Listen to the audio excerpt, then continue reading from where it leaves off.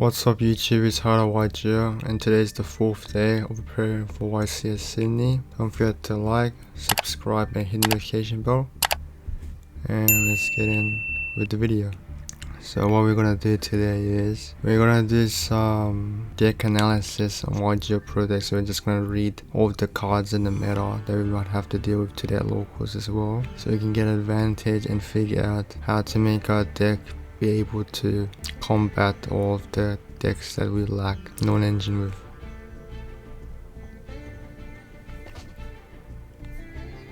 So let's hop on Opera as always.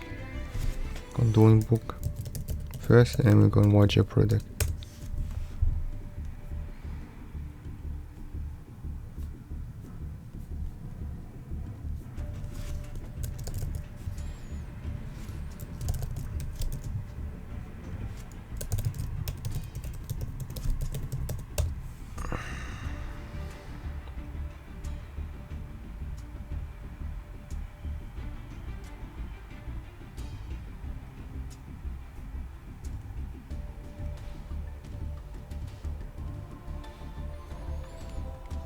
Okay, so we made this yesterday, the 45 card list.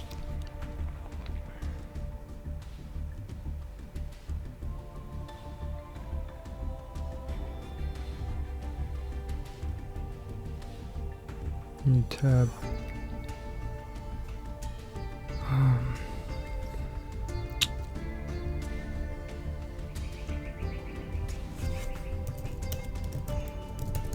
YGOPRODECK course. Quicker. I like using this site more than like watching YouTubers do analysis. This one I can get a hands on. Let's look at Dortmund first. So you had Vanquish, alright, winning.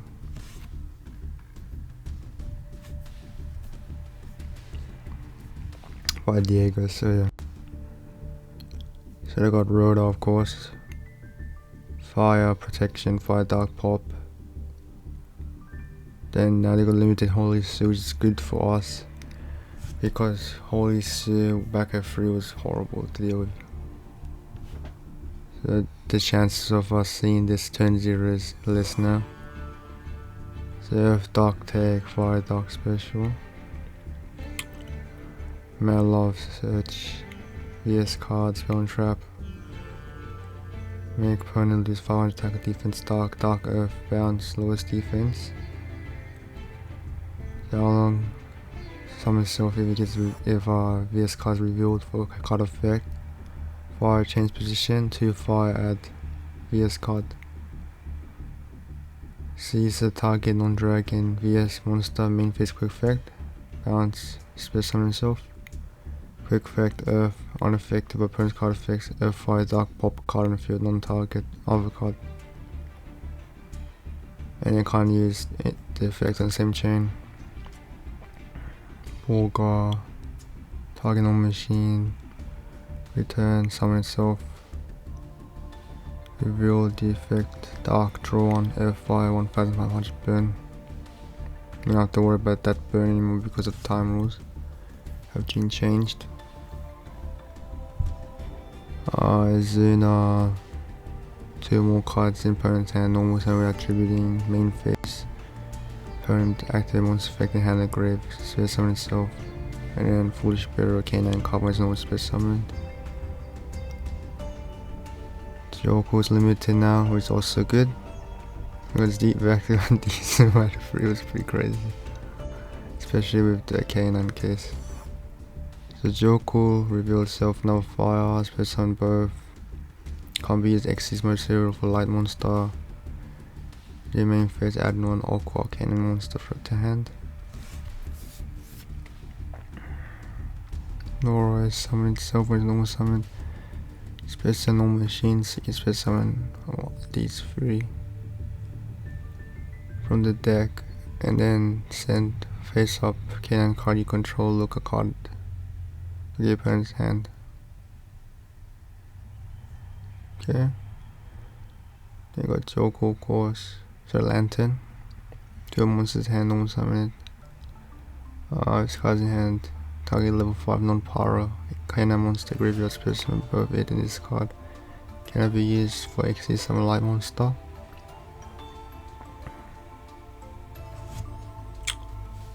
And your main phase, add K9 spin trap from deck to hand. Then Lupus. This monster cannot target its card effects.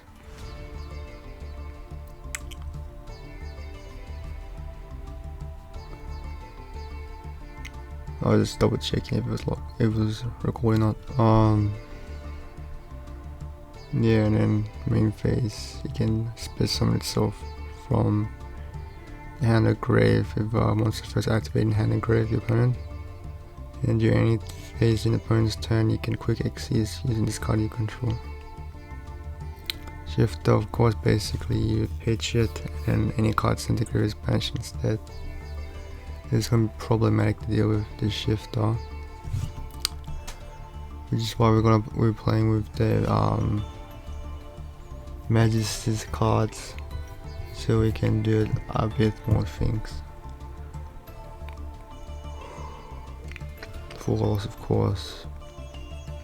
Maxi for deck and extra deck, and shuffle back if you have more cards controlled +6. Negate, hand add, special deck, and send from deck to grave.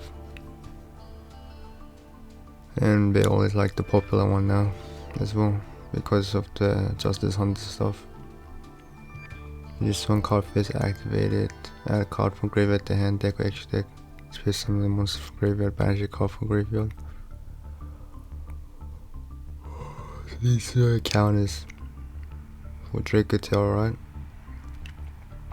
And these two for us can also counter the Zuna.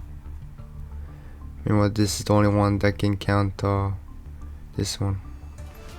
So it ash this, or you just build this one. And stake your soul, reveal monster in hand, special summon VS monster, same attribute but different name, and then bounce the hand in end phase, the newly unlimited one. Then Viva start, add VS monster with different attribute from graveyard to hand. If VS monster will be destroyed by battle card effect, reveal one VS monster in hand instead. During end phase, control 2 more VS monsters, set one VS trap from your deck. Then case of K9 was activated, optional add K9 monster from deck to hand. K9 monster gain 100 attack during any turn in which you put out the activated monster effect in hand or grave. Disguising grave, spend traps and destroy by card effect, you can set one via K9 quick spell from deck or graveyard. Then Portal Prosperity, of course, banish for your 6, face down for his turn, any damage your opponent controls take is half, the excavate total, then you add. So you excavate 3, add 1 and you put the other 2 in the bottom. If you excavate 6, you put 5 in the bottom, add 1 of them to hand. Then Roto cost, add 1, the Volo or like that.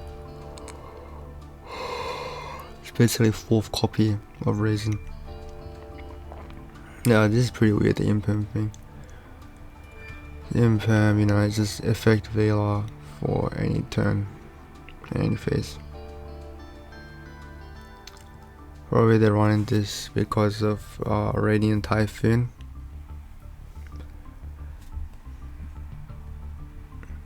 And then you got VS Snow Devil, of course, where you reveal each Dark Earth and Fire in hand. And for each he has a separate effect. So if you got 1, you burn 400 special summon VS. What's your hand? If you burn 600, if you have 2, they can't be destroyed by card effects, your VS monsters. And then if it's 3, you inflict 800 damage and destroy all ones on the field. And then if you reveal all 3, you get all 3 effects. If you reveal 2, you get all 2 effects. If you reveal 1, you get only 1 effect. Okay, then I got Rock Vanquish, of course. Hobby Link material. An opponent can only target monsters you control with the highest attack if you control a VS monster.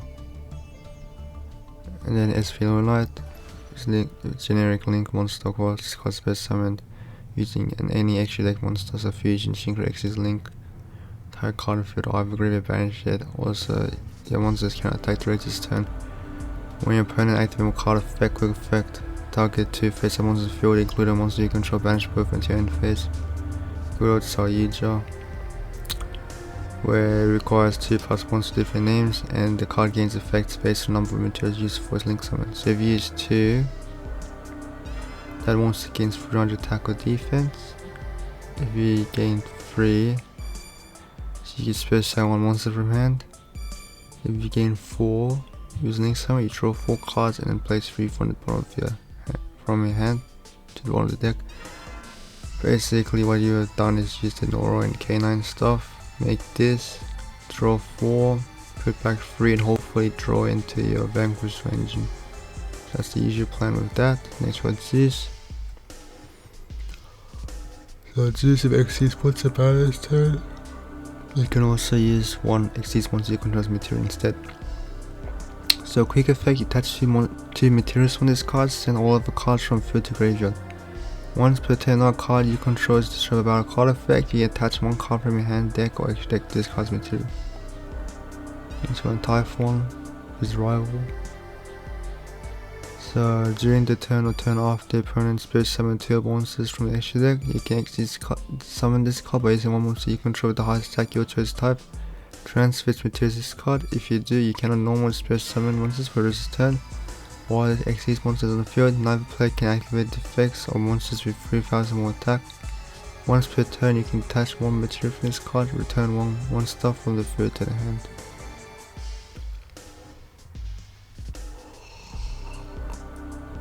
There's something you have to keep in mind. If they have this, only with this, they can just make this one while we're making a board. I remember this card was very problematic for me back when I was playing Mitsurugi army because it shut off my Aminamu Primo. Then they got Imperial Princess Conqueror. I haven't seen this card in a list for a while. The last time I remember seeing this card was with Paradise Smash number 67.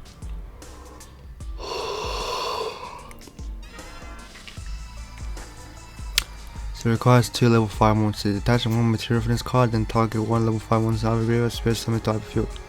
If a face up level 5 monster you control is per battle or leave the field by an opponent's card effect, while you control this monster, you can add to your hand or special summon 1 level 5 monster from your deck. You can use each effect of Imperial Princess Conqueror once per turn. So they probably might be doing this.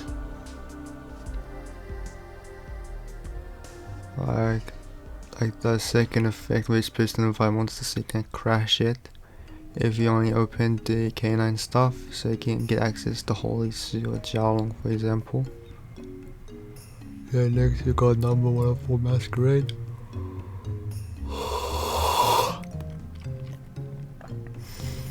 This one requires 3 level 4 monsters, and during either main phase, both phase, when opponent monsters activate, attaching 1 material from this card. Negate the activation if you do burn 800 to the opponent, and once per turn you can send the top card opponent's deck to the graveyard. So basically this card it's not possible to summon in this field unless you got 1, 2, 3, unless you got like 3 copies of them on the field, and then you can make this 1. But yeah, next we got this upgrade itself, which is number C104, Umbral Horror Masquerade, which is a spell cast that exceeds monster with 3 K attack, 1 fast 5 defense. So when it's special summon, you target spell track on a field, destroy it, and if it has this one as material, once per turn, the other player's turn when a monster effect on the field is activated by opponent, you touch 1 material from this card, negate activation, and send 1 random card from opponent's hand to graveyard. If you do, half your opponent's life points. It's pretty insane that it does that much just because your opponent activated a monster effect on their field. Next one, Nash Knight, can't be destroyed by battle while a number of monsters on the field. During main phase, attach 2 materials from this card, attach 1 number exceeds monster from extra discard material that's number between 101 and 107's name. Then you can attach 1 other face on monster field to this card as material. So this is good at adding like cards that cannot be destroyed by battle card effects, so this can help you out. And CXC's national, of course. So you can exceed summon it by using this one.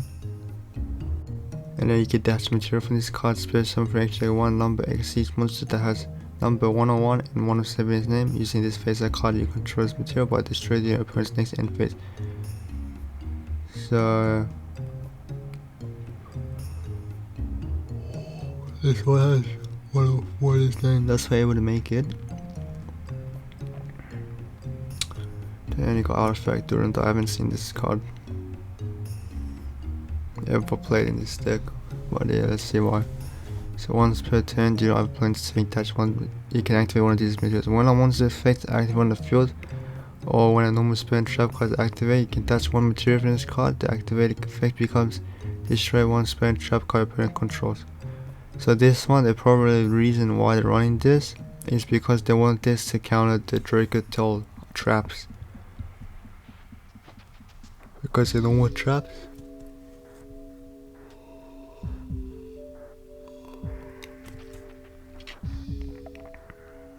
And the monster effect could be like monster negate.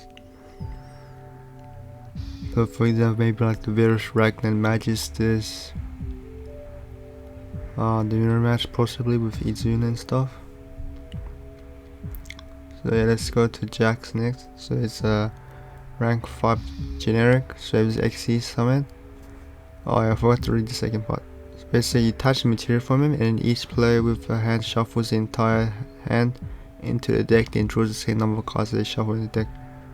So you just, there's a strategy where you use Durandal and draw Lockbird. Your opponent search, so they lose the entire hand. Like Trickster Reincarnation back in 2018 or 17. Yeah, 2017. Yeah, so that was almost 9 years ago. So K9 17 Ripper next. So it's generic level 5. Detach one material from this card, add one K9 card from deck to hand. The opponent has activated monster effect this turn. You can set one K9 quick play spell from your deck graveyard when you put an active monster effect in hand or graveyard. Detach one material from this card, negate that effect. And lastly, VS Rocks. Generic rank 4 VS monsters only material. Once per turn, VS monster about this turn, you can exceed VS Rocks by using one VS monster or one rocket advantage you control, transfers materials this card. Gain the following effects based on attributes of its attached materials. So if it's dark, all monsters you control gain 1 lose 800 attack. If it's fire, vanquish all monsters you control gain 1000 attack. If it's earth, you attach one material from this card, destroy one card your opponent controls. So this can help you like add stuff, and it can help you boost your VS monsters and also make your opponent's monster lose 800 attack. So this helps you like if you want to like destroy a board with basically attack in battle phase. And you'd make this with one of these to make this one later on. So for board breaking, primarily is for. And then it's got lances, of course. Lances for basically the Maliss matchup and the Christian matchup, because they can't banish cards first a turn, and then retaliating C for spell card. So that include that effect that special summons monster from hand. The special summons a monster, special summon and summon this way while it's on the field. Any card disintegrates banishing sets. This is basically like 3 more copies of Shifter, and this one's primarily because they want to use it against the Dracotel matchup. Next rule is of course max C for normal special summon from hand, and shuffle back +6 if you if the number of cards you control is more than 6. So yeah, Perulia, basically for the mirror match, any deck that spams from hand. So Radiant Typhoon spams from hand apparently, so yeah, that's probably why they decided it is. Then Draw, of course, which basically if a card's added to your opponent's hand except during damage step, cards cannot be added from either player's main deck to their hand. So they probably use this in the mirror match, for example, or the Dracotel Magistus matchup, and maybe against the Radiant Typhoon variants in the Radiant Typhoon deck. But problem is they're all quick play spells, so just use everything draw phase for like 2 to 3 searches. Magnum, of course, because it targets a light or dark monster out of a graveyard, banish him to display summon this card. Quick effect, control monster, display summon your end phase, add a dragon monster from their graveyard to hand. So they probably only have this because they're looking for what to put in the side deck, so they'd search like Caesar Valius because it's a dragon as well, and triple tactics talent. So if opponent activate monster effect during main phase this turn, draw 2, take control, look at opponent's hand, shuffle the deck, it's pretty broken. Next, call by a grave, target a monster in opponent's graveyard, banish it, negate its effects. Its effects negate until end of turn, as well as activate effects and effects on the field of monsters with the same origin as this counter hand traps as well. Imperm, of course, we were talking about before. So probably what they would do if they go in first is that they will side out the 4 losses, put talents, call by and imperm, maybe put in draw as well, if they like to maybe cut shift and 1 more card. But yeah, that's probably what they'll that's probably the reason why they got one of these 3, just primarily to take out 4 loss. So yeah, you can watch this video here if you want like a more explanation.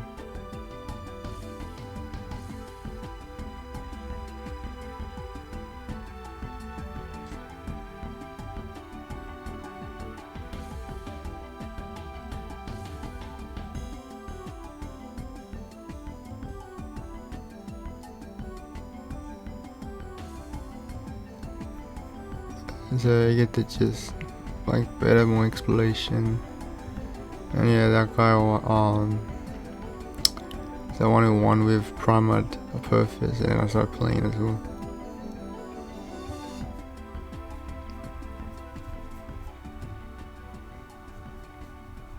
So yeah, let's look at 41.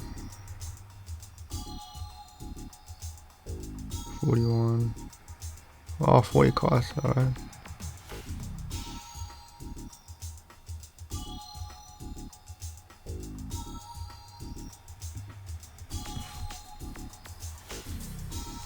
Branded Drake to have 40 cards clean. Looks nice. Yeah, so unfortunately, if you want to run the base form for the Albaz, you have to only run 2 copies because it's always treated as full Albaz, which is pretty unfortunate. I really don't like that. But yeah, they probably just did it to make maybe the card fairer, I guess. But yeah, having this gives you more interruptions, which is why they probably did it, because basically this Ecclesia can just banish itself and then special summon him from the deck or hand, right? Oh, sorry, deck and graveyard. So that's probably the reason why, for example, Danilo here decided to run more branded fusion monsters instead of the Magister stuff, because it's like, alright, so basically this can give me more pressure, and because I'm running more level 4s, I can easily make Exxon Knight when I'm going second in the mirror match to like destroy the board.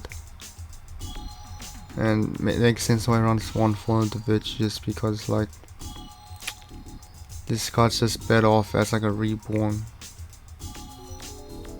because you don't have to like drag it out, right?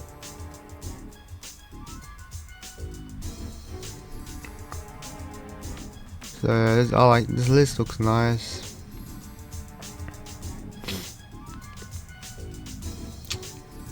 I'm not a fan of the two more Hercules and the Call By.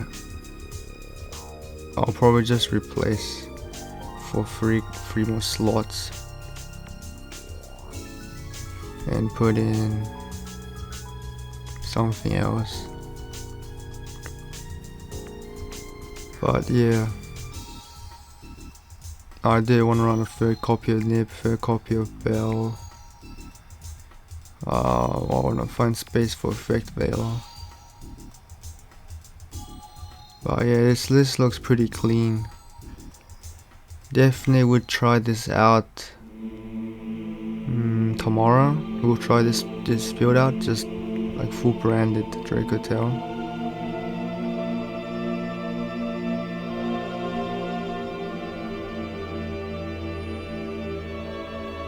I ain't look for this card, man. I don't know where it is. Cause you need this card for the match. It's like, it's insane.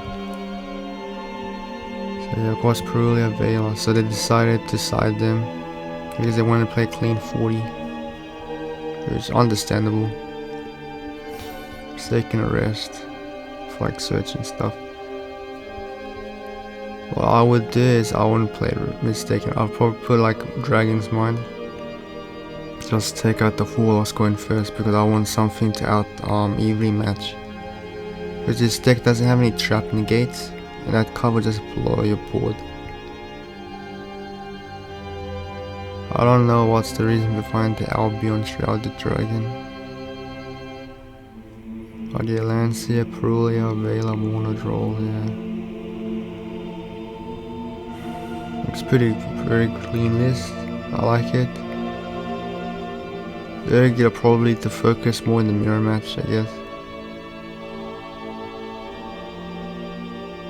But yeah, the funny part, I used to verse this guy back in the Remote 2 era because I used to play Tri Brigade and he was playing like Prank Kids. So yeah, it was a very good player. Versed him like 3 times, I think. Maybe like twice, probably. So yeah, it was good at when I was playing for the Canada server. I think it's Card Brawlers. They used to have remote doors back in mid of 2021. So that was like almost 5 years ago. Almost half a decade ago. It's crazy. But yeah, so you know, the Bond guy. Good old Rolex, Pepsi.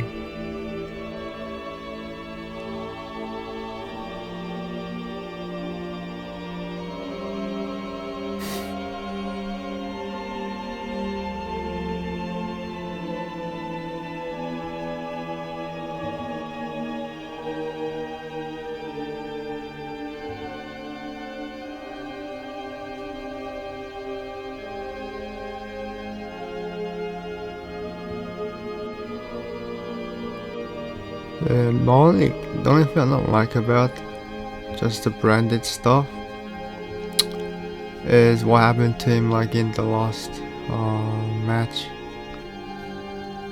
because he could only like,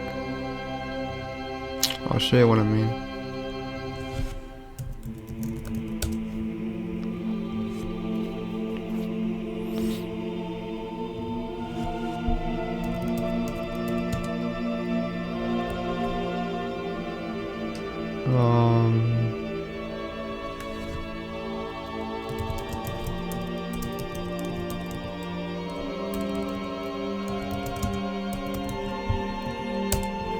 Dortmund. Yeah, this one's fun.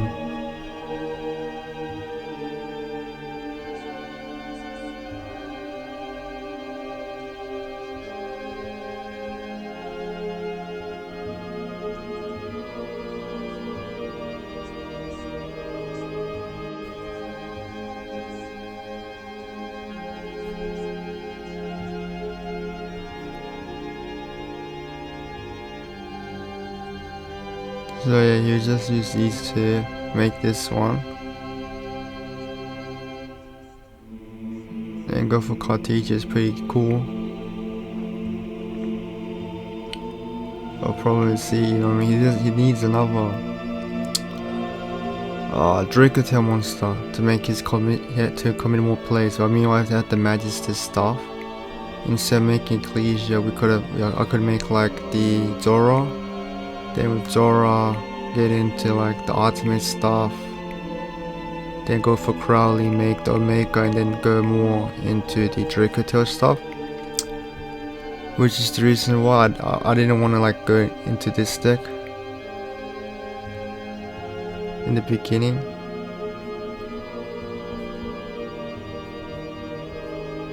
Like, I'll admit this one's pretty oppressive, right? It's pretty nice. But yeah,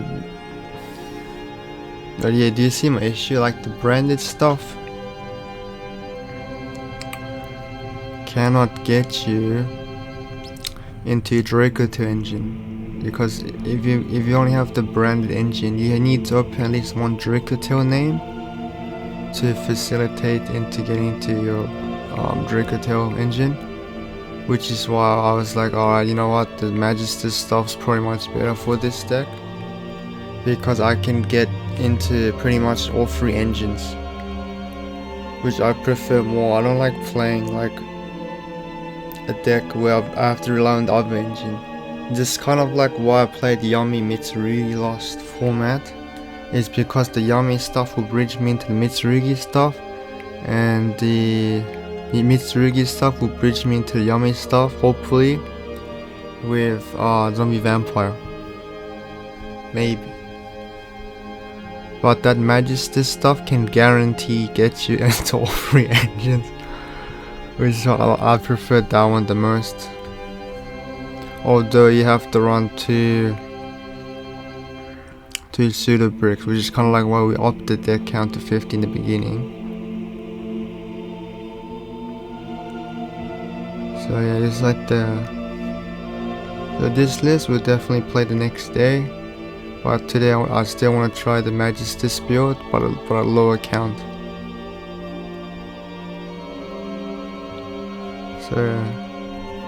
But still, let's just build branded Draco Tail for burst protocols of BPRO. Branded. Now me too. I'll just move this in. So one that, two of this. What else? Mirror Jet.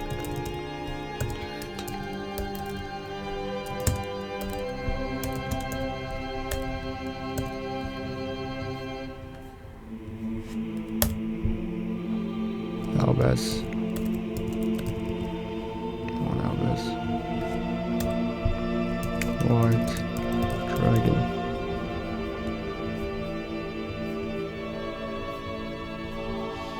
Yeah, that's unfortunate. I really don't like the fact that they made it always treated. Cartesia. Ecclesia. Double collisions. The fact that you can just reoccur to end phase and just spam again your opponent's turn. It's like why did they create this? Oh yeah, two more. My bad. Two more of this.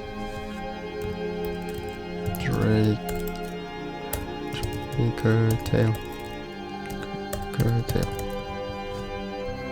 Suppose 3 Famina, 3 Lucius, 1 Malulu, 1 Pan, 1 Fraxil, 3 Urgil apparently, 1 Flame, 1 Ketu, 3 Rahu. Probably the reason why he decided on 3 Urgil is to increase his chances of opening at least one of them when he only has the branded engine with Cartesia.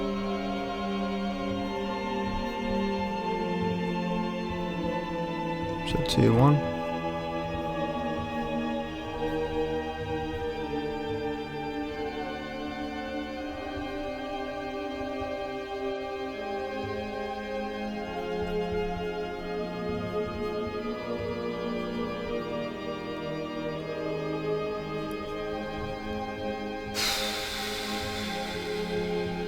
Ash.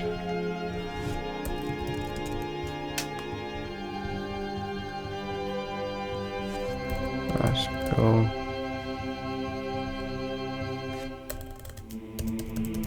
Beer.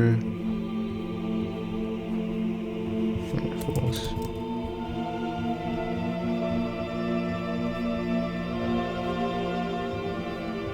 That's probably his list, right?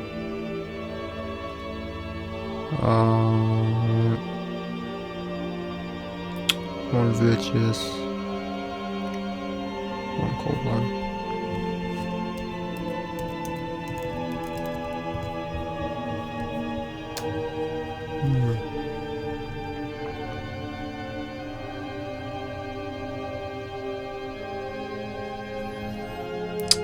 So probably the reason why he does run 2 elves is so he can swap him for one of these 3 options.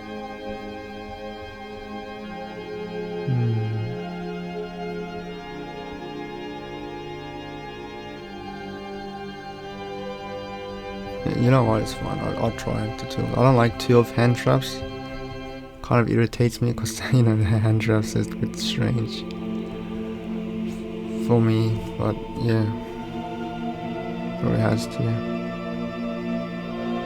Followed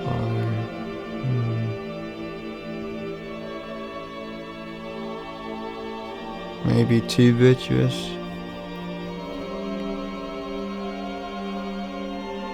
Or another pan. You know what, let's just try another pan, yes.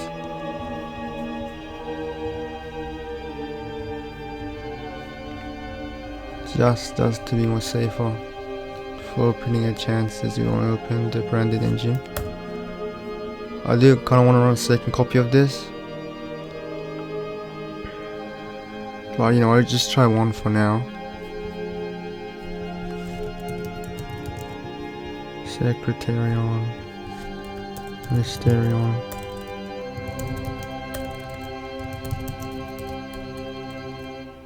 Mysterion, yep.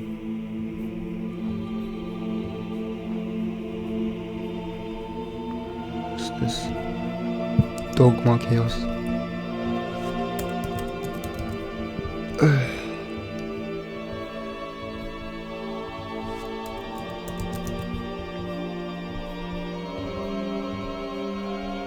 Chaos. Alba Lenatis. Next time.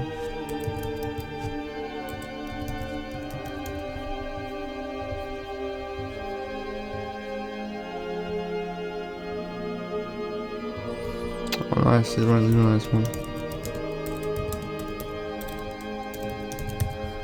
Yeah, this is actually pretty cool, I kinda like it.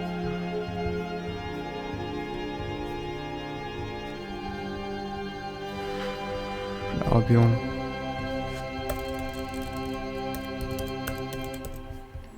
Albion the Sanctified Dragon.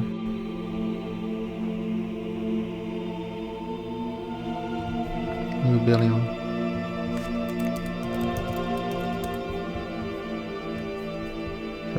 That's pretty much it, right? Side deck was Vela.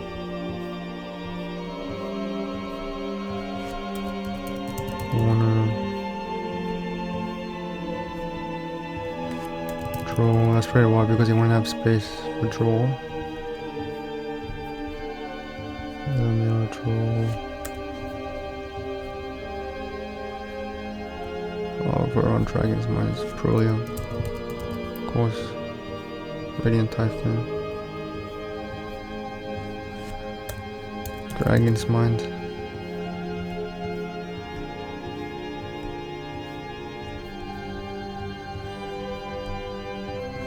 I think I should run either Cyclone or Lancia.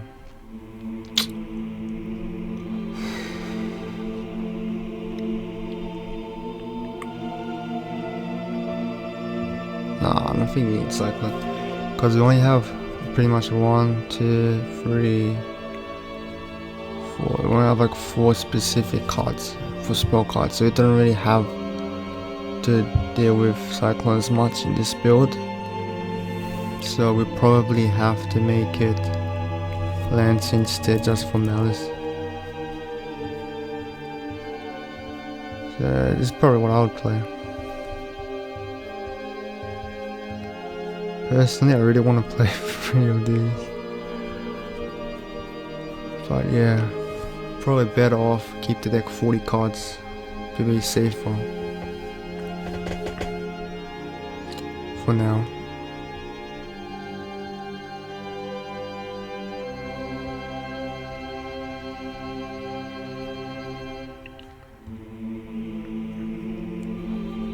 Because you see what I mean, like it came 4th place, the Maliss stuff.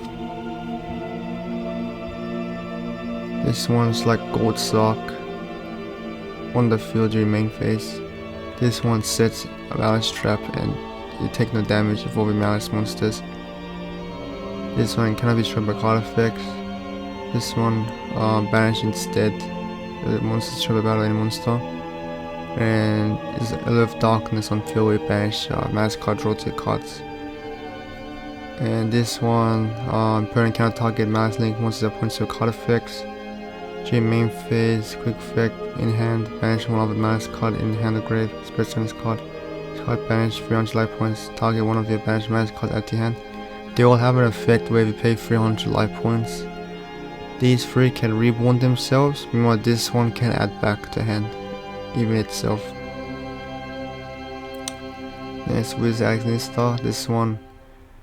The last time I played this deck was like May or June last year, so it was a very long time ago I played this deck, back when it was in full power, when Marche and Ally Code Talker came back, sorry, it just came out in Alliance Insight. So Wizard, basically if you control Cyber's monster, special extra deck, target one dark Cyber's monster, grave but special puts card in that monster defense position. Locked from Cyber's monsters you're locked into with spell summon, and then banish this card in hand and field the grave, target one monster your opponent controls, change its battle position. So this one we have to keep in mind with our Calamity, the Zora, when we got it equipped with Artemis, we're gonna have to give him Iris instead of like Omega, because it boosted 1000 defense as well as 25 defense because we need the way. So be careful with this one because they're gonna change Zora and try and tackle over it. But then they can use link monsters. Next, backup. So if they control a Cyber's monster, if you control Cyber's monster, specimen extra deck, specimen this card from your hand, normal specimen add dark Cyber's monster from deck to your hand, then discard 1 card. So this one can add you any of these 4 and this one as well. So any 5. Ash, course, generic, Vela, negate. Main phase only. We already talked about those ones. Magna already talked. This one's like this one, except this one doesn't search. Instead, when it's sent to graveyard, you send a special once the opponent controls the graveyard instead. This one's basically like Forbidden Chalice for a deck where you target face once the opponent controls, banish 1 Maliss monster from hand or field. You get the one's face to hand this turn, and then if it's banished, you can target 1 Maliss card, graveyard banish him, to add 1 Maliss card at the same time once the spell and trap from deck to hand. Maliss Underground was activated, you banish a Maliss card from hand deck graveyard while 3 or more of your Maliss traps with different names are banished. And then Maliss monsters you control gain 3k attack. While control a Maliss link monster, your opponent monsters can only target Maliss link monsters for attacks. And then you can activate 1 Maliss Underground per turn. A little of darkness next, so you draw 2 and then banish 1 dark monster from your hand. But if you don't have any in hand, you discard the entire hand. So it's basically OG version of this one. Next, Gold Sock, banish 1 card from deck face up. During your second main phase after activation, add that card to hand. Terraforming, add a field spell from deck to hand, so you add this one. This one you basically banish any of these 4. Trigger the effect. Imperm we already talked about. Impulse, this one basically opponent controls cards you can activate from your hand, and then with card effect activate includes the effect of special from the special monsters. Negate the effect. If you have a trap, for example like this in graveyard, you can destroy it instead, but you're locked without using light, earth and wind monsters, so you have to keep that in mind.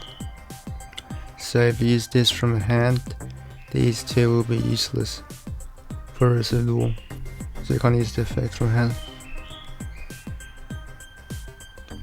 And yeah, this is like the one advantage this deck has, is the fact that you cannot impulse, unlike the other decks. The only other deck that you can run this is Mermail, Atlantean, and the Primary Purpose deck. Next we have GWC. So these traps basically you just activate from the turn you set by banishing one face of Maliss monster you control. And this one, especially one of your Maliss monsters banished in your graveyard, then if you control a Maliss link monster, you gain life points equal to the original attack of the special monster. Meanwhile MTP is the same, but this one, if you can add a Maliss monster from deck to hand, and then if you have a Maliss link monster, so if you have one of these two for example, you can banish the card on the field. This one basically shuffle banish Maliss card into the deck and then banish the card on the field. And then if it points to the monster, the effect activate cannot be negated. If it's banished, you pay 900 reborn her, and double his attack. Maliss Red Ransom is link free as well. This one requires 3 monsters. Meanwhile, this one requires 2 monsters, including Maliss monster. So you can use like a link 2 and 1 Maliss monster. This one, you have to have 3 monsters. This one switches original attack and defense wall effect once the opponent controls what's pointed to it.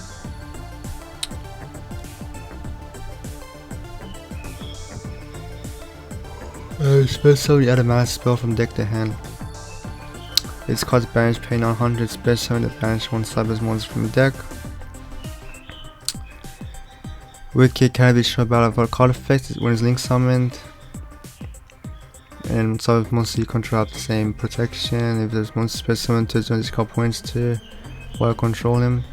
Banish one Cyber's monster from your deck, add one Cyber's tuner from your deck. I haven't played this one linked to Cyber before, so this one's just generic. Cyber's monster, tribute one, once discard points, draw a card and place one card from your hand on the bottom of the deck. So this one probably just to help you dig into hand traps more engine. Link Spires, the normal monster that you just make with Nibiru token.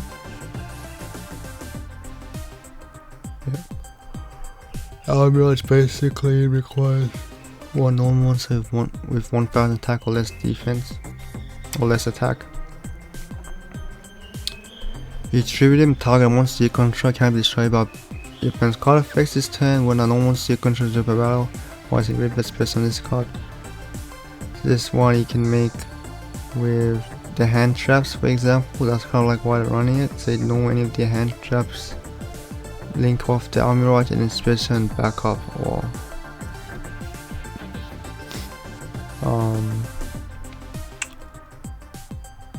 where's the Nista?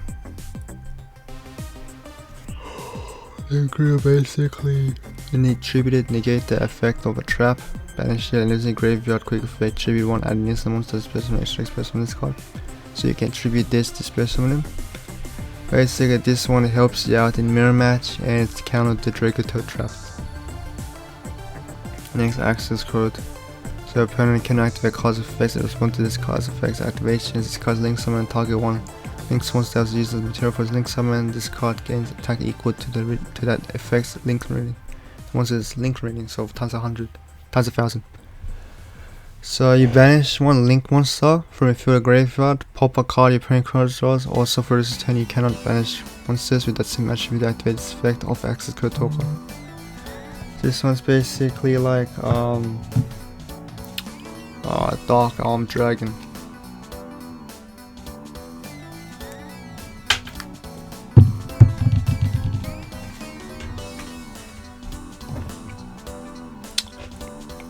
So yeah.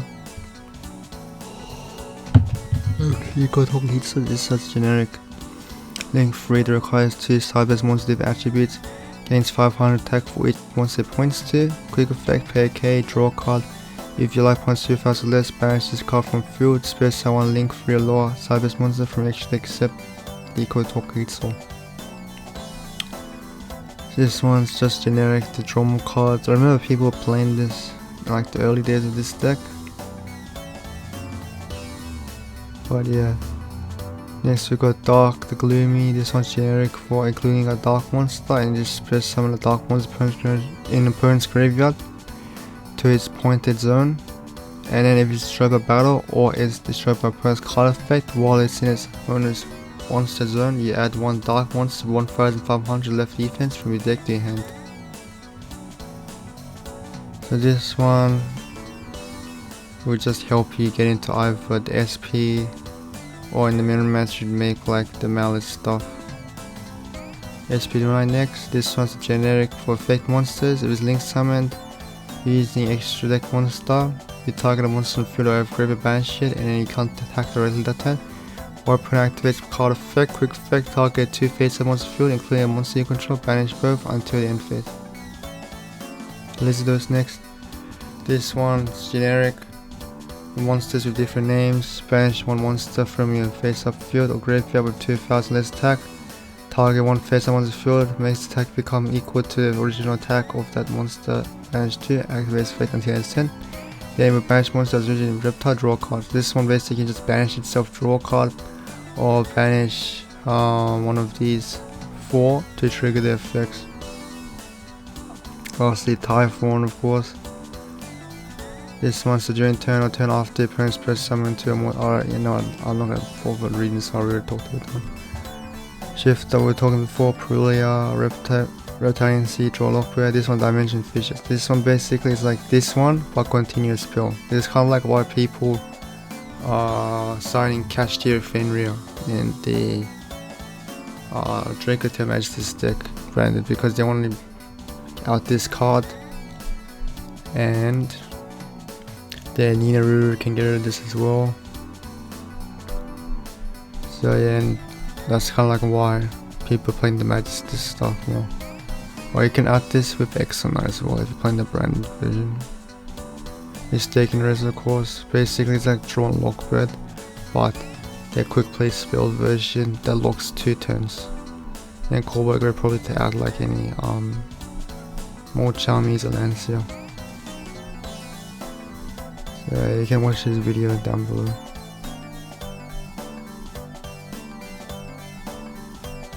Radiant Typhoon, Fiendsmith.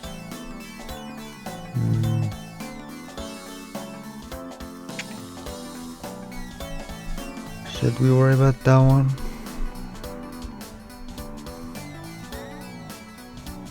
Maybe.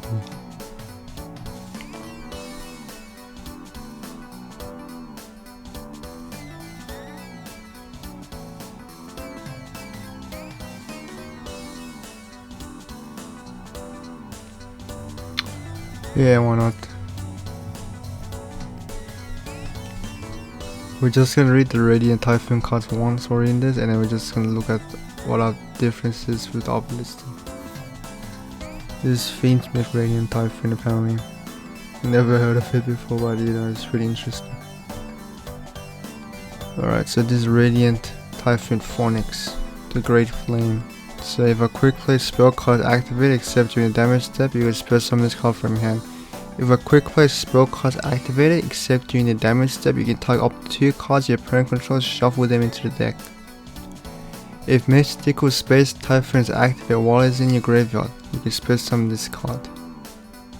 So it reborns itself if MST is activated, and if quick play spell card is activated, you can spell summon from the hand. If quick play spell card is activated, you can shuffle 2 cards in opponent's graveyard with our opponent controls. That's pretty cool. So it's like a board breaker by the targets. Okay, next is Swan. This one, if you have MST in graveyard or if your opponent controls no spell and traps, you can spell summon from your hand. If he's normal spell summon, add 1 Radiant Typhoon spell and trap or MST from your deck to your hand. Then it is Crossair. Radiant Typhoon Crossair cannot be destroyed by battle or card effects while you control no spell and trap cards. You can only use each of 4 effects to Radiant Typhoon Crossair once per turn. If a quick play spell card is activated during damage step, you can spell summon this card from your hand.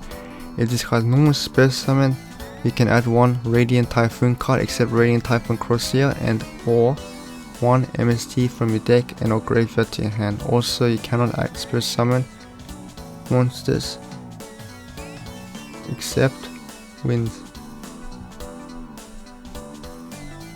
So basically this one you wanna like go spell. Meanwhile this one you can't, and this one. Next we're Elden. So if you have MST in your graveyard or your opponent controls no spell traps, spell summon this card from your hand, and you can just only spell summon this way once. Put that turn. If there's no more spell summon, add one Radiant Typhoon monster except itself or one MST from your deck to your hand. Then we got Radiant Typhoon Baron Room, the Vibrant Vortex. So if a quick play spell card activates except during damage step, spell summon this card from your hand. When your opponent activates a monster effect and you have MST in graveyard, quick effect, negate that effect. Then if you have 2 or more MST in graveyard, destroy that monster. So you got a monster negate, this one's probably out in the Nibiru. This card's graveyard, you can spell summon this card. Next we got Radiant Typhoon, make Holla. If you have MST in your graveyard or if your opponent controls no spell and trap cards, you can spell summon this card from your hand. You can always spell summon Radiant Typhoon, make Holla once per turn this way. If Radiant Typhoon quick play spell card or MST is activated except during damage step, you can spell summon Radiant Typhoon monster from your deck with a different name than the monsters you control. Also, you can't spell summon for the rest of the turn except wind monsters. This one's monster negate, this one is basically E-Tele for Radiant Typhoon monster. And it's like the new one. So let's give it a read. So it's called Sheena Twin Tempests of Celestial Thunder. So it's a wind dragon effect monster. 2900 attack, 1500 defense. The first time this card would be destroyed by battle each turn, it is not destroyed. When your opponent activates a card effect while you control a wind monster, quick effect, you can spell summon this card from your hand and apply the following effect based on what was activated. Monster, return all face-up monsters field to your hand except Sheena Twin Tempests of Celestial Thunder. Spell and trap, return all spell and trap cards on the field to your hand. You can only do each effect once per turn. This is pretty broken. This one basically you can bounce like your opponent's full board and bounce all the spell and traps. So this one we're gonna have like a horrible time to deal with, especially for our Draco to Magistus deck. Which is probably the reason why everyone just started buying this deck core out. So yeah, we need to find a way to out this one. That's kind of like why I've decided to main the Ghost Warners, because these ones can like spam during like not their main phase. So during standby draw phase they would just spam these from hand. Because of I assume it's this one or this new one. Oh, this one's just reborn. Okay. This one, yeah, basically just use these for like you know, like draw phase standby, and then you just trigger these from hand to summon themselves out. And that's kind of like why you either want to main Prul or side deck Prul at this format, because this deck just spams from hand, so you can just use Prul to counter them, so you can get some pluses. Of course, Fiendsmith, discard card, add one Fiendsmith trap from deck to hand. You can target one Fiendsmith quick card you control one monster on the field, send them to graveyard. Its card in the graveyard, shuffle one of a light Fiend monster from your graveyard into the deck or extra deck, spell summon this card. Ash, of course, generic. Next is Radiant Typhoon Ascendance. If this card is destroyed by the effect of Mystic Space Typhoon, you can set this card. Activate one of its effects, but you can only use each of these effects of Radiant Typhoon Ascendance once per turn. Spell summon one level 6 low Radiant Typhoon monster from graveyard. Add one MST from your deck or graveyard to your hand. So this one you can also go spell if they use any of the effects. This one's basically like a Lure of Darkness, where you just pitch a quick play spell but you don't have it, you discard the entire hand, and then you can add MST from deck graveyard to hand. So this one's go spellable as well. Radiant Typhoon Chance, so if this card is destroyed by the effect of MST. You can set it, activate one of its effects, but you can only use each of these effects of Radiant Typhoon channel once per turn. Add one level 4 lower Radiant Typhoon monster from your deck to hand. Add one MST from your deck or graveyard to hand. So yeah, this one's Rhoda, and add MST of course. Radiant Typhoon Manifestation. So if this card is destroyed by the effect of MST, you can set this card, activate one of its effects. Send one Radiant Typhoon monster from deck graveyard, add one MST from hand from deck or graveyard. Let's read MST. So this one basically target spirit trap card if you destroy that target. Next they got Form of the Virtuous, send one monster, or we already know that one actually, never mind. We haven't read Forbidden Droplet yet. So Forbidden Droplet, you send any number of other cards from your hand or field to graveyard, choose that many effect monsters your opponent controls until the end of this turn. The attack is half, also the effects negate in response to this card's activation. Your opponent cannot activate cards effects with the same original type. Once spell and trap as the one cards sent to graveyard to activate this card. Next, what's the policy? Discard a card, fusion summon one fusion monster from extra deck, use monsters from either field as fusion material. Neither player can activate cards or effects in response to this card's activation. Call by a grave, and then the last one is trap. So this card Radiant Typhoon Mandate. So once per turn you can target 3 quick play spells in the graveyard, including a Radiant Typhoon card applied to following effects in sequence. Shuffle them into the deck, draw a card. All wind monsters you control gain 300 attack or defense this turn. Once per chain, when MST is activated, you can target one face-up card your opponent controls, negate its effects. If this card is destroyed by the effect of MST, you can set this card.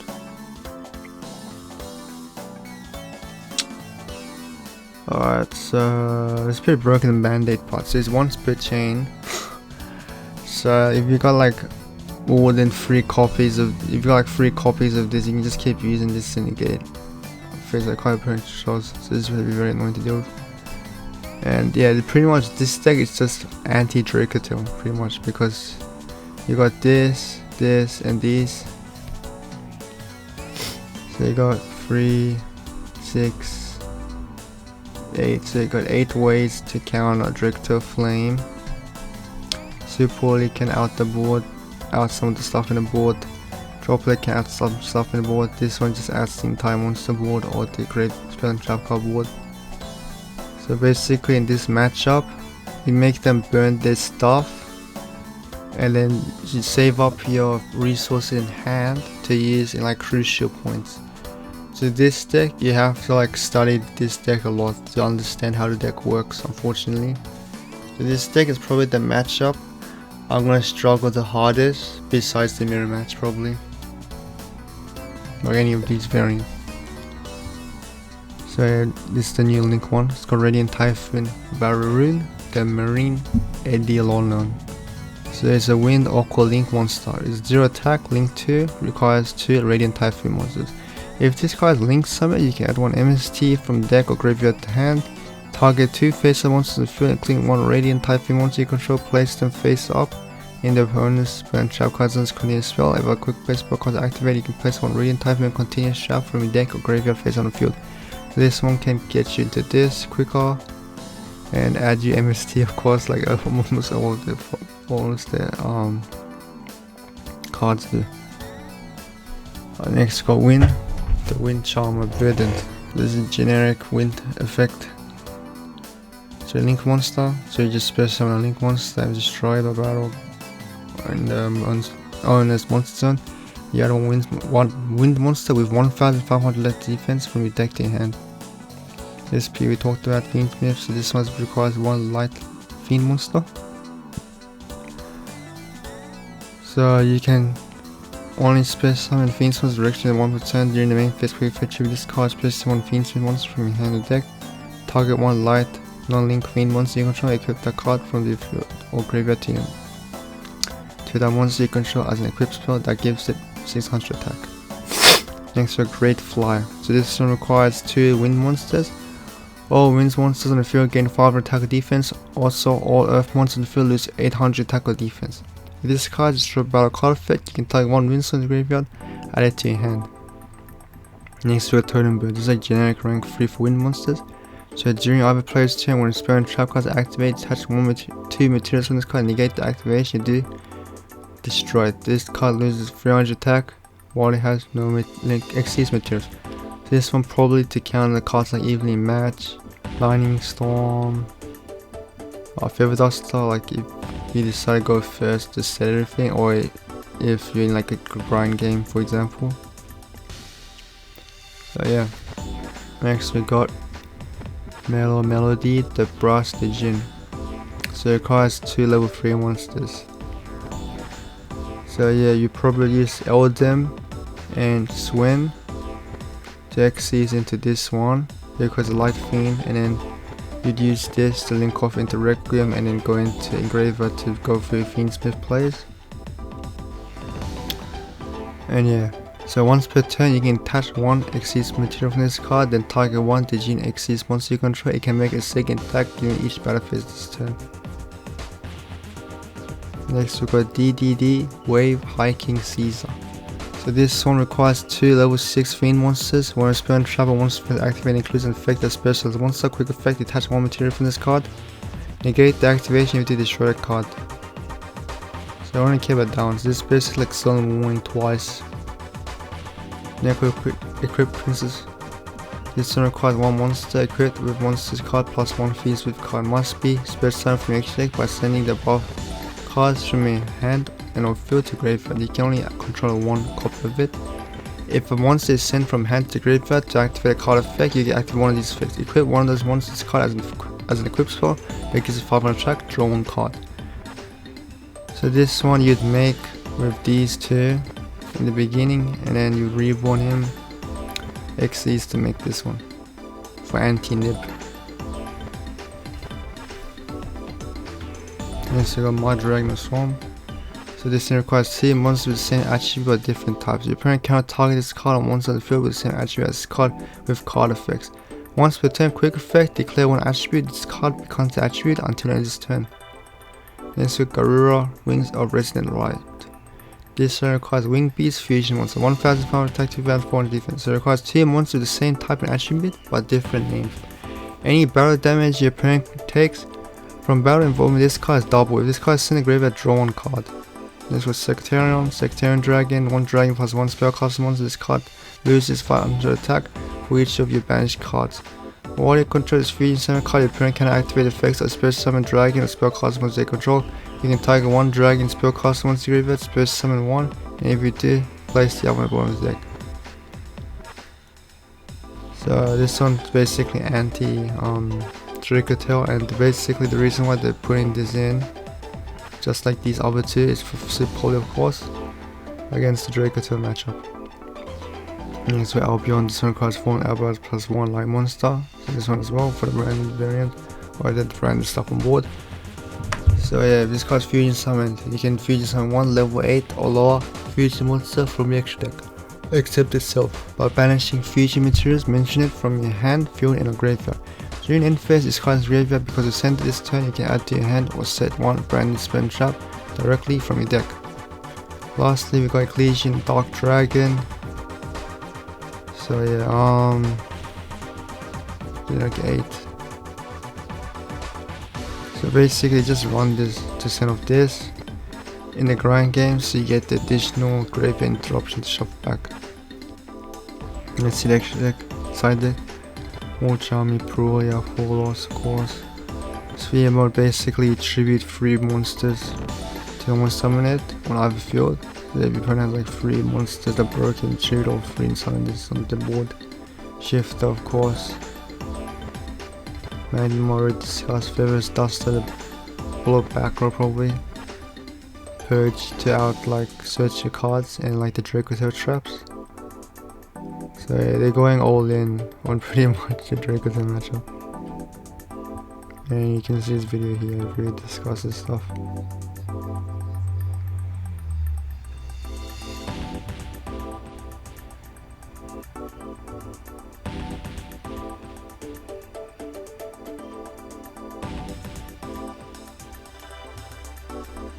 So yeah, I probably need Google Translate.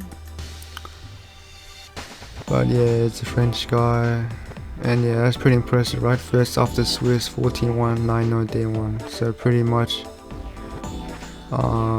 maybe he just had to win top card, and then he would just won the event probably. Yeah, it was pretty close. Well, you know, you can't lucky, unfortunately. Which happens in top cut.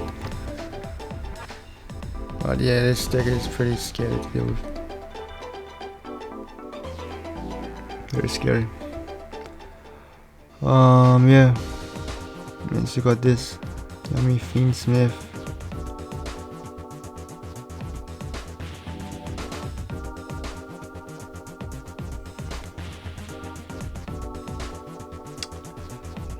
I was gonna play this card last year as well because I finally picked up Armades, but yeah, apparently they don't run Armades. They just running like the full Yummy engine with the full Fiendsmith engine, which I get why he decided, because it's 40 cards and you can fit in how many? 1, 2, 3, 4, 5, 6. So basically like 20 hand traps he was able to fit in just a 40 card deck, which is pretty impressive. And you know, it looks fun.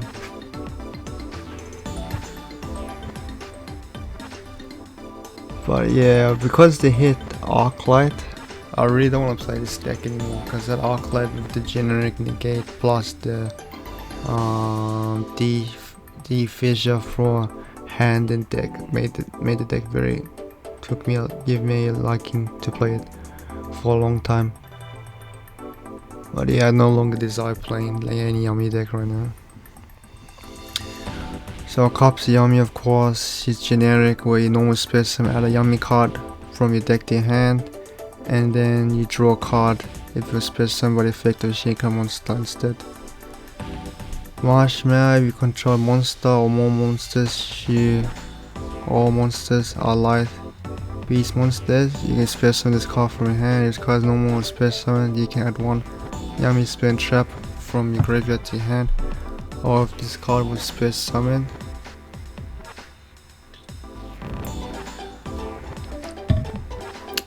by the effect of a Shinko monster, you can place one Yummy field spell or one Yummy continuous spin trap from your deck or grave or banishment face up on your opponent's field. Face up on your field instead. Alright, now one of Cookie Lollipop. I remember I used to max these all the time.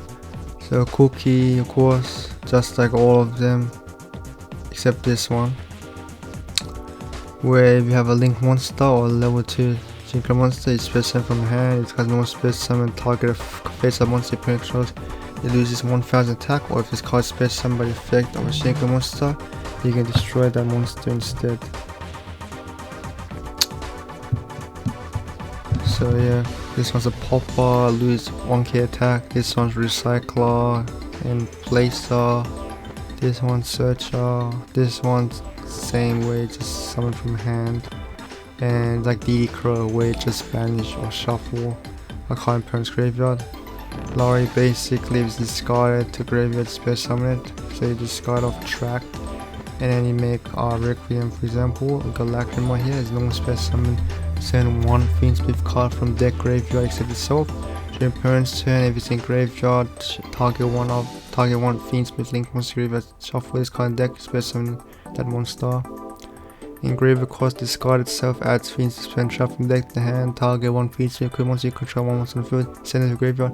If discard graveyard, shuffle one of a light fiend monster you control to the graveyard you control into the deck or extra deck, space summon this card. Cost, Perulia, Ash, Vela, Mona, Bell, Imperm, Purge, fantastic, all of these hand traps.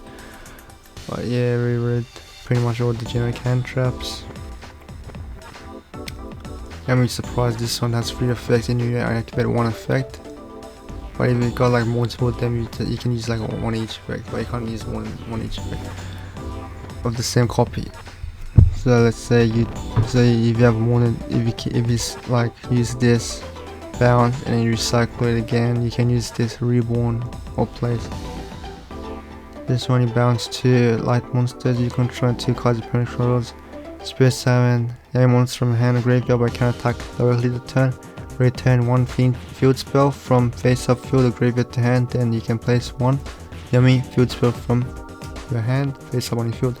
So minion, this one requires Yummy monster you control, gain 500 attack for each light beast monster in the field. You can only use each of the following effects of Yami Muted Minion once per turn. If you control a linked monster, you can target 1 level 1 Yami monster in graveyard, space summon. If this card is in graveyard, you can target 2 Yami monsters in graveyard and banishment, place this card and them on the bottom of the deck in any order. Yami Muse by Procreate. So if you Synchro summon a light beast Synchro monster, you can target 1 card your opponent controls destroyed. If a face-up card you control leaves the field by opponent's card, except during the damage step, you can space summon 1 Yami monster from your deck. If this card is graveyard, you can target 2 Yami monsters in your graveyard banishment, place this card and then on the bottom of the deck in any order. You can only use each effect of Yami Muse appropriate once per turn. So this one basically, if you have any generic like Link 1 monster, you just reborn Yami monster. And you got 2 Yami monster graveyard banishment, place this card and then them on the bottom of the deck. This one, target 1 card your opponent controls, destroy it. If a face-up monster leads the field, space summon Yami monster from your deck. If this card is graveyard, target 2 Yami monsters in your graveyard banishment, place this card on the bottom of the deck. Fiendsmith track, add light monster, then discard a card, banish it from graveyard, fusion summon Fiendsmith monster from your extra deck using monsters from your hand or field. Periodic map of search, 1 monster 0 attack for your deck to your hand, but half life points after adding it. You can activate that effect except if you don't summon them. Impermanence, you're talking this new trap. I haven't read the new trap before, I've never played it. So it's called Assist Yami. So once per turn during the standby phase, you can gain 100 life points, and if you do, your opponent pays 100 life points. You can only use one of the following effects of Assist Yami per turn, only once a turn. During the main phase or your opponent's battle phase, you can send 2 face-up Yami cards you control to graveyard, clean this card, return 1 card in the field or in live graveyard to the hand. You can banish this card from graveyard, send 1 Yami card from your deck to graveyard, except Assist Yami. So this one's a life point maneuver, and during the main phase battle phase, you send 2 Yami cards you control graveyard, including this card, and then return 1 card in the field and live graveyard to your hand. So it's the extra interruption. So yeah, and then you just place it with this, I assume, right? Yeah. There you go, Cops Yami. This one's like Ruda, where you discard a card. And all 3 have an effect. Wherever a card effect is activated by opponent, you return him and then special summon up to 2 Yami monsters from your graveyard. Which is kind of like why people were maining Bell to counter this tag out effect. Low per Yami. We Synchro summon special summon 2 Yami monsters from graveyard, but the effect's negated. And this one, book them in up to 2 face-up monsters on the field to face the match position, and then you can always treat 1 Link 1 monster as level 1 tuner. It's easily discussed. This one I haven't seen being played before. So Baphomet, the mythical king of phantom beast. Usually I just see this in Fiendsmith Chimera. So this requires 2 monsters with different types, beast, fiend or illusion. This card's name becomes Chimera, the flying winged beast, mythical beast, or on the field in the graveyard. You can only use your flame effects once per turn. It causes fusion summon, you send 1 beast, fiend or illusion monster from your deck to graveyard. During opponent's turn quick effect, you banish this card and get down 1 of your banished beast, fiend or illusion monsters except Baphomet, the mythical king of phantom beast. First summon. This one is send beast, fiend or illusion monster. So this one, Youth Foolish, Burial, I've Engraver, Lacrima Lari, or the Yami monsters, because they're all beasts. Necro Clipper discussed, we didn't talk about this one, which used to be banned because of time rules. So this one basically has called Fiendsmith Lacrima. And requires 2 light fiend monsters. So monsters your opponent controls lose 600 attack. You can only use each of the following effects of Fiendsmith Lacrima once per turn. If this card is fusion summoned, you can target 1 of your light fiend monsters that's banished in your graveyard, added to your hand, or spear summoned. If this card is sent to your graveyard, you can shuffle 1 alpha light fiend monster from your graveyard into the deck or extra deck, and if you do, inflict 1200 damage to your opponent. So this one you can recycle like in graveyard or reborn it. And it's a sequence. So this is a generic Link 2 which includes a light fiend monster. So during your main phase you can fusion 1 fiend fusion monster from extra deck by shuffling materials from graveyard in the deck. You target one light non-link fiend monster you control, equip this card from your field or graveyard to the hand. You control as an equipped spell with the following effect.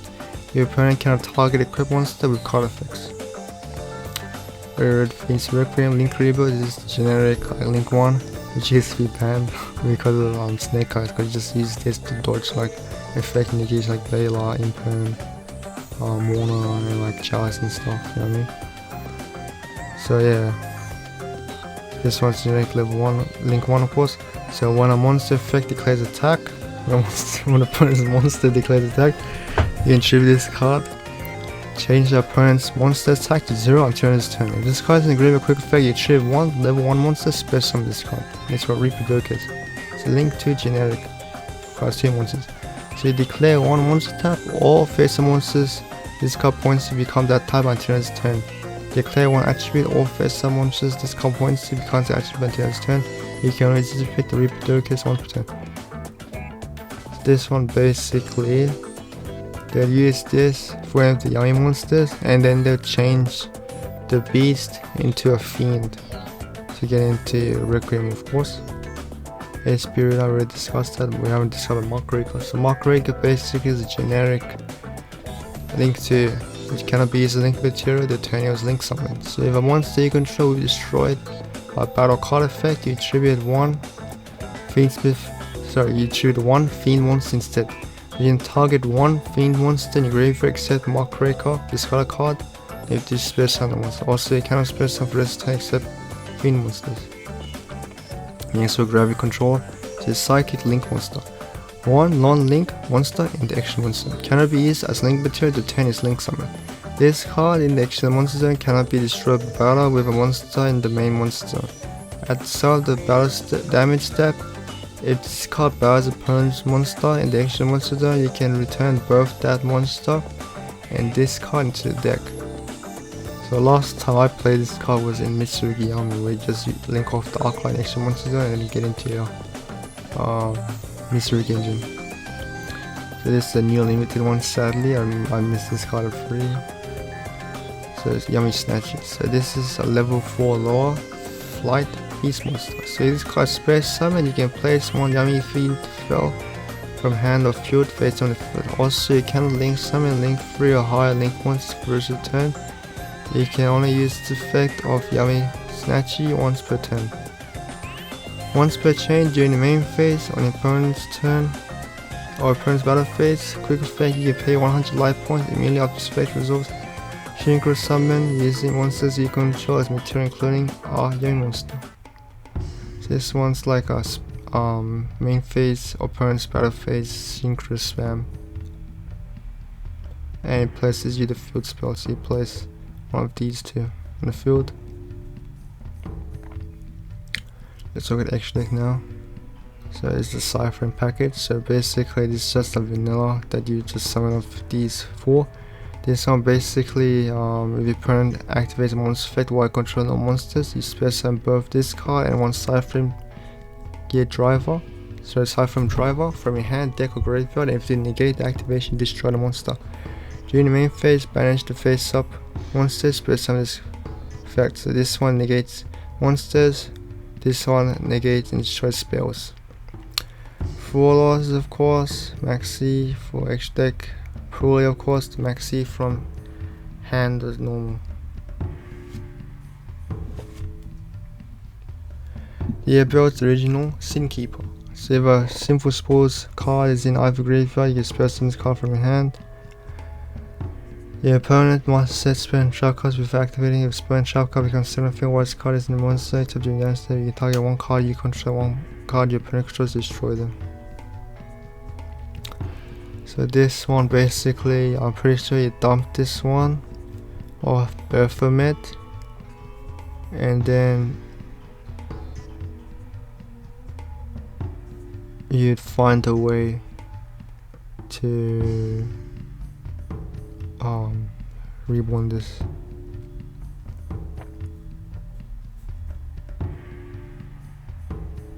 Let me see. Target one light red, this one, yep. Oh, it has to be Fiend.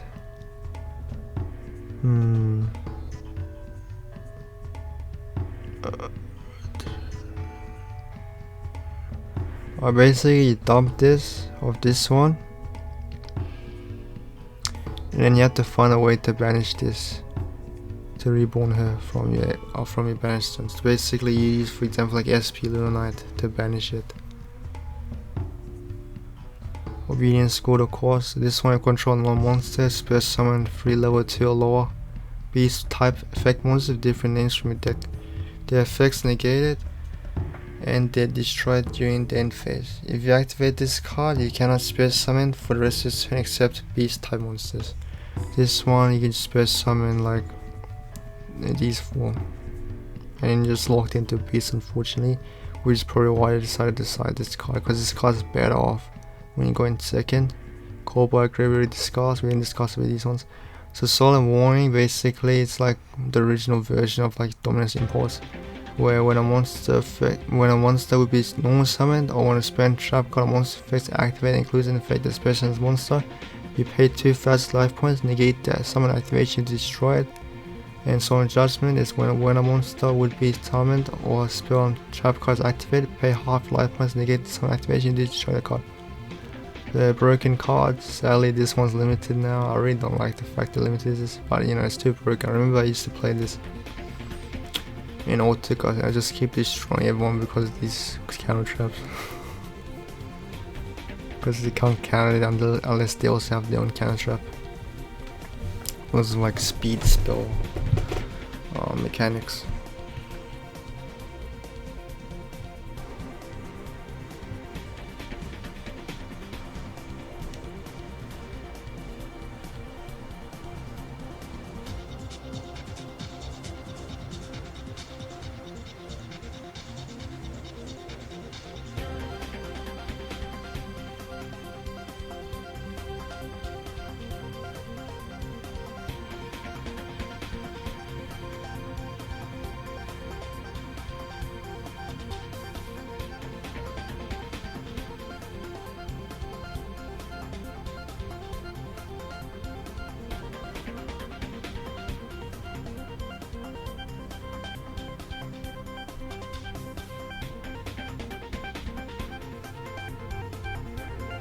Okay. Alright. So I read this stuff. Okay, yeah, let's read Striker just in case. As usually I'll be like, when I go to the tournament, I'll be like, oh, there's no way I'm gonna, like, I'll think in my head, like, this happened to me, like, my last regional. I was like, you know what, I'll focus on Drake Hotel just for the one matchup. I'm like, there's no way that means taking up my Crows and Meisters where I'll face like Brandon, Despia, and Murmur. And the funny part was, my first and second round was unfortunately actually Murmur and Brandon. So this is like what I mean, you have to like prepare for like every matchup, especially side deck, because you need that to compensate for your lack of main deck counters to that deck. So yeah, let's see Striker next, because you know, who knows, we might face this at the actual YCS. So yeah. Yeah, good old Striker. This was powered by Josh Smith. World champion, multiple tops and stuff.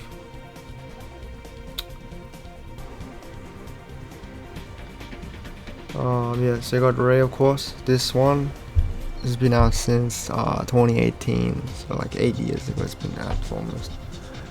Because it came out like May 2018. So Sky Strike Ace Ray. So quick effect, you can tribute this card special summon 1 Sky Strike Ace monster from extra deck to extra monster zone. All its cards in graveyard ever face up Sky Strike Ace links monster you control is short battle or leads to the field. Because of the opponent's card effect, you can special summon this card. So yeah, it can reborn itself when one of the links is short battle card effect. And quick effect, tribute it to special summon a Sky Strike Ace monster from extra deck. So this one can ignore the conditions for this one where you need to Sky Strike Ace monsters. Not like these two, because these say must be linked summon, this one doesn't.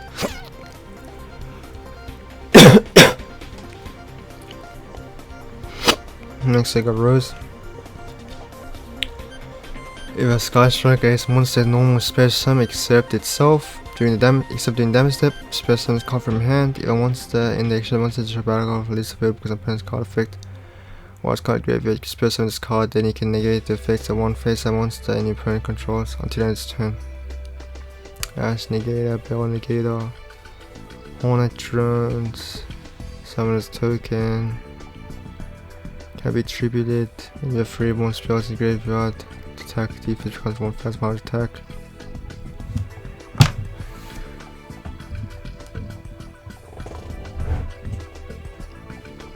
Sky Striker special maneuver limit escape. So you target an equal number of Sky Striker monsters and spells in the graveyard, shuffle in the deck. For every 3 shuffle in the deck, you return up to 1 card in the field to the graveyard, to the hand. Sorry. If a Sky Striker monster is special summoned to your field while it's in the graveyard, accept damage step, banish this immediately after this results, link sign 1 Sky Striker monster. So this one is just like a helps you recycle your resources, which is something that's deck lacked for a long time, where you just use Hercules space or Jaw of Avarice, Pot of Avarice. But yeah, this one helps you out for bouncing as well and recycling, and in graveyard effect you just banish the link summon.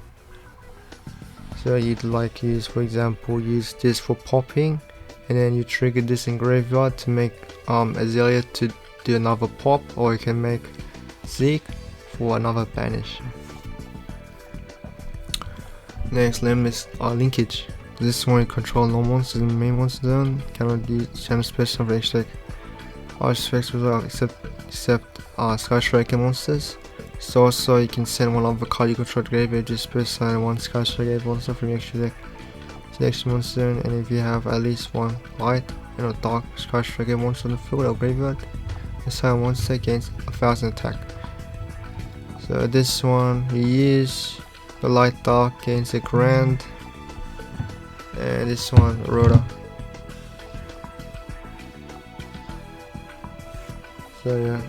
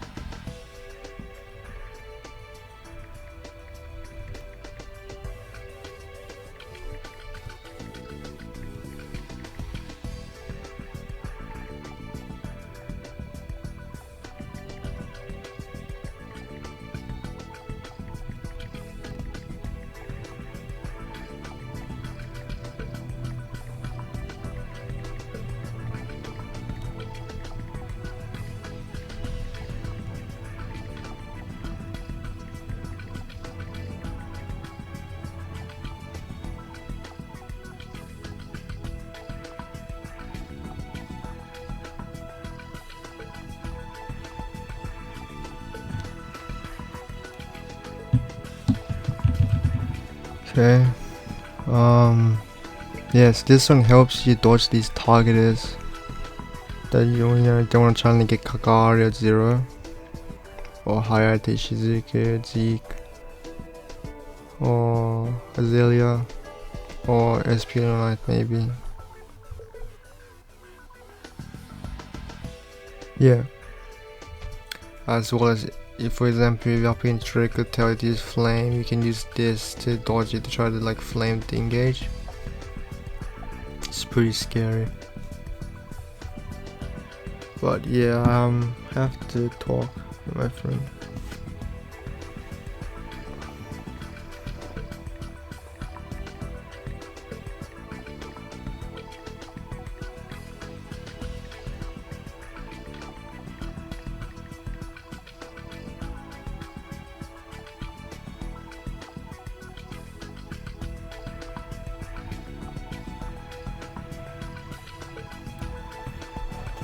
So yeah,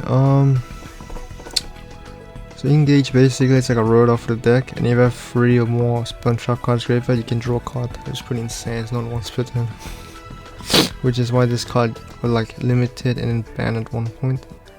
Next, Shark Cannon. So yeah, this one they all have like Your can only be used if you control no monsters in your main monster. So this one, you target a monster in opponent's graveyard, banish the monster, and if you have 3 more spells in graveyard, special summon monster your field instead, but I cannot attack. Next one, Ego Booster. So this one, you target a face on monster field. That target is unaffected by card effects this turn except summon. And if you have 3 more spells in graveyard, it cannot destroy by battle this turn. Next, a Wood Anchor. So if you control no monsters in your monster turn, you target a face-up effect monster field, negate that face-up monster's effect until the end of this turn. Then you have 3 or more more spells in your graveyard. You can take control of monster until the end phase. So it's Snatch, Steal, and Forbidden Chalice. So this helps you like facilitate OTK.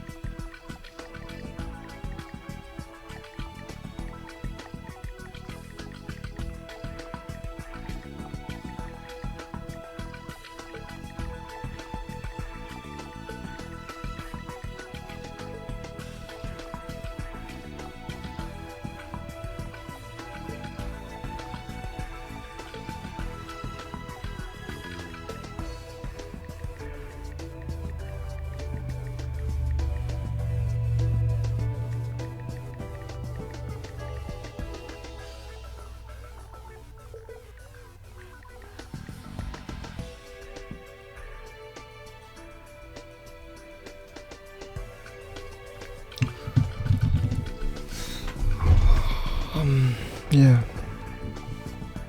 So already discussed this one, already discussed this one. We haven't discussed the desires, so I'm not gonna say. And this card came out like almost 6 years ago. Damn, time really flies. It's so sad when you like look at life and just look at all the good stuff you had like almost a decade ago and like the memories. Makes you depressed. But yeah, so part of desires, you banish you banish 10 cards from the top of your deck face down, and then you draw 2 cards. So it's like Portal Greed, but you banish from your top of the deck. So yeah, I don't know why it's running 3 of these cards. Like the card's good, but yeah, he probably just wants to finish the game in turn 2 as soon as possible. That's probably why. Which makes sense because there's no multi-roll. So next is Rotor to search these 2. Upstart, you draw a card, your opponent gains 1000. Drop already discussed, talents already discussed, cross-out we haven't. So this one, you declare 1 card name, banish 1 of the declared card from your main deck, and if you do negates effects, as well as the activate effects and effects on the field of cards with the same original name until this turn. Call by Grave to negate, of course. So personally, I'm not a fan of the cross-outs and the full hand traps. I'm more of a just full heavy like just spells. So in my list would just be more breakers like Storms, Feather Dust in main, maybe no desires. So yeah, that would be my style, but everyone has a different preferencing. I might main this, to be honest, if I want to like if I want to focus on going first, because this one much better. This one with this and this is pretty broken. It's a pretty very annoying to deal with going second. unless you got like lightning storm your board. But yeah, that's the only problem you're gonna have. When I was playing this, just full breakers, pre-crown. So you've got 0 of course. So this one, if you special summon, you add 1 striker spell or graveyard to your hand. Tribute this card, special summon 8 Sorcerer Ace Ray or Rose from deck and graveyard, then destroy card on field. So this one gets countered by Ash and Bell. Kagari, when special summon, target 1 spell to add it to your hand. So this one, of course, you add Engage. Shizuku, add 1 Sky Striker spell from your deck to your hand with a name different from the cards in your graveyard. Lose 100 attack or defense each spell. This one, you attack, you mill Sky Striker Ace card from your deck to your graveyard. Zeke, you basically, if you have 3 or less spells in graveyard, send this card graveyard. Once per turn at side damage step, banish spell, destroy a monster. Zeke, banish fetch of column once the field, banish entire opponent. Next end phase, once per turn, target 1 alpha card you control. This card gains 1 fast attack, then send target card to graveyard. I've already read these for you before probably. This sounds like a card. It's called Surgical Striker Ham. So this card's always treated as Sky Strike Ace card. If you control a Sky Strike Ace monster, you can special this card from your hand to either field by treating 1 monster from that field. You can only special summon Surgical Striker Ham once per turn this way. While this card is destroyed by battle, when this card is destroyed by battle, the entire 1 card controls destroyed. So this one basically you just use to add like a Dancer. We already talked about draw. Favorite Dust is basically destroy spin sharp cards your opponent controls. Lightning Stone's the same as this, except you can destroy attack position monsters you control, but you have to control those face-up cards. This is the new one, like the $100 card. But yeah.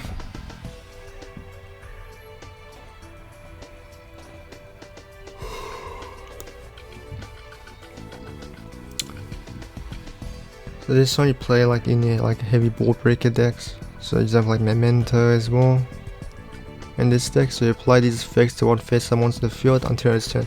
Negative effects cannot attack, cannot be destroyed by battle or card effects. Unaffected by activated card effects of zone, cannot be distributed, cannot be used as material for fusion, exchange or exit link summon. Never play can activate monster effects in response to this card's activation. Shared Ride basically is like Maxi, or if your opponent searches a card to the hand except drawing it, so you merely draw a card. Talents, of course, as you said, normal spend trap card directly from your deck if your opponent activated a monster effect that turn.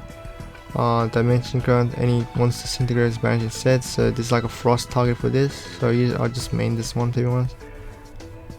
But yeah, you can see this video here, made top 16.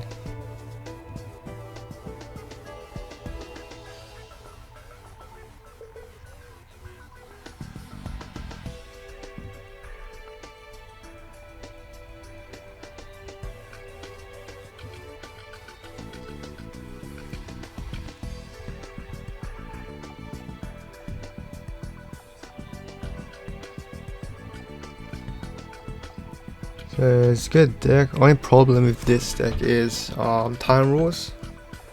You just kind of like why I wouldn't play this deck personally, because this deck I have to rush consistently. I have to like know how to break the opponent's board, because most of the time you just have to like wait for your opponent to make their board like cost like 10 minutes, right? That's kind of like why I wouldn't play this deck, especially with the new time rules where both players lose because the match isn't settled. So I personally wouldn't play this deck for the YCS, but yeah, this deck is pretty powerful.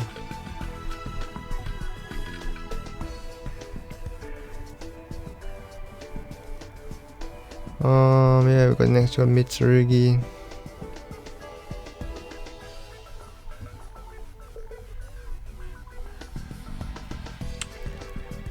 So it's still being played. So yeah, this is Mitsurugi stuff. I need to call someone quickly. So. Alright guys, so it's almost like near 2 o'clock, so I reckon I need to pack my stuff up and head out now. So yeah, we don't have enough time to like do more analysis, so I'm gonna grab my stuff, pack him up, and then we're gonna head out to locals. So I'll catch you guys later.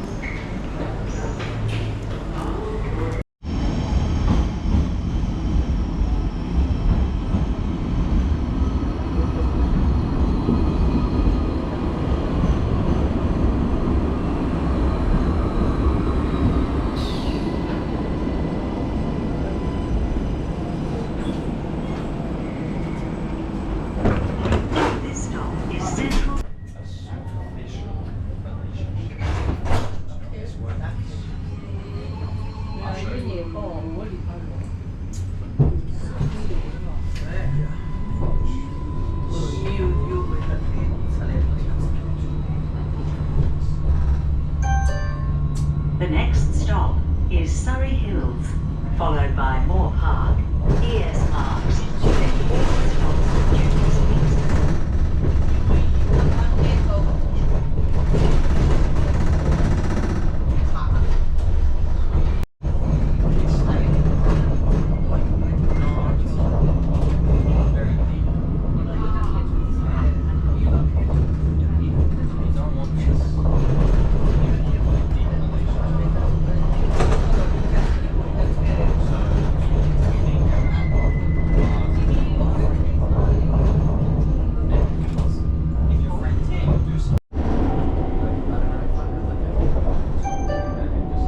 This stop is Kingsford.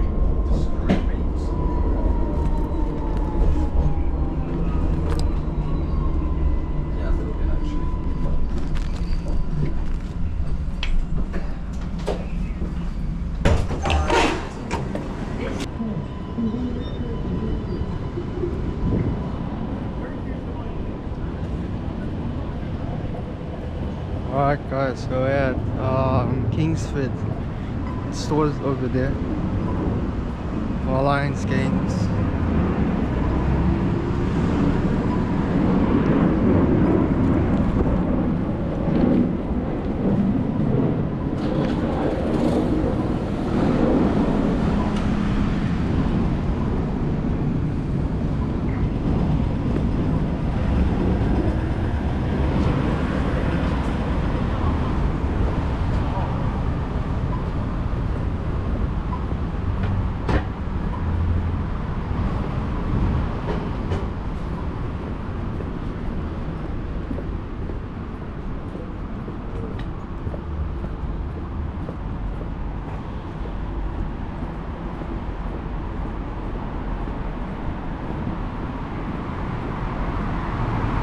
Lights store.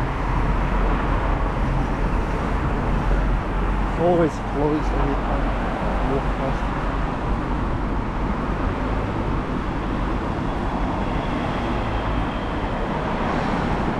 Common streets. Yeah, that's Alliance games.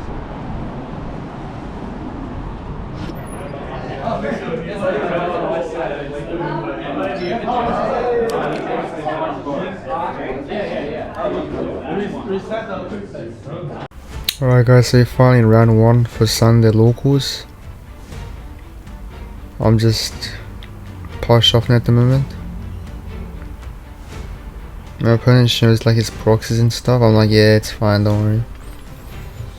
I don't really care about proxies unless some expensive staple that's like on release. For example, like Ferocious Harmony or like more Charming Followers. I kind of care. It's kind of unfair for people who paid a lot of money for them.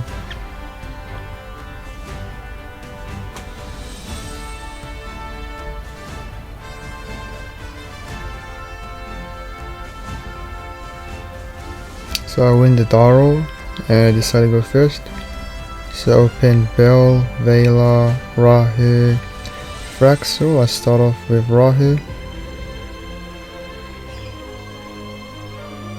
Dumping Dragatail Lucius and Dragatail Fraxel. Just fusion summon into Alfarion, go 1 Alfarion. Target Fraxel. Then go to Lucius. Set Ketu, Dragatail. Add back the Fraxel. Then I activate the Ketu Dragatail. Search for Dragatail 5 mana. Then I normal summon the Fraxel, use the effect target Lucius to add herself back. Activate Lucius on field to search. For Dragatail Urgula. Then activate 5 mana to fuse, fusing Urgula and Lucius.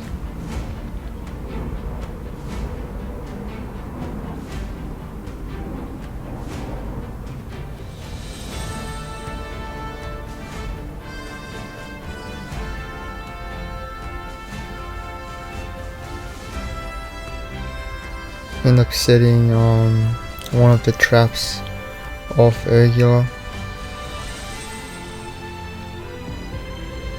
Use Urgula's effect, engrave, add back to 5 mana. So the card I fused into was the Gulamel. My opponent starts off with the Monarchs master plan during move phase 1. So I'm just reading the card. And they send Pantheism with the Monarch. Then they banish it from the graveyard to search. They reveal all 3 Tenacity to Monarchs, so they can add 1 to their hand guaranteed. Then deactivate it and then reveal Ether the Heavenly Monarch to search for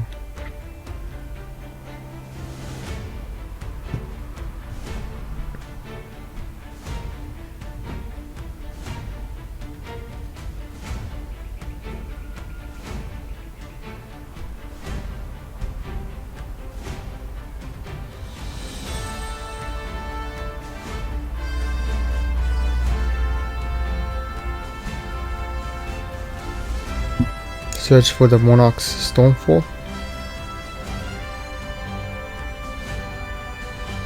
Then deactivate it. So it just basically lets you tribute opponent's monster. Then deactivate Revolt, and then they discard Eidos, the Underworld Monarch for cost. So I chain Flame here to negate it.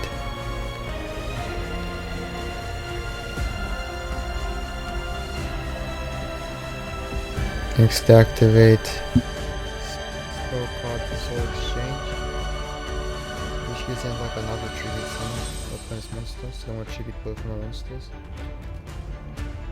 To summon Erebus, the Underworld Monarch, as Chilling 1 and Chilling to Eidos, the Underworld Monarch, to either like reborn or add it back to hand. So I chain Ghost Spell to the Eidos effect and then chain effect Vela to the Erebus effect. Because I know that randomly hand rips a card from my hand.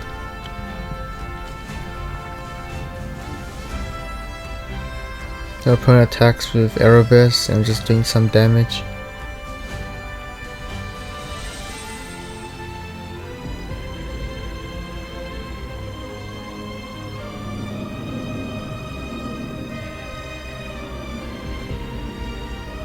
Then activate 5 mana to fuse in main phase 2, dumping Forlos and Fraxel.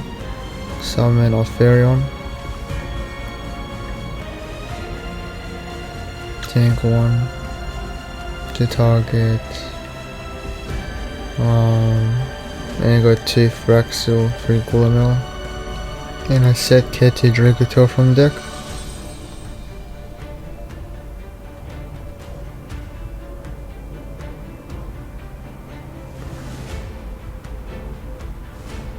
Next I activate Ketu Dragatail, and my opponent doesn't respond, so go channeling to Gulamel to pop his Erebus.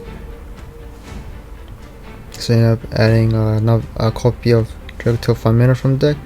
Then activate Splinter from hand, search Zora, Normal the Zora activates effect. Target itself. Equip with Charosa, and then I declare Zora effect, reborn the Spenta, then Synchro both into the Conflagrant, equip with Artemis from extra deck. And I'm thinking if I can attack for game here, so I just pretty much declare all 3, and then we go to game 2.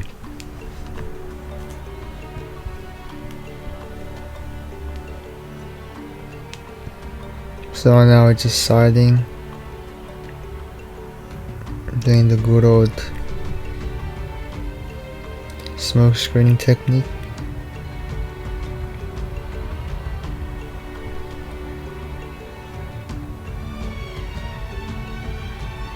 Just take out the full losses, of course, because they don't play an extra deck.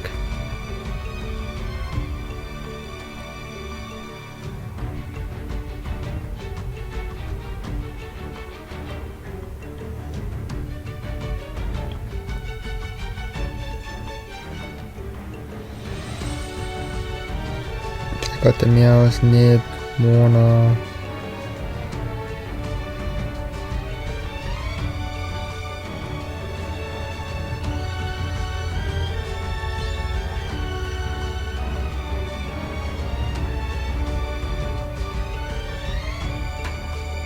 Then I caught the Imperms and Bills.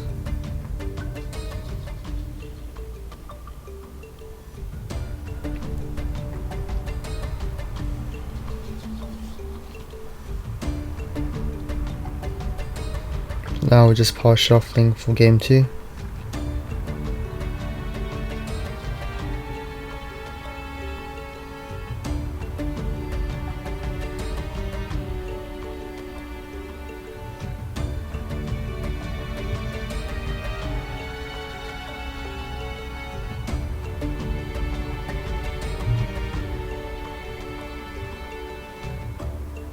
So in game 2 I have double Rahu, Brandon Fusion, Ketsu and Fraxel. My opponent starts off with Edia. Space summons the Tessera, the new one from the deck, and then they tribute both to summon Erebus. They got 1 Erebus to Teresa.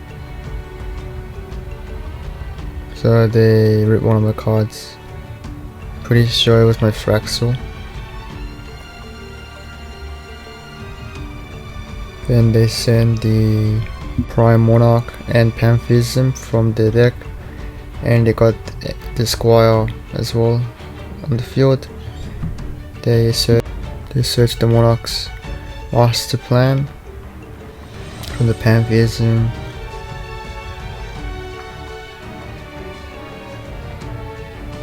Start to do this stuff, and then they show me 2 of the Eidos and 1 Erebus from the master plan. So reveal 3.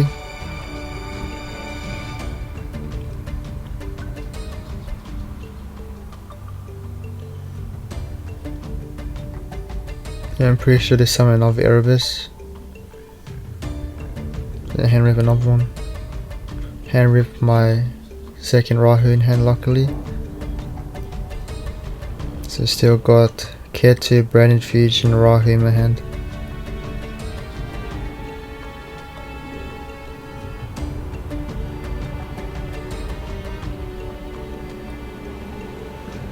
So they use Eidos on field to either add a Monarch, spell a trap, or 1 monster 2800 attack or 1000 defense from deck or graveyard to hand.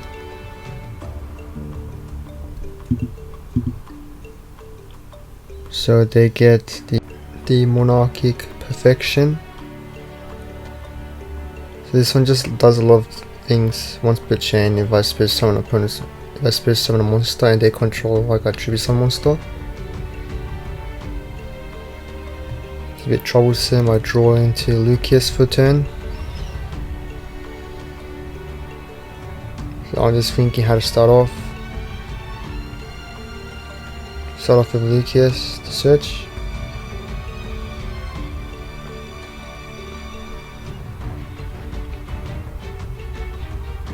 Just reading his stuff. So that Dracotail 5 mana. Then I activate K Dracotail to search Dracotail Urgula. Then I fuse Urgula and Lucius into Gulamel. So I go chain 1 Urgula, chain 2 Lucius. And just explaining what they do to my opponent. So usually you want to make Gulamel if your opponent has like back row and stuff, and you want to use Alfarion when your opponent doesn't have any back row and stuff, because pretty much you just want to use Gulamel to like bait out stuff.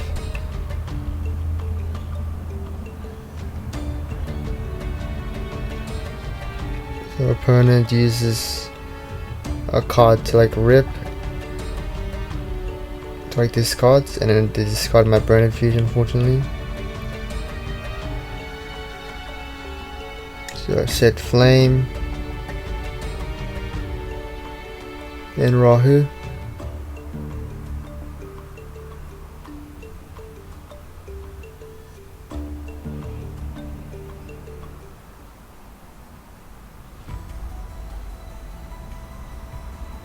Then I'm reading Mobius, the OG, which like popped 2 spell and traps, so they pop my Flame and Rahu, which is why I set it, because I have one in hand. Then I respawn, so I chain Gulamel to pop one of these back rows. So I fuse off 5 mana from hand and Pan from my deck. Fusion summon Alfarion, got Alfarion, and then 2 Pan, free 5 mana. I add back the Pan from the Alfarion. I set Sting and Horn.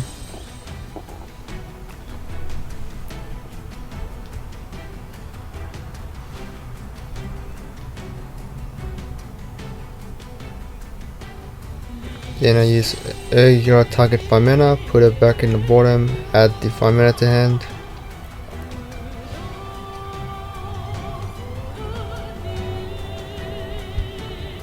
Then reading my opponent's cards.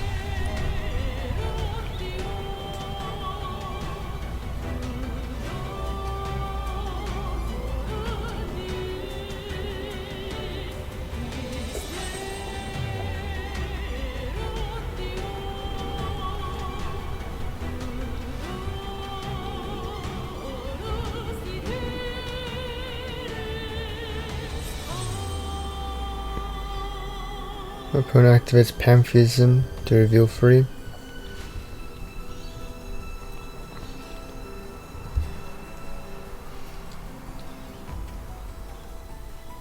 To show me the Monarchs Revolt, and I'm just looking at the other 2.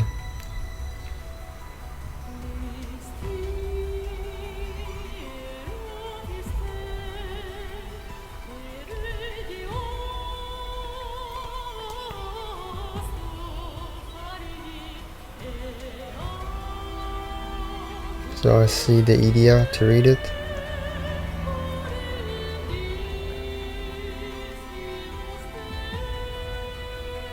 And I'm checking the grave to see Erebus and Eidos.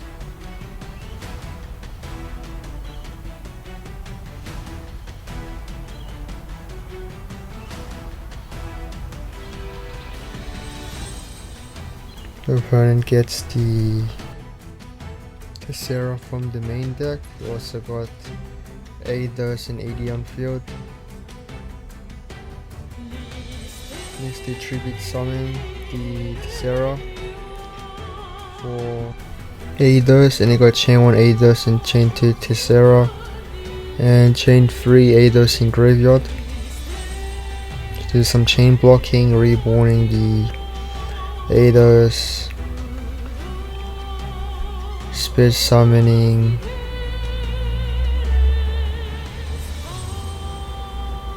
I think another Eidos from their main deck.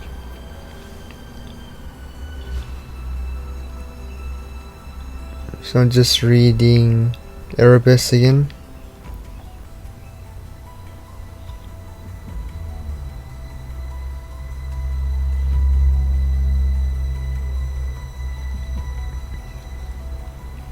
And I'm reading the Monarchs Revolt in the Graveyard.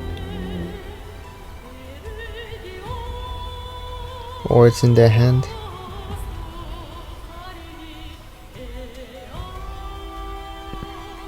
They shuffle back Director Horn from the Erebus.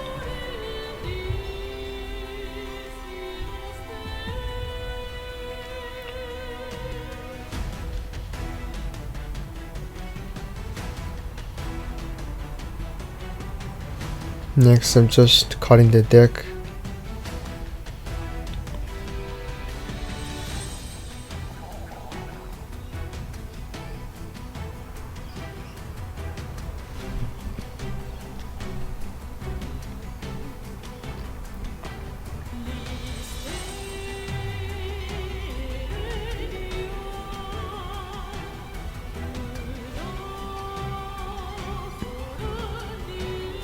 Bernie's doing some plays.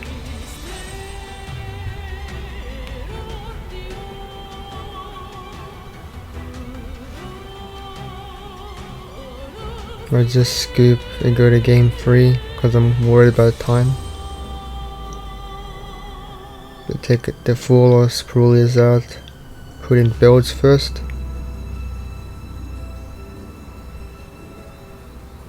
And imperms.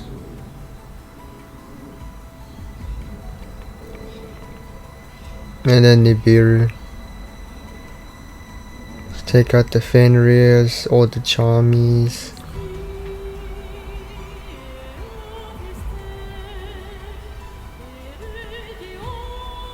And Nibiru is because I realized I have the Nib or the Mono. I take out Mono instead.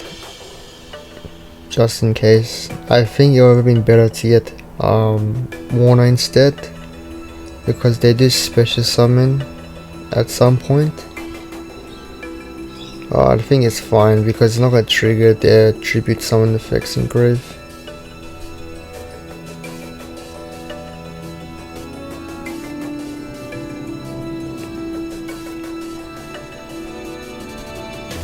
So I start off with Keti, 5 mana, Vela, Zora, and Flame. Activate Keti.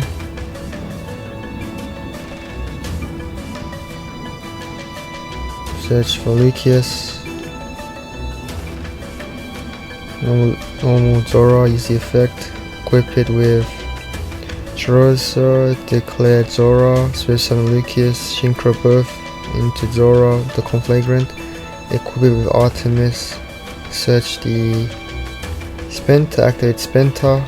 Add Crowley, use on-field Crowley effect if you use both. Into Omega, use Zora pop Omega to reborn itself. Then I Spirit Summon the Lucius, I'm pretty sure, because I haven't used the effect yet. Spirit Summon the Ecclesia instead.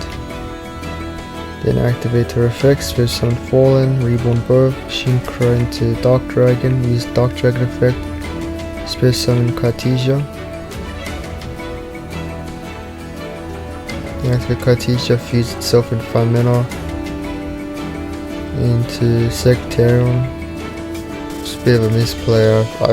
I think I thought it was one of them was a dragon or something. I was kind of like rushing at this moment. Set Rahu.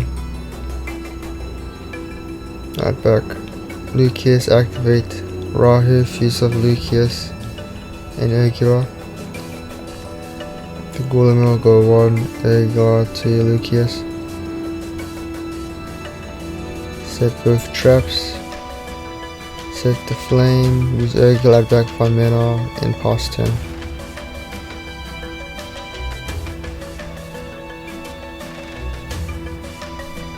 But I still use Spenta, equip Omega to the Conflagrant, I'm pretty sure.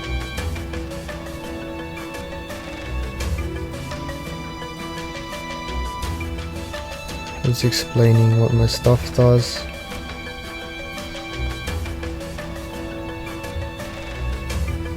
He's Flame to get one of his spells.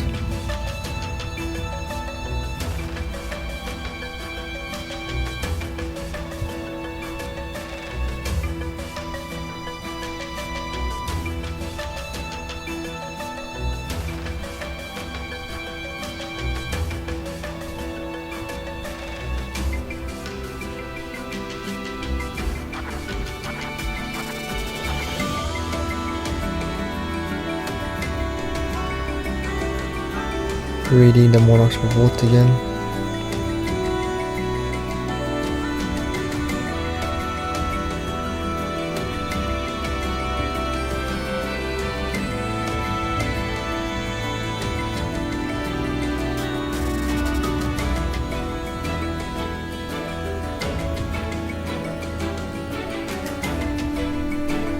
Its effect will on one of his monsters.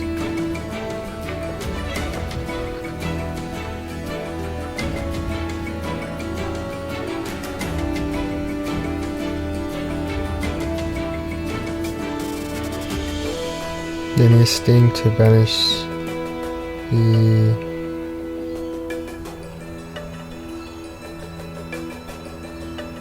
and a chain horn to bounce something. Yeah, kind of unfortunate the angling. I tend to have a problem when I use the GoPro where I just accidentally like put it too down.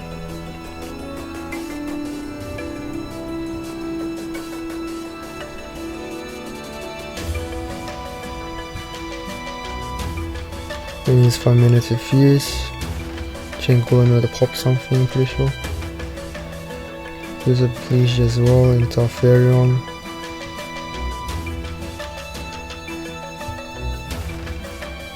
And then my opponent sweeps. So now we're in game 2. So I'm just power shuffling my deck.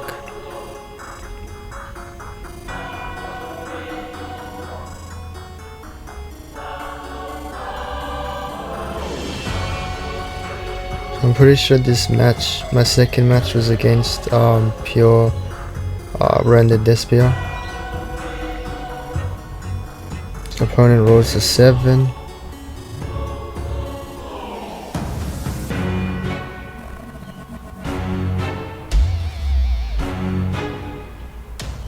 I rolled a 2 unfortunately. So I got Vela, Flame, Fall of Albaz, Lucius, 2 Velas and Zora. So normal summon Lucius, activate her effect, add 5 mana. Use Fallen of the White Dragon here, dumping Albion the Branded Dragon. Use the effect on field, special summon from deck.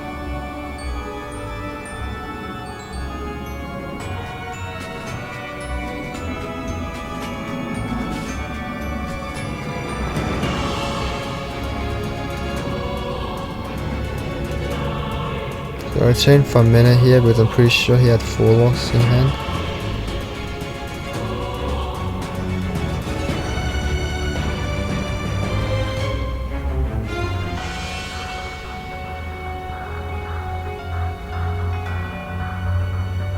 Use of Zora and Fallen for Secretarion.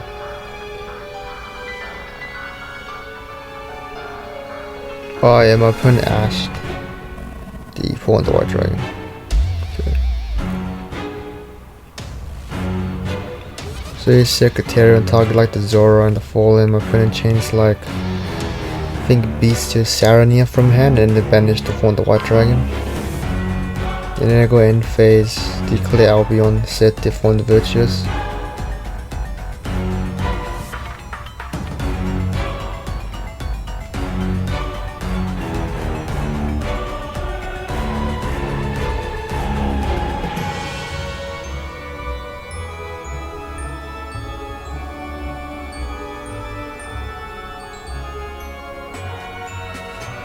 The opponent's got the branded opening.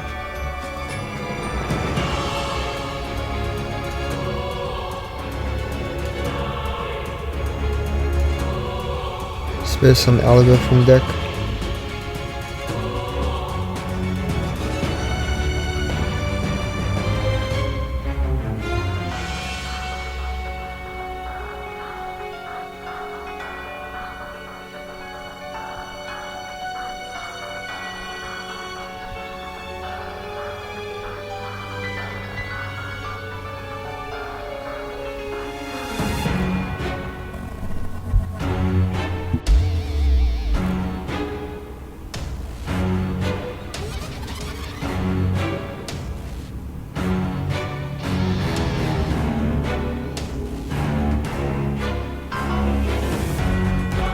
I'm just looking at my Rahu sleeves because they look nice.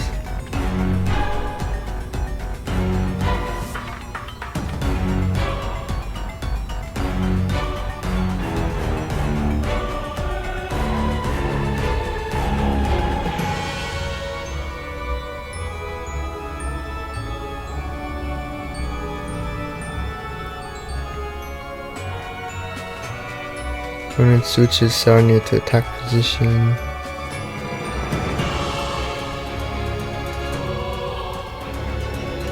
I think yeah, whether or not to activate it when it attacks my Sectarion. Sorry, the contact fuse into Albalatis.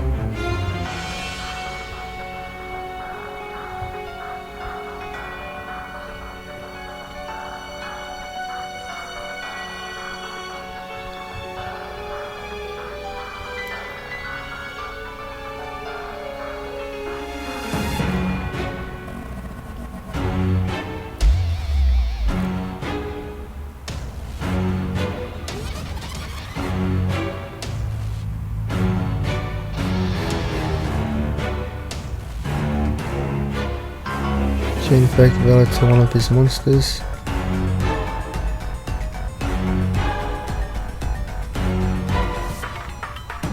Then he's Fawn the Virtuous, pull one of his cards, pitching Albalatis from extra deck cost. Lucas gets destroyed.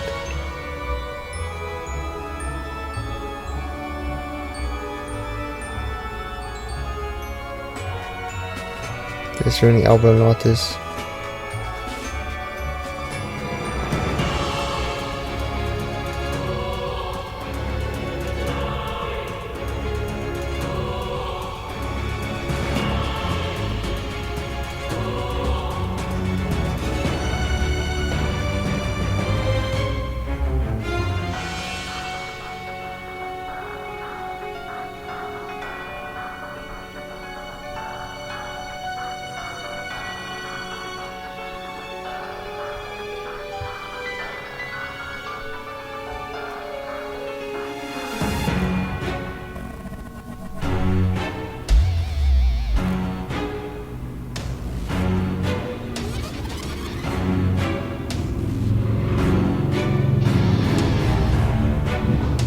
Yeah, he's please add back, or I just skip here because the opponent has too much interruptions for my 10-3.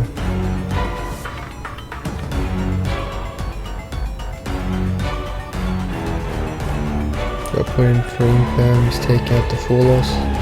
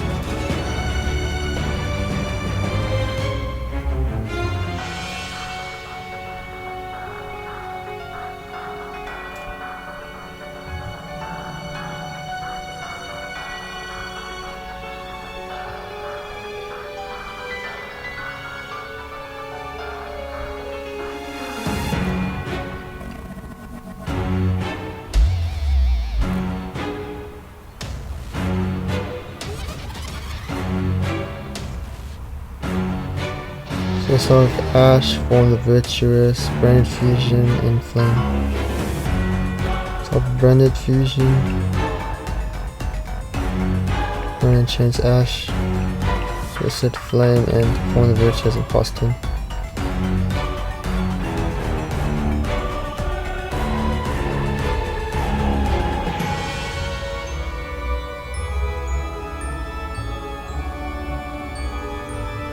Chain Ash to one of his cards.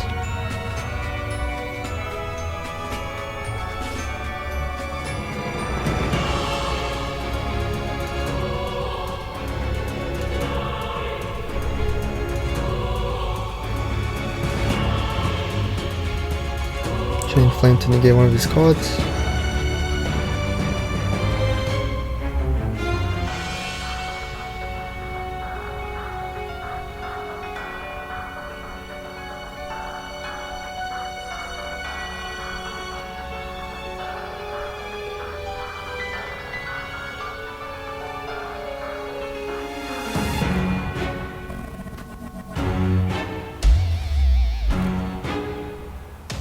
When it uses Brain Infusion, they got Kit and one of the White Dragon on the field.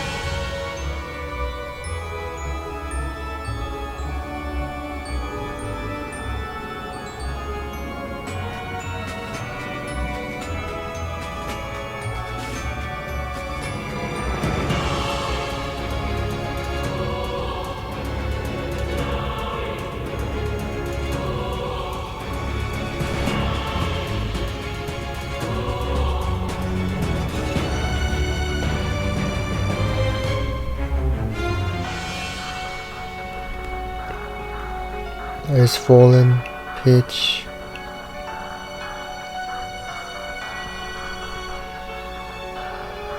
I'll wait to pop something.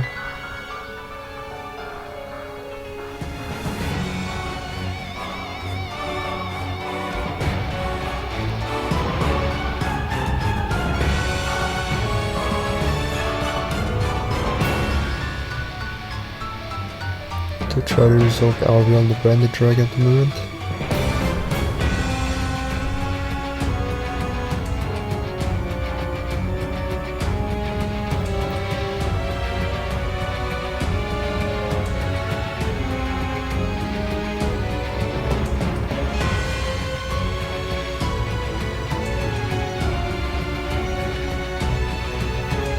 There is Almanatis at Branded Fusion.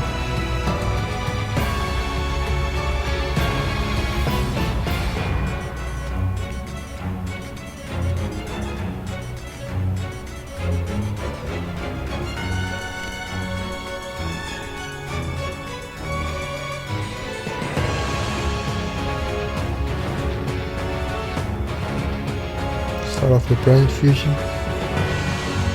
Negate it. Exactly right here. Sandy.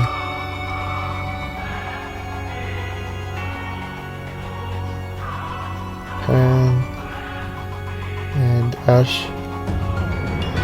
Sorry, Alfero. Go one of Fair and target Ash to Pan to pop one stun field and set.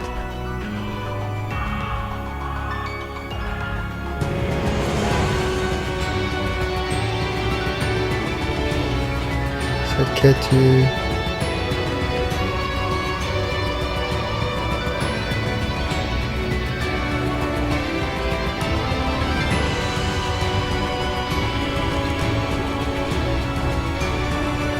For the White Dragon. Activate Ketty here.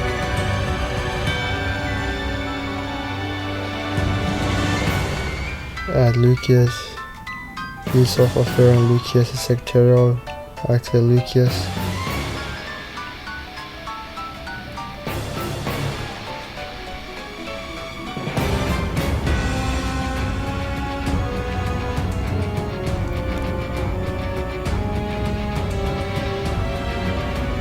Set horn here.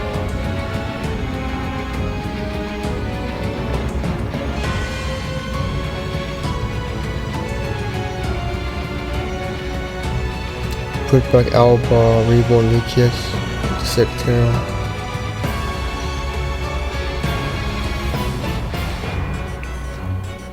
Put back Pan.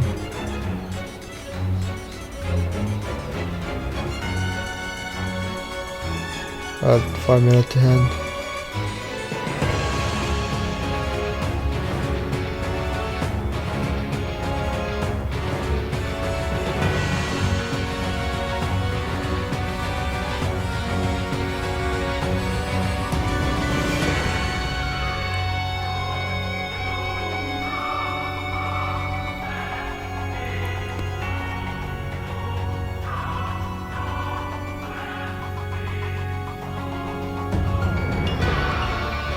Attack with Lucius and Secretarial.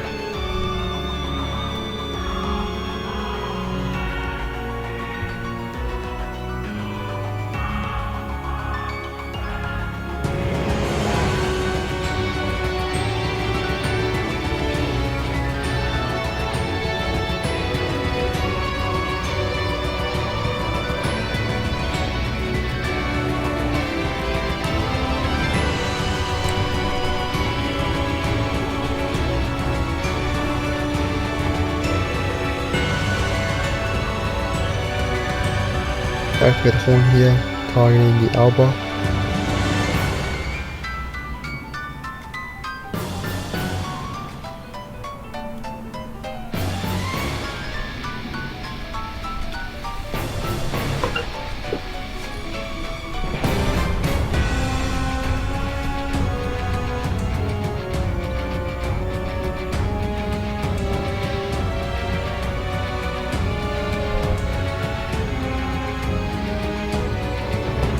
To 5 minutes.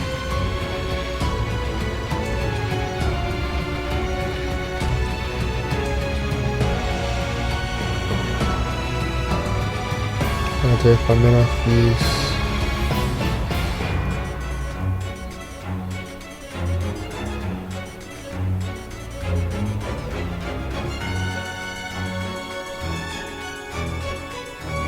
Yeah, if it is mid-career to negate, so just sleep. It's now in round 3. So we're probably up against a branded deck, I guess. Yeah, another guy. He went to Worlds, he's a very good player.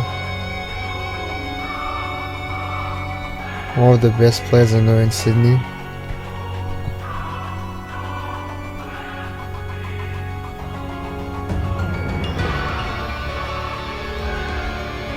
Yeah, it's a roll. I win the die roll, so I go first. Got Ash, Cartesia, Fraxel, and Cartesia.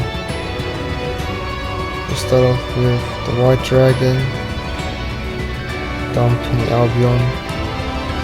This is on food effect. Let's put some Ecclesia from deck. Good birth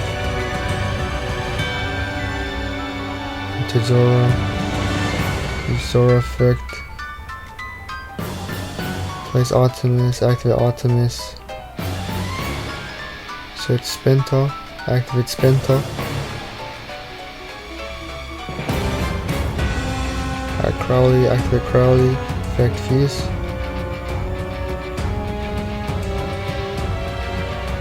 Make Omega,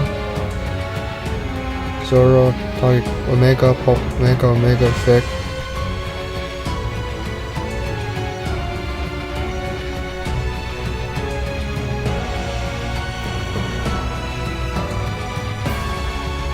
Use some Lucius, and I use Lucius effect at 5 mana. Very unfortunate back then I didn't know I could equip the Omega to her.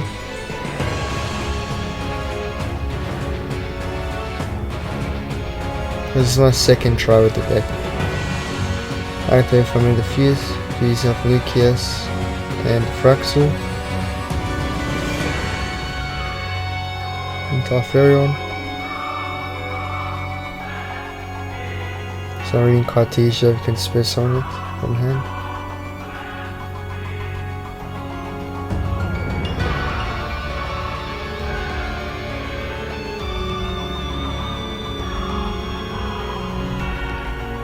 So I got 1 Fraxel,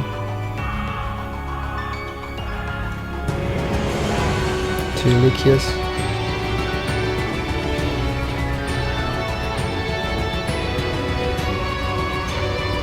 set Flame and Rahu,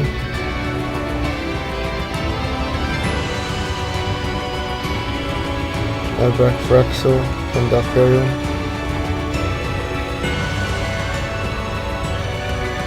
Nice space some Cartesia from hand.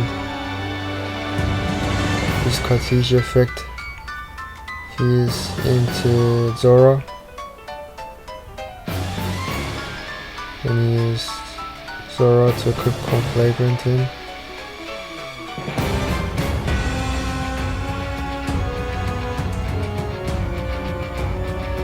Oh yeah, apparently I couldn't make it. So I fused off on Fairy instead. Then use a Fairy to equip Zora to it. Next normal Fraxel, use Fraxel effect target 5 mana, reborn 5 mana back to hand. Then activate Rahu. Use off 5 mana and Urgula. Tarfarion. 1 Urgula, 2 5 mana. Set 1 and Sting.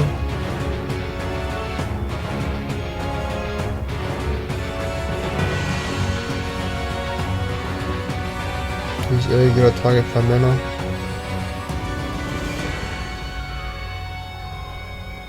Next I use Spenta target Conflagrant equipped with Omega.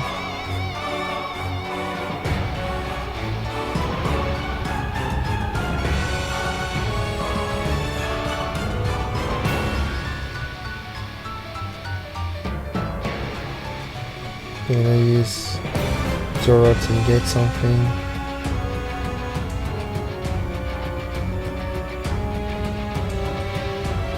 Opponent uses a Bestial to banish my Albion. Then deactivate Branded Opening for turn.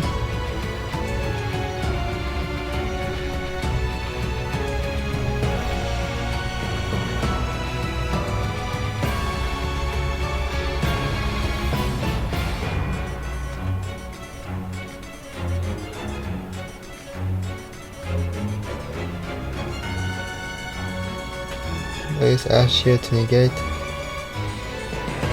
the Branded Fusion because they switched off Alibi.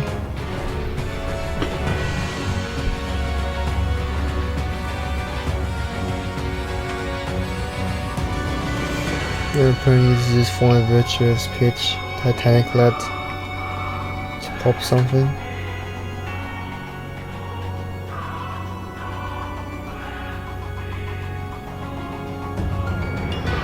So I flame to negate it. Then we go to game 2.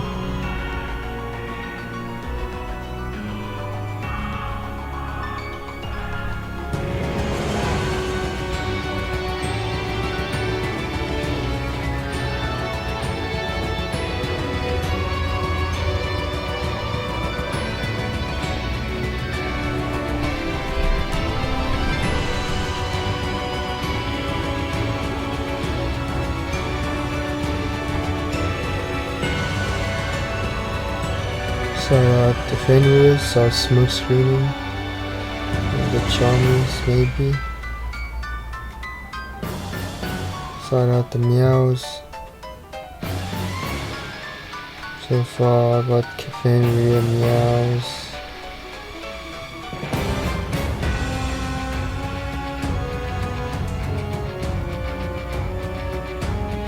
Cruelius.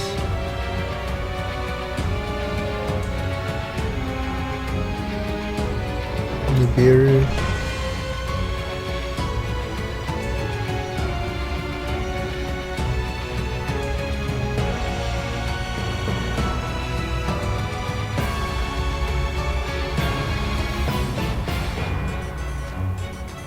Next we're power shuffling for game 2.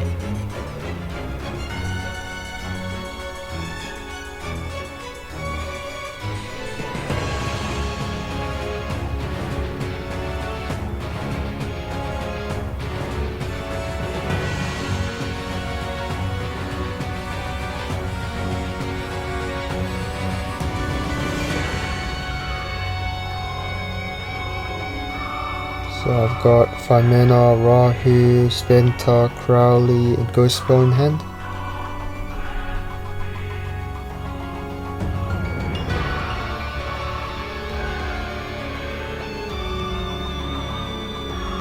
Hermit uses Grand Opening to summon Alba from deck.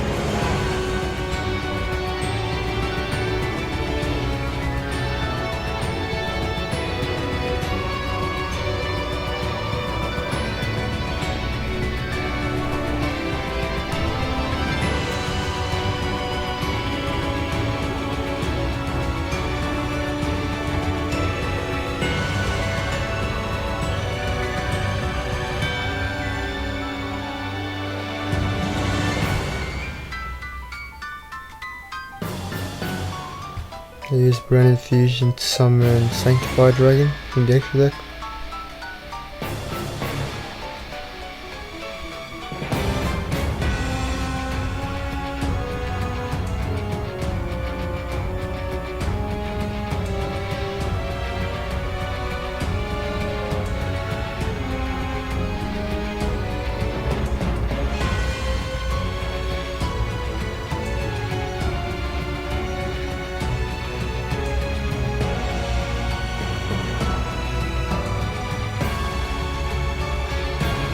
Start off with Rahu Dracotail.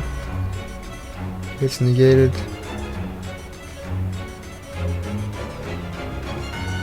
Then I use Spenta to add Zoro. Or summon Zoro.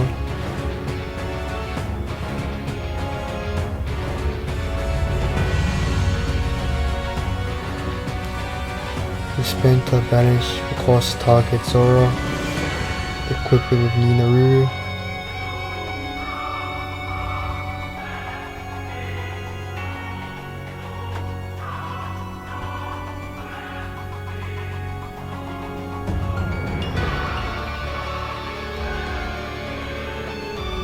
Next I activate 5 minute to fuse.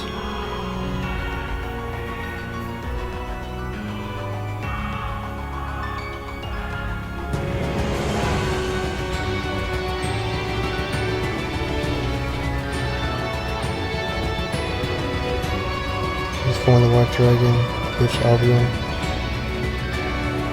Space Summon the White Dragon, Space Summon Legion from deck.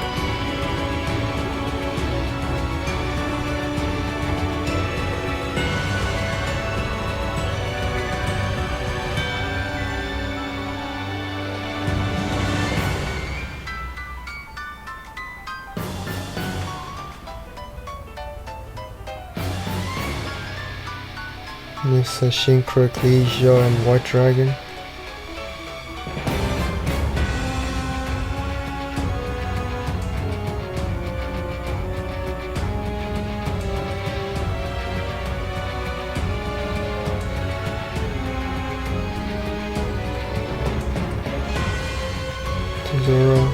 Zoro effect.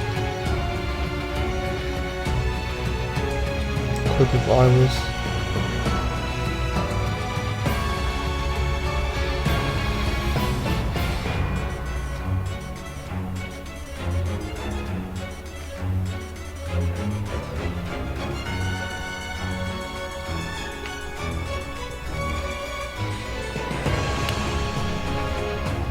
I use Ghost Spell to negate something.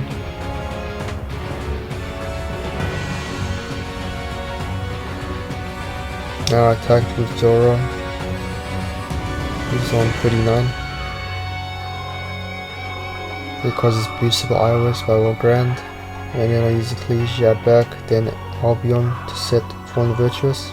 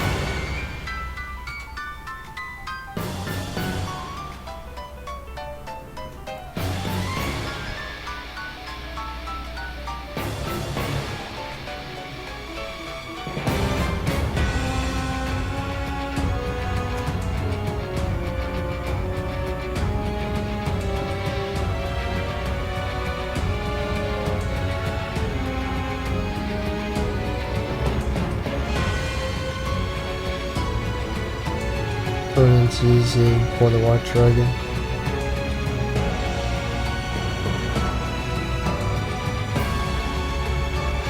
Let's summon the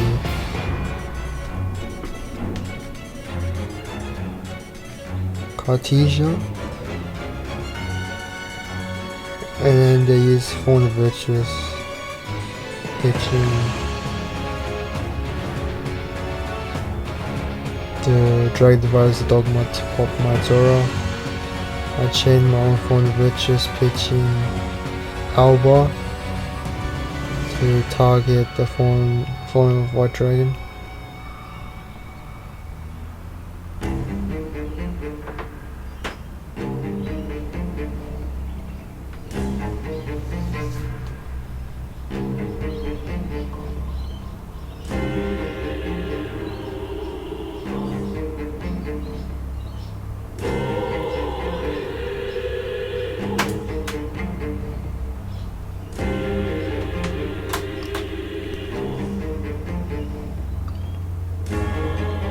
So I spend some Ecclesia, activate her effect.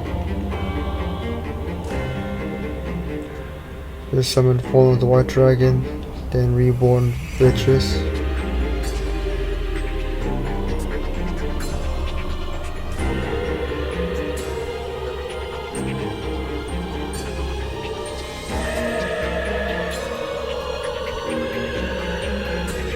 Both into Dark Dragon.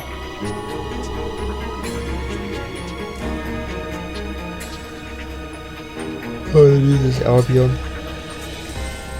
Reborning Kit to my field.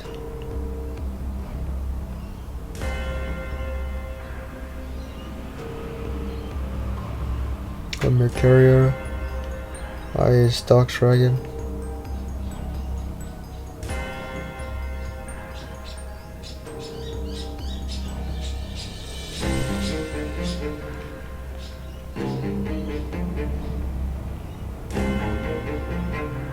Just summon for the white,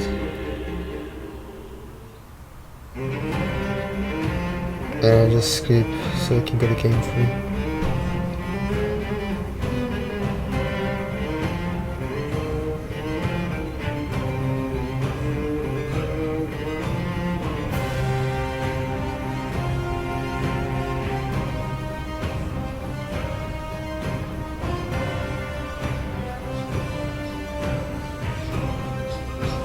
Now I'm just figuring out what to side out.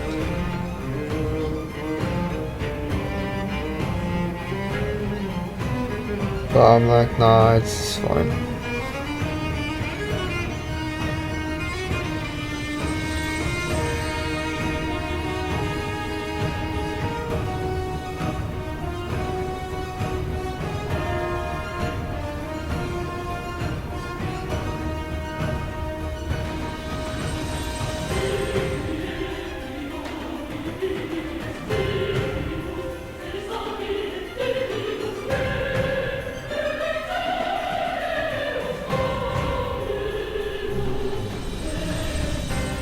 So I'll go first, got Ash, Rahu, for the white, Horn,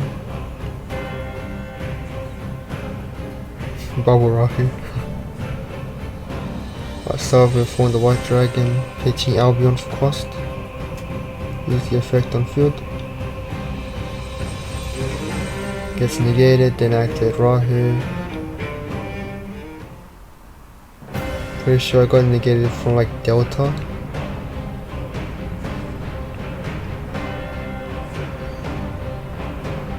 So activate another one. And then pass turn. So I think I like Veiled, Ashed, and Delted. So set Form the Virtuous from the Albion.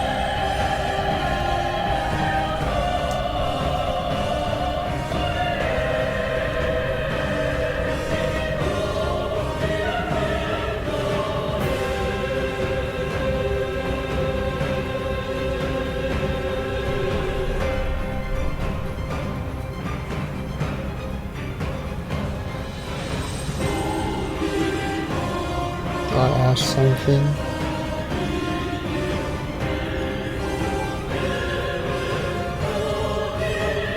Uses Albert to destroy my white dragon. I use Horn to bounce it. And I draw Implant for turn. 7 plus.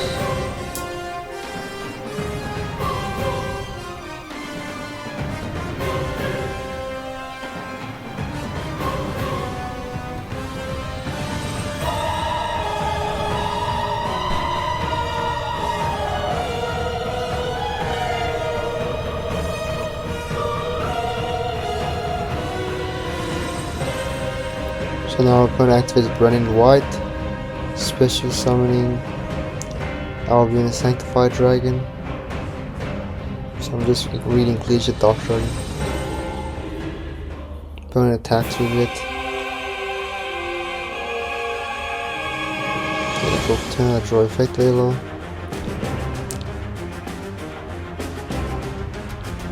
Pass turn.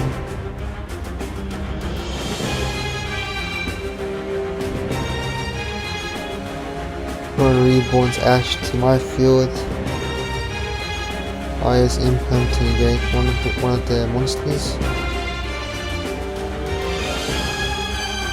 Then he has formed a virtuous pitching a Collision Dark Dragon across to pop the form of the white dragon.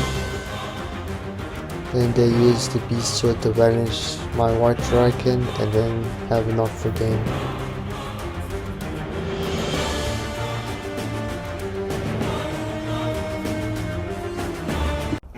So now we're in round 4. My GoPro, I want to like change the angle so you guys can get a much clearer view, because now it was around that time I realized that isn't a good angle.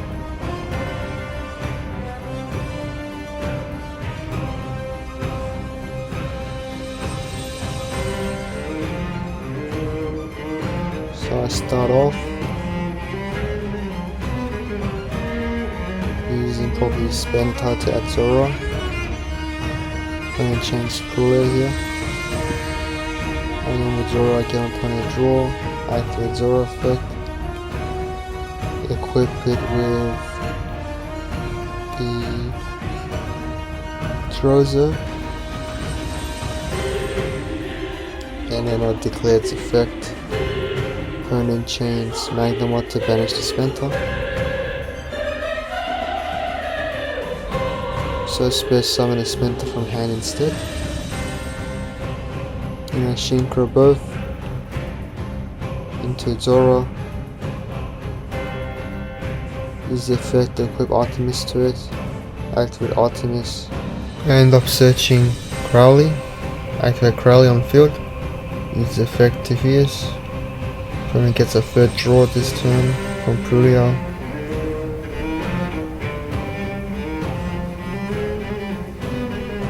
And I fuse both into Mega. And use Mega effect, banish Charles and opponent's Magnamot. Use Zora, pop the Omega, trigger Mega, opponent chains 4 loss here. Space summon Lucius from deck. Use the effect, add 5 mana from deck to hand. Next acted 5 mana to fuse. Opponent chains their own 5 mana from hand.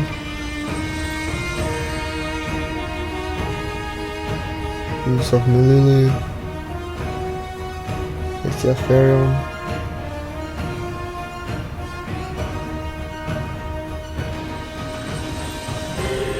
Yeah, we go to game 2 because I'm like, nah, it's just too much. No point has.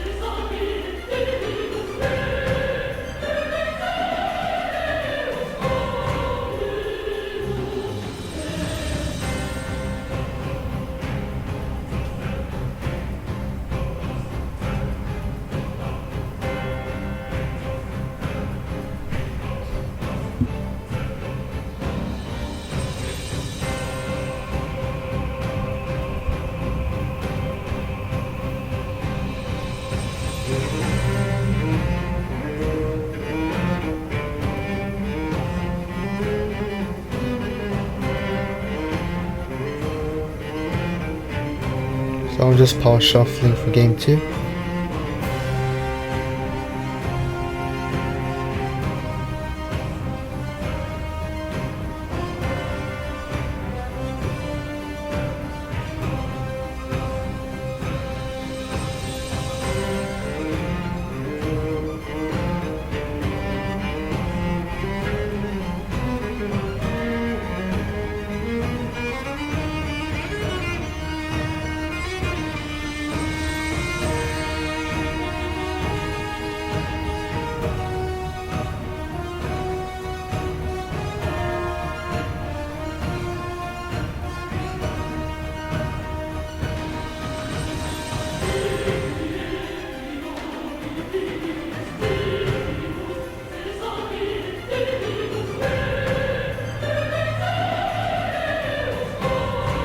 So I activate Spenta.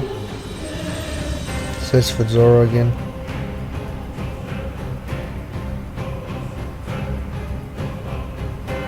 And just explain to my opponent what it does. So a normal Zoro activates effect.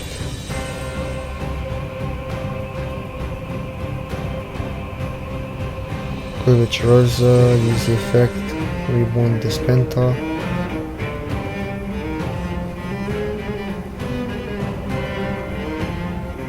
Just explaining what my cards do.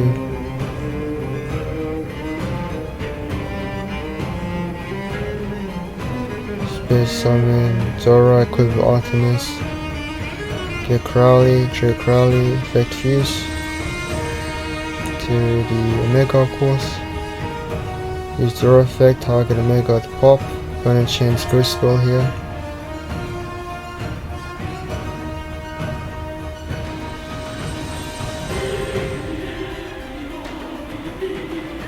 Now I activate Branded Fusion.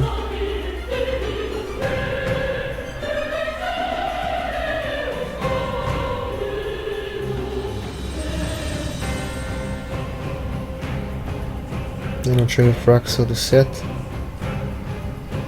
I think during this time I didn't realize that Branded Fusion had like a lock. But now I activate Rahu.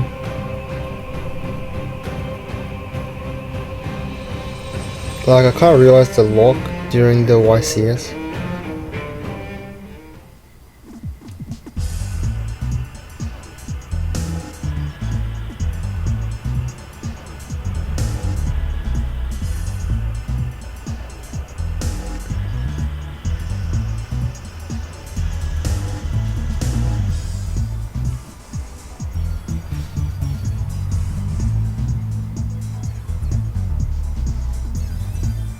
So someone Gula Mill, and then I set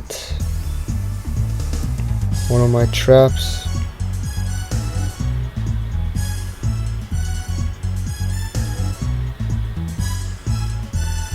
So I used Lucius at the 5 mana. So basically I sent Pan and then I used Pan to pop the Omega to trigger it. And then I made Secretarian with the 5 mana effect with Lucius and any dragon from my hand. So I used Albion in this case. Then I set it a trap.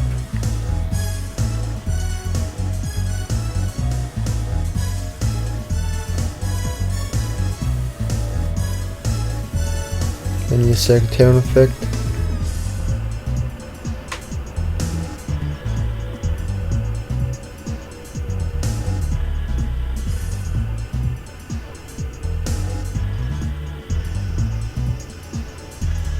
Then add back 5 mana of Aegula.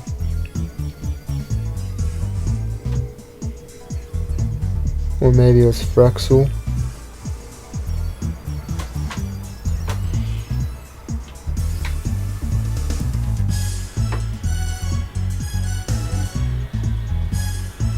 Then I set a card. Banish the Spenta, target one of my monsters and equip with Omega to boost it. Here shows Secretarian.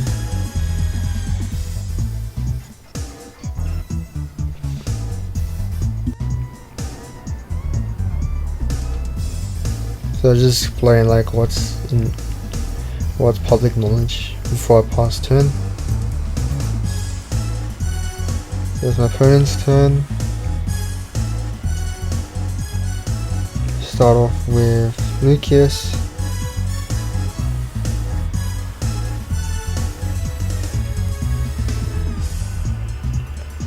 I chain Imperm here to negate it.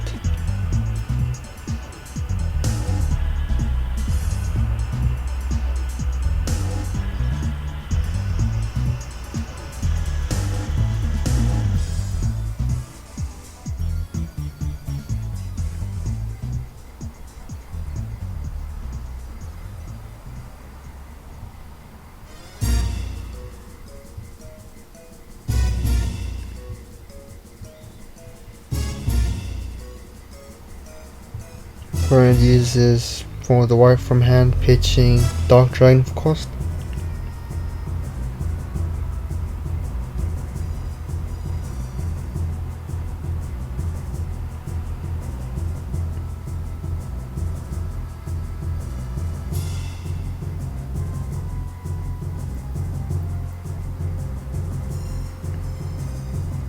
I use 400 virtues here. And then my opponent sweeps.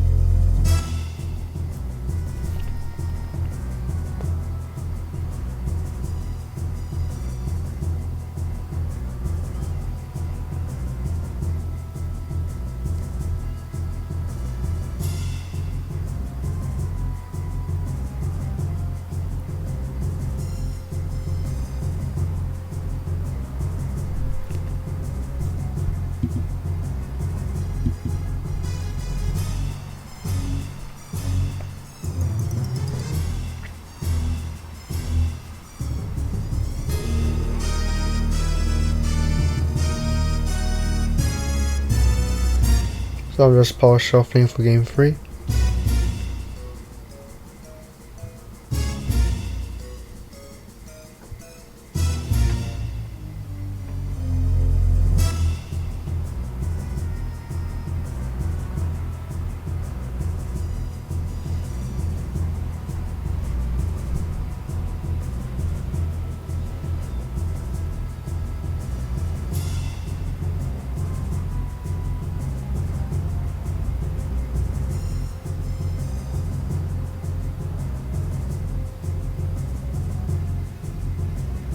Opponent sits 3,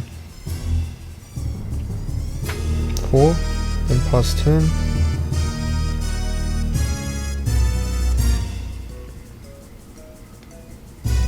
Activate for the white dragon, pitching Albion. Opponent chains Imperm to negate it. Next, a normal summon Crowley from hand.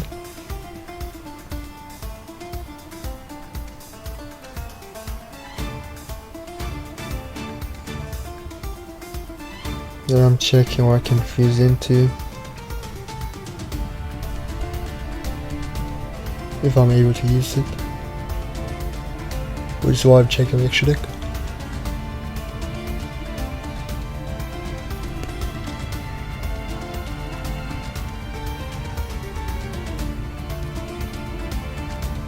So I'll just swing for 16.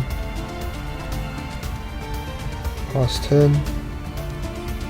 One enormous Mulu activates the effect. Uses draw and Mulu into Arthurion. Chain one Arthurion. And then chain 2 Pan to destroy the form of the white dragon. Setting Ketu from deck. As this Ketu, chain Ash. they attack my Crowley with their Therion.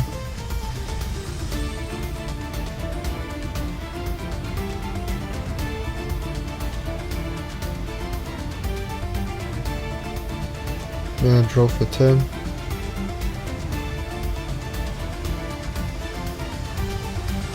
I activate my own Ketu here.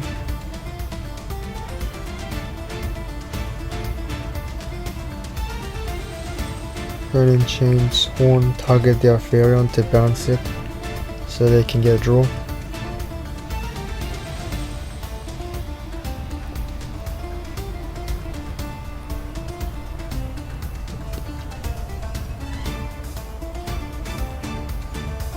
Add 5 mana and then activate 5 mana to fuse into our Therion.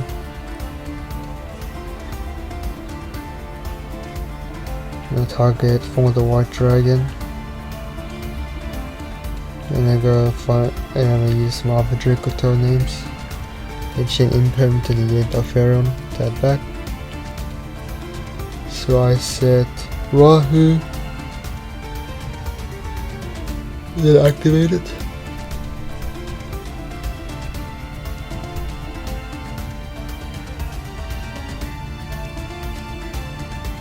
I'll summon Golem from the deck and use the effect. And we'll set a trap and chain Golem to pop the counter.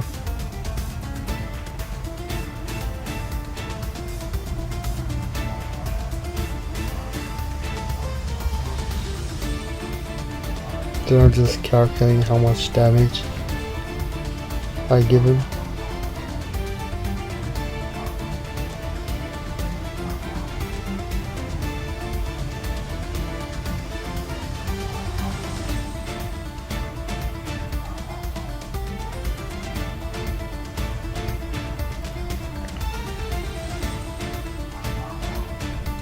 Then I pass turn after attacking both.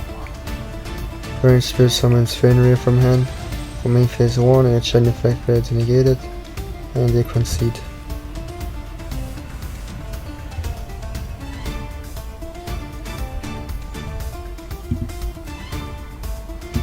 So now we're in the last round of the tournament, and I'm pretty sure this was up against the Elf Note Synchro deck.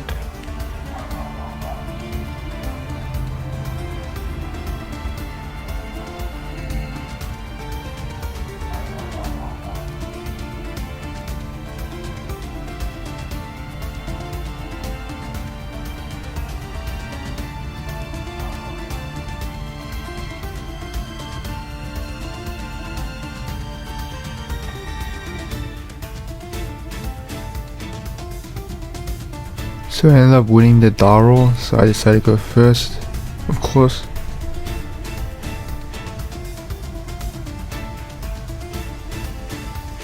I activate Rahu Director first, my opponent chains Small Chain Full Loss, so I chain Ash Blossom here. And then I send Ghost Spell from hand as one of the fusion materials.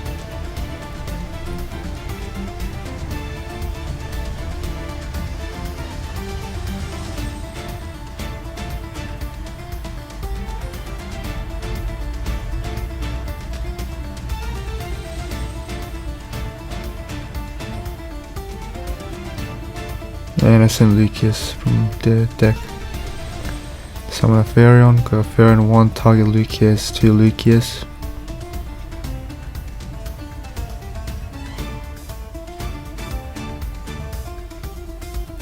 Set Ketu here, then normal Lucius, use the effect on field. Search for 5 mana.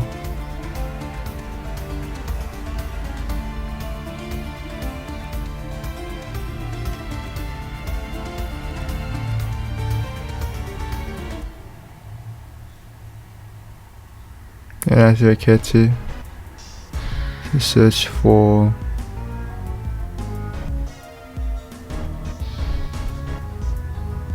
Drug to Urgula. Next I'd activate 5 mana, fuse Lucius and Urgula into Goulamel, then go 1 Urgula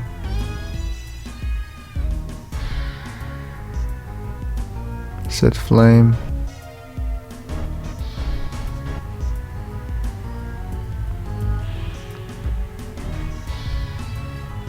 Activate Urgil at target for mana, put Urgil bottom, add her back to hand. Then I set unknown card and pass turn, probably maybe a trap. First starts off with Hero Lives.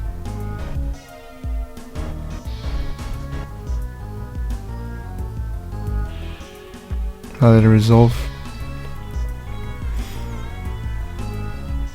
Dismiss some element hero Prisma from deck.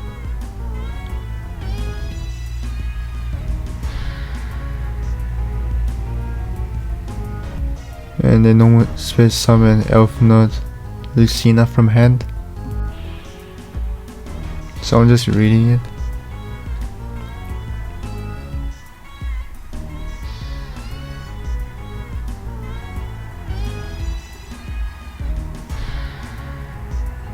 I just go small on the space summon, and then normal summon Medias to Pure to search a space summon a power patron monster.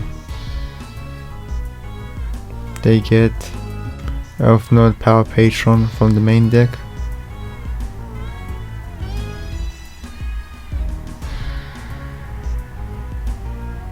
Then Synchro summon the Lucina and Power Patron into Elf Node Seraphim Shalitzia from the extra deck. They declare Power Patron in graveyard to search for Fortuna from deck to hand. When you space summon it, yeah, I'm just reading the Seraphim. So yeah, activate Horn, target a Fortuna to bounce it because I know they can only space summon once per turn. Put back Pikachu and draw a card.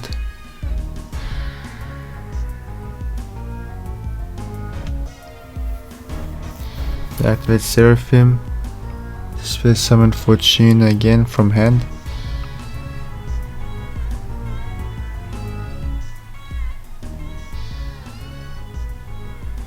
So there he is, 5 minute defuse. And I chain Golem out, pop the Fortuna. Defuse Spenta from hand in Alfarion. Diffusion summon into VF Ragnar in defense position. Opponent sets a card and ends turn. Go to my turn.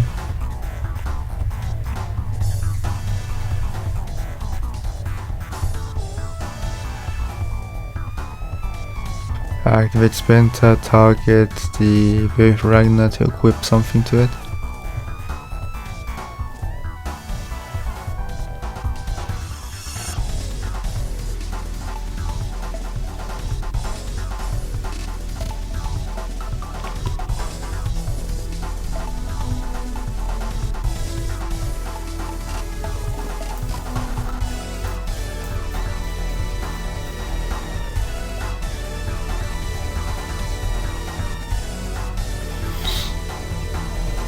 And space summons Fortuna with the Seraphim effect.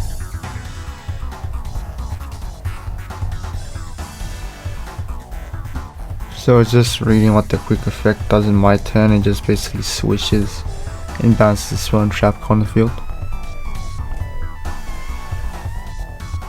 So switch to aura to attack position. And just double checking what the card does.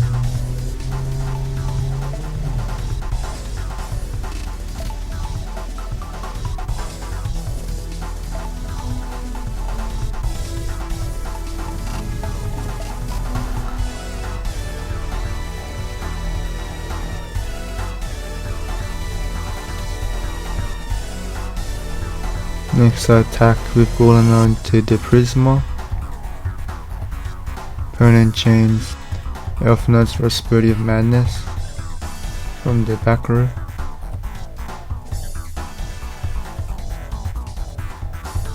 So I attack the Fortuna instead because I can only attack that one. Then it is Alfarion to attack the Prisma.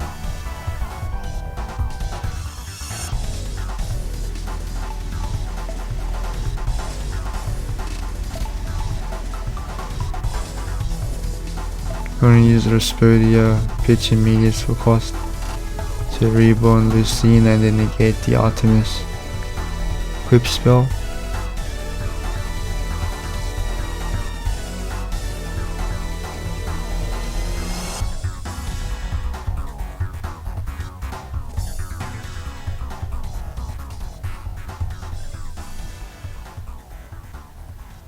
As my opponent activates Lucina on the main phase.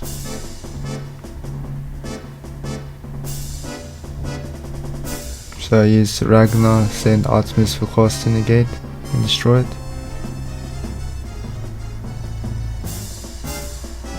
Then my opponent chains the Rasputia.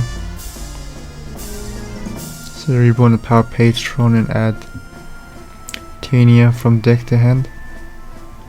Then disperse summon Tenia from hand, activate the effect that a continuous spell.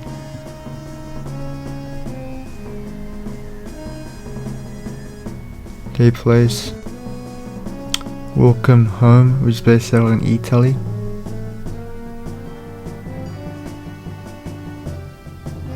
So here use effect Vela to negate Seraphim, and then my opponent uses Medius from graveyard, shuffling back the Tenia. Then uses Medius effect to spell summon another Power Patron from the main deck to synchro both of them into Axler Synchron. Then adding Tenia from the Power Patron grave, and we'll summon the Medius, banishing one of the cards of Foolish Burial, and then synchro both into Junk Speeder. Space summoning Jet Synchron, Assault Synchron, and I'll just skip up here because I know it's gonna hand loop me.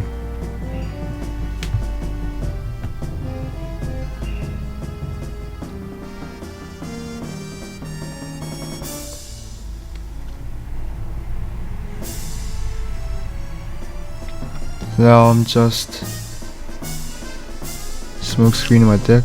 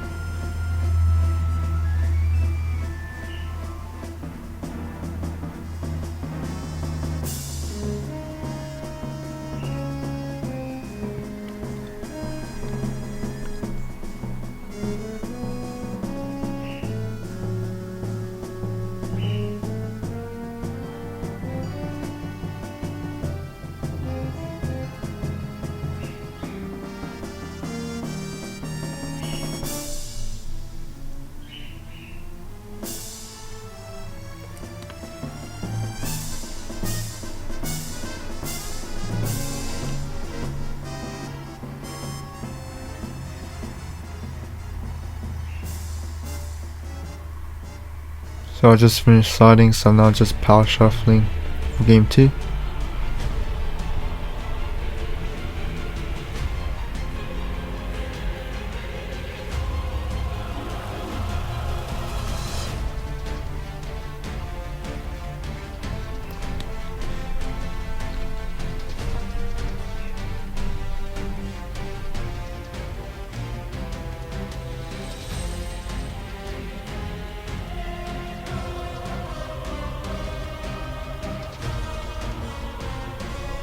So for game 2 I start off, of course.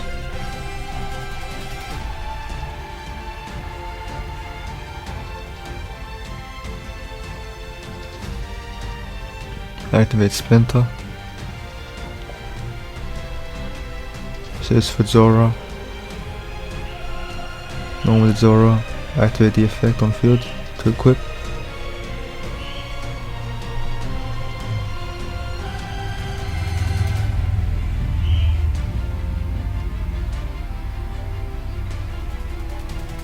Equip with iOS, activate Zora effect. Reborn the Splinter.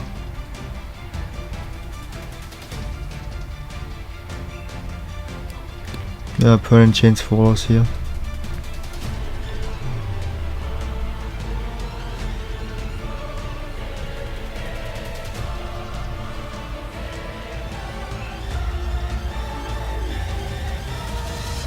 So I hit right here to fuse.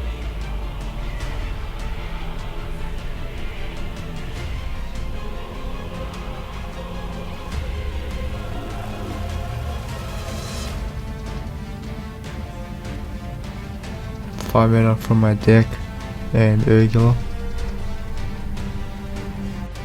into Gulamel.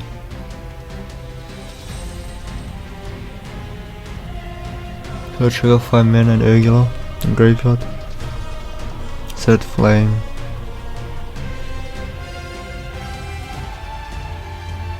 And horn.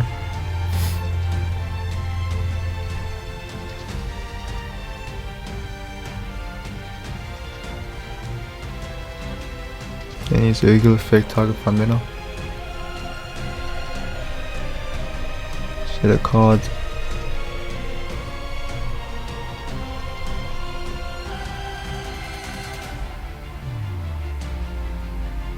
Just explain what Iris does.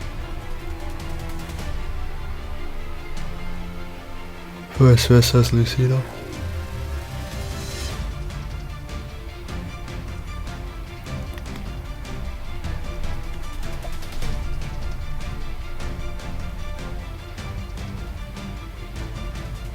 It's imperm to negate it. And activates Elf Notes Walking Home.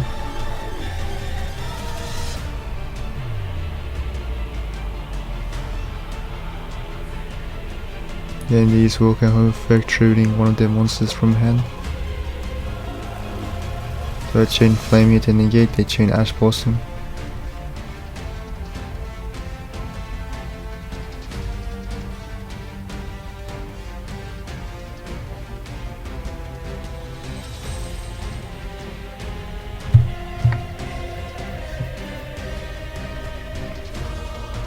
So it's 5 mana to fuse, and I chain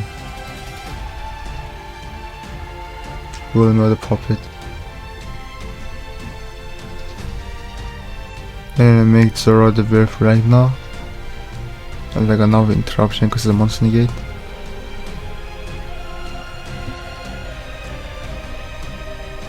And attacks with Lucina against my Zora.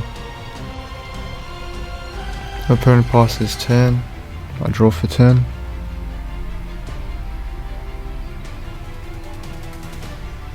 I use Zora's effect first to equip Mitsurugi to it, and then I use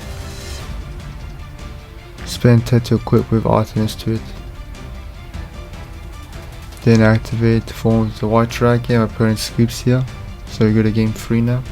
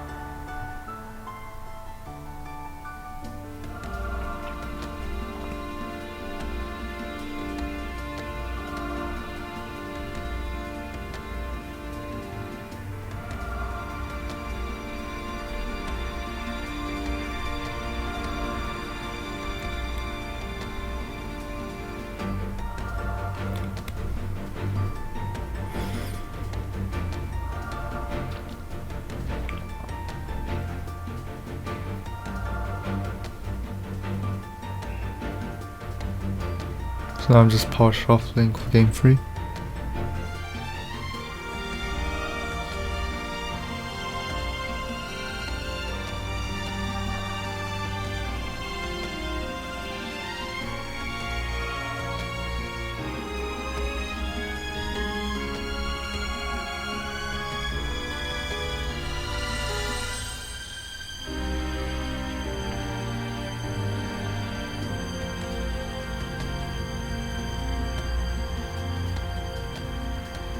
The opponent goes second, disperse summon Lucina from hand to declare the effect to search. I turn Ash to negate it. Opponent activates talents, draw 2. It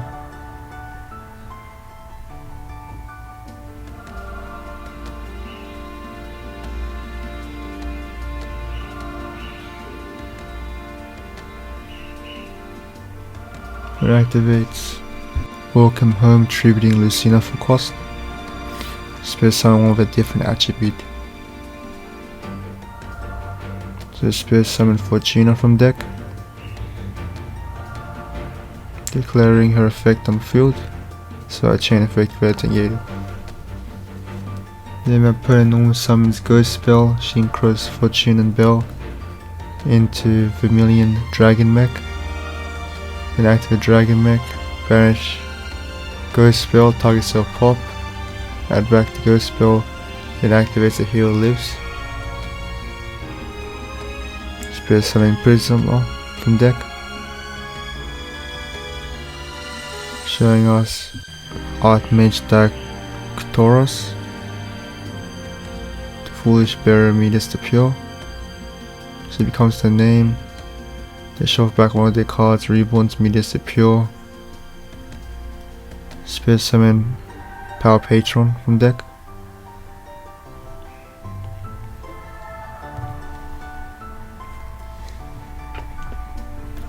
Shingo summon Prisma and Power Patron Axo Synchro. Adding Tenia from deck to hand of the Power Patron.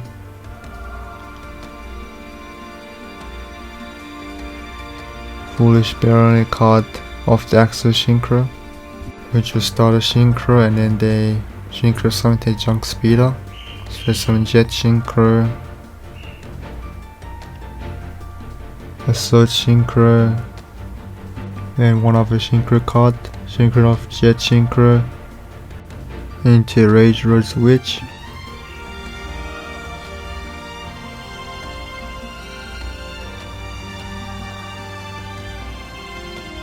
Then Synchro of Assault and Rage Roach into Axo Synchro, then Reborn the Assault Synchro.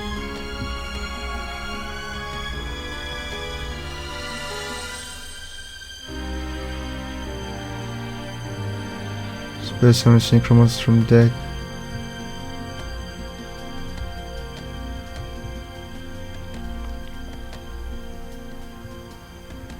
And they get Power Patron. String of Axe and Power Patron to Crimson Dragon.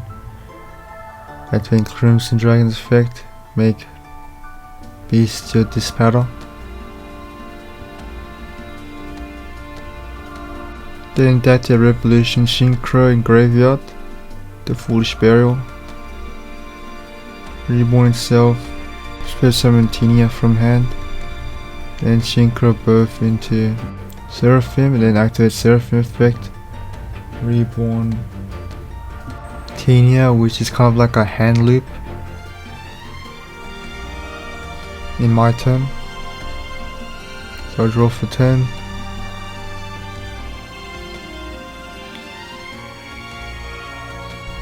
Opponents just explain to me what his cards do.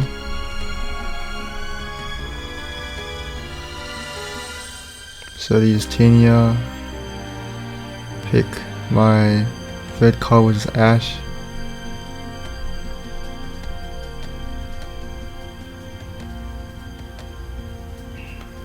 I activate Rahu. And then change Seraphim here. Reborn Lucina.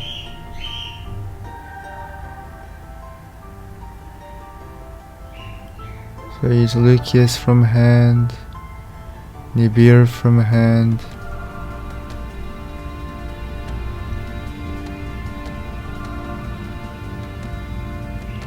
and Urgula to make Alfarion. Alfarion target Lucius and Ash, 2 Lucius, 3 Urgula. I'm gonna use this Gen X and get the Lucius because I used Lucius as my last chain link.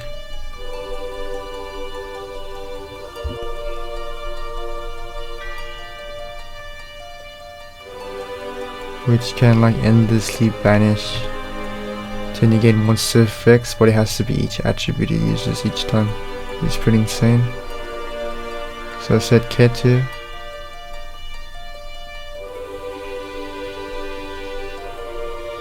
Then I search Fraxel. Fuse Afferent Fraxel into Sectarium.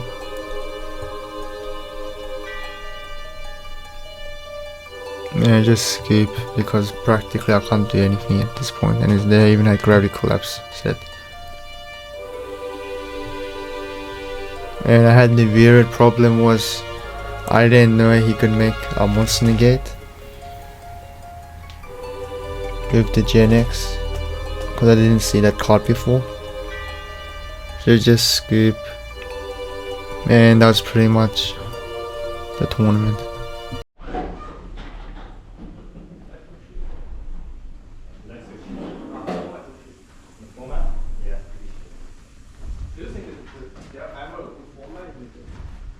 I think the format what you want was I think that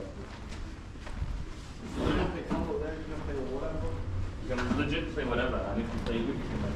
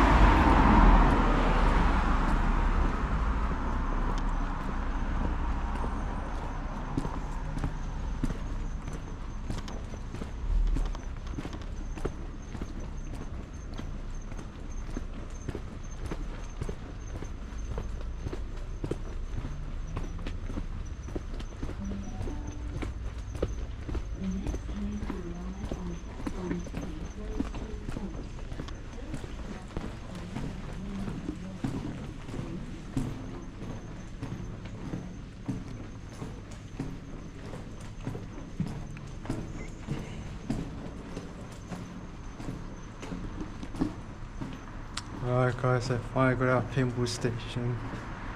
I'm gonna walk home now.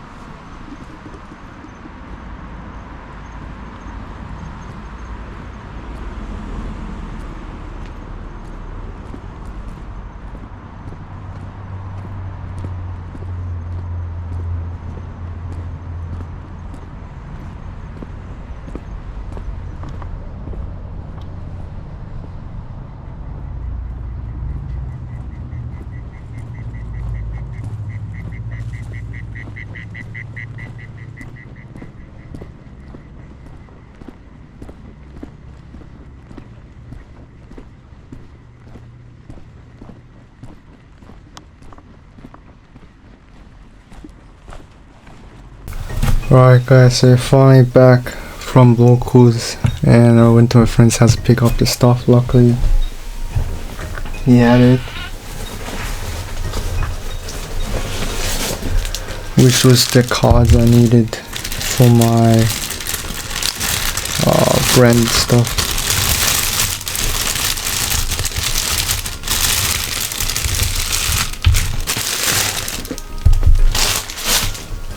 Let me get the playmat also.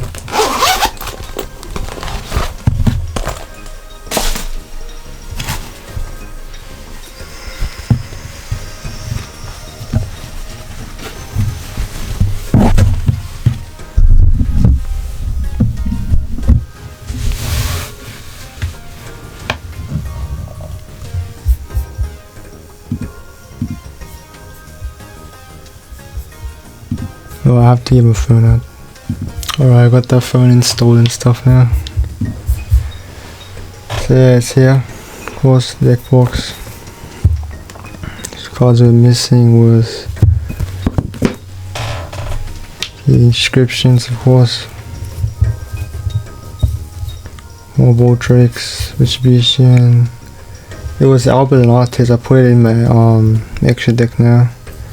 Chicken Game, Terraforming, two Rebellions, of course, Micaria, Light and Darkness, Lulu Walitif, Second Masquerade, Baron White, Fish Duplication, Banishment, and Gorgon of Zerphonia.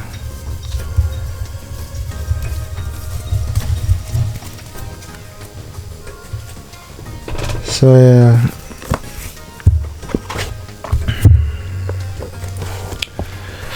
I'll try to make changes from the list we actually played today.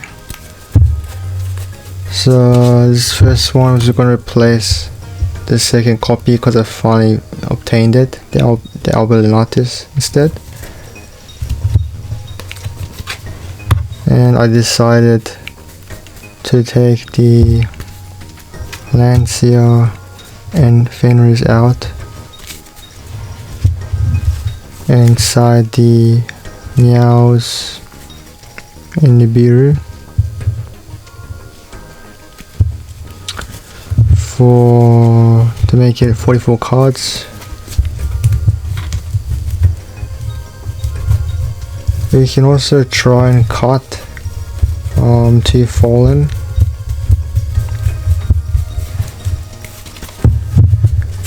To fit in the Nibiru's to make it 45 cards, and then maybe put back Fenrir or Lancia back into the side deck.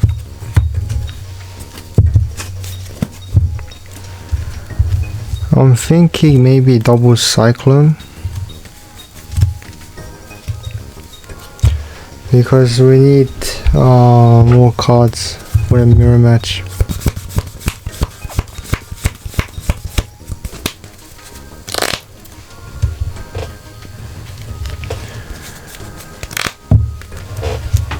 So yeah,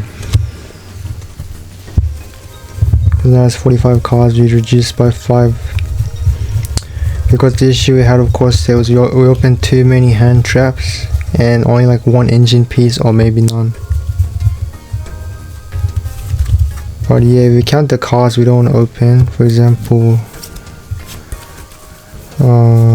Fraxil first, Crowley, and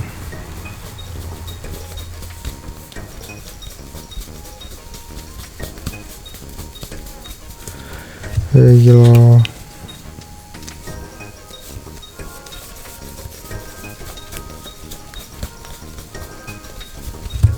any of the traps.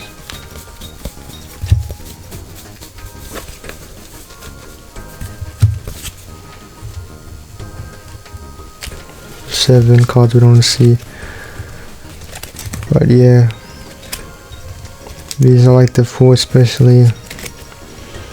You want to see these two if you have 5 mana, but these two are the worst.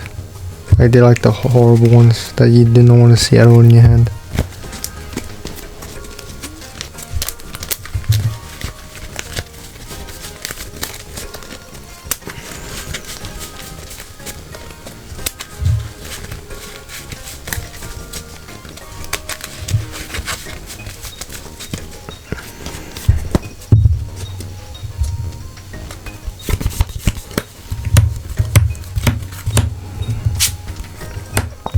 So I opened 2 of them.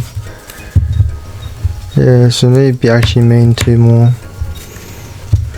inside the Nibiru. Because I don't think Nibiru is that popular at this format, unfortunately. It's only good against certain things. But yeah, it's either Nibiru or Vela.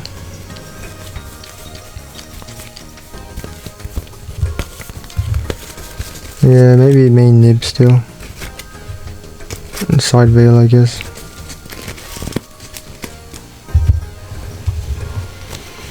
So you got 6 ways. They're like problematic stuff on board. Oh yeah, this isn't bad for 45 cards.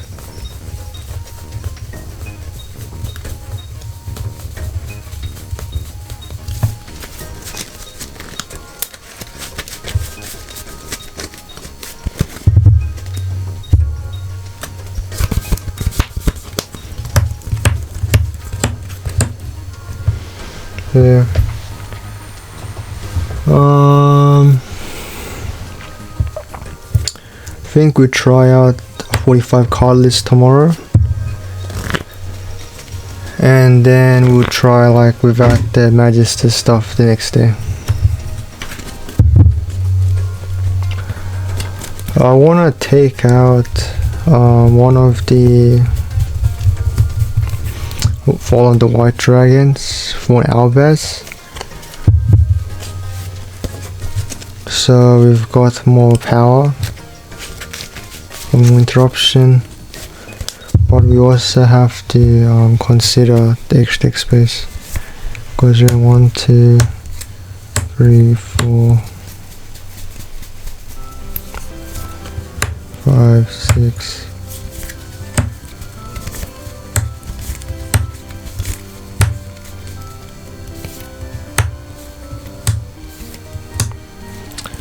Because the deck space is already tight, because you pretty much need everything here.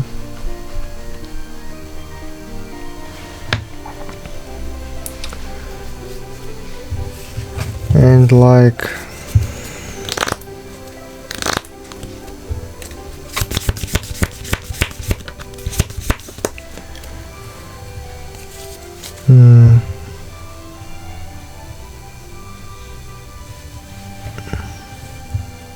like these two aren't like as fantastic. This one you can only get like 1 more search of the quick play spell. This one searches your poly for infusion.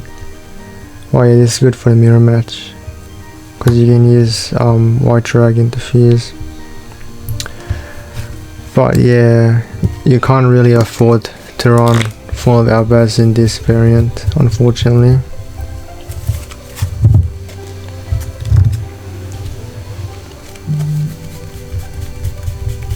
So yeah, I wanna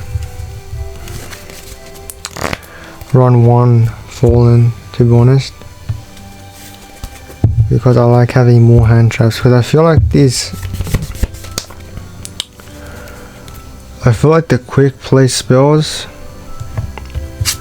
are slower because you don't want to use the Fallen and Virtuous against a already established board, you know what I mean? Like, it's only fantastic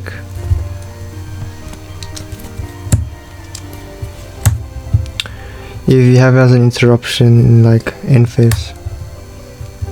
So yeah, I really don't know about running all 3 copies about it. I've seen 2 of it, but the deck is 44 cards. So I'm in a bit of a pickle here. But yeah.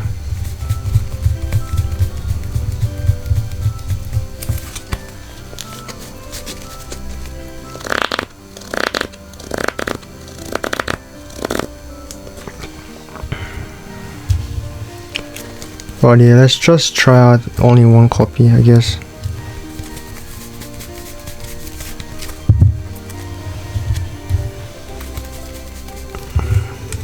And then just silence it.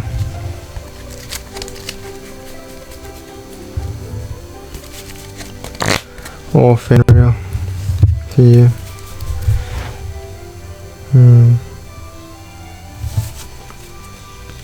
Throw this card. This is good against Dimension Fish as well, because this is one you have to send to extra deck to graveyard for cost. We have to keep that in mind.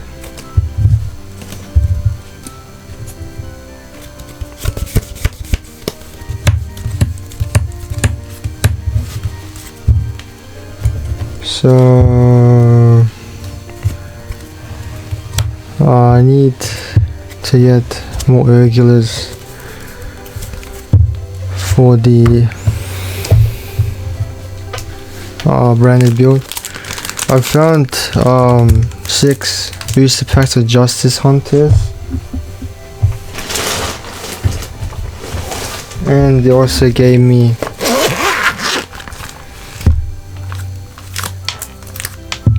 two Justice Hunters and 1 Maze of Muertos.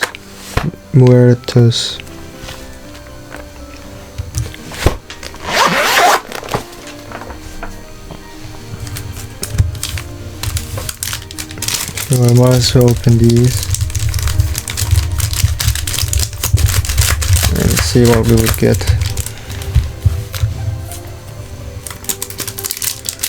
This pack wrote first Ed Justice Hunters with Arthurion, Ripper, and Snatchy, and Lollipop, Copsy, and Cookie. 7 cards in every pack, of course. Let's see an open, of course. Always guaranteed hollow.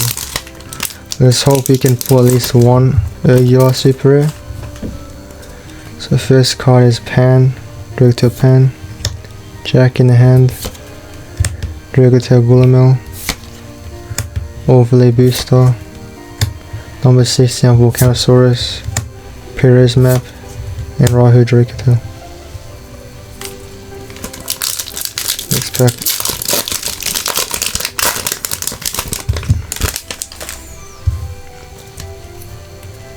Got Nationalite, K9EW Special Release Experiment, a Gym Chain, King Kabuyo, Kopsuyami, Paradise Smasher. Damn. Starlight Rare, 5 mana.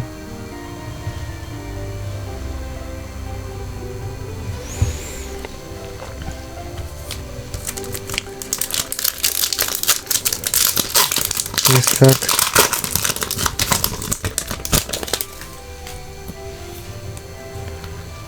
Cross Sheep,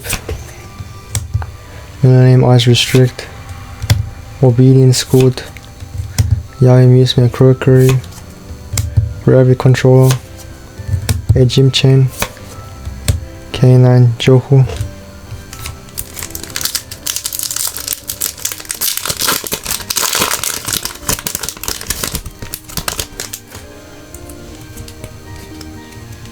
Cross Sheep, Artifact Durandal, Museum Crockery, Polymerization, Martian Metamatcha, Trajectory. I want the rare, man. I want Super, please.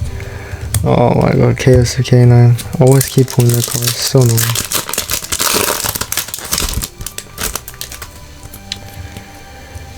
King Kabir, Cookie Yamiwe, number 67 Paradise Smasher, Director Flame, Overlay Booster, Herald Arclight, and Yami Redemption. 3 more to go.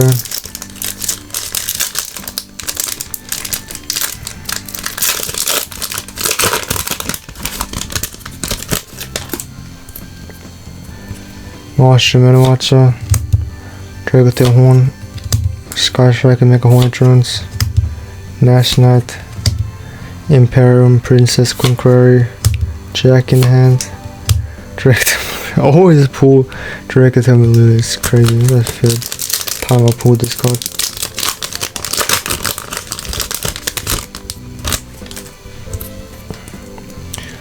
Polymerization, CXC's Nash Knight, Super Rush Recklessly, Dragotail Regular, number 69 Volcanosaurus, K9 LC Release Restraint, Yummy Snatch.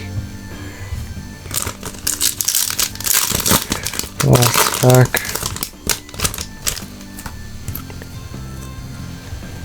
Dragotail Regular, K9 LC Release Restraint, Obedience Gold, Hero Princess Conqueror, Cross Sheep, Nash Knight, and last card is Area Common. Xena. Wow, that's pretty crazy, think about it. We opened how many packs?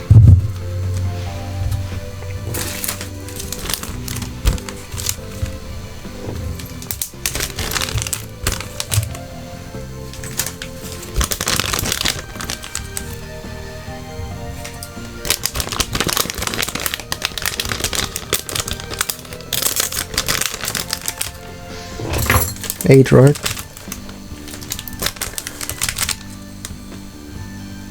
8 packs. We pulled the most expensive ultra rare we had in the beginning. Our starred rare,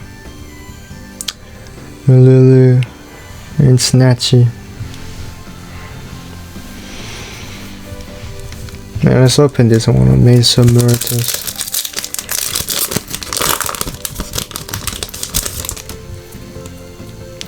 Gnome Material, Soul Union, Roid,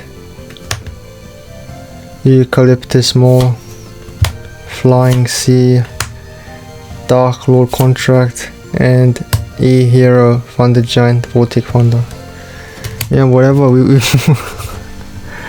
we at least put a star rare, which is nice, and like this one's pretty good, I think. Hopefully it's something maybe like 30 bucks probably, I don't know, but I wish it was. Yeah, look at the condition, very near mint.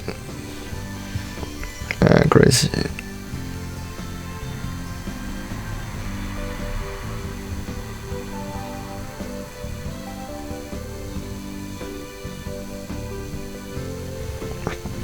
Now I want to pick up more Justice Hunters packs now. Last 2 star. I pulled 2 star rares as well from this set. This is my first star rare. It was Queso K9 and Lupus. Alright. So let me just take a quick photo of this.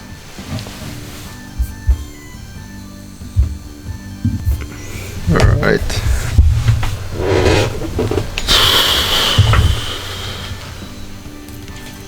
Get some penny sleeves there. I kind of want to sell these 3, but I want to keep the fundamental. Let's hope it's worth money. It is.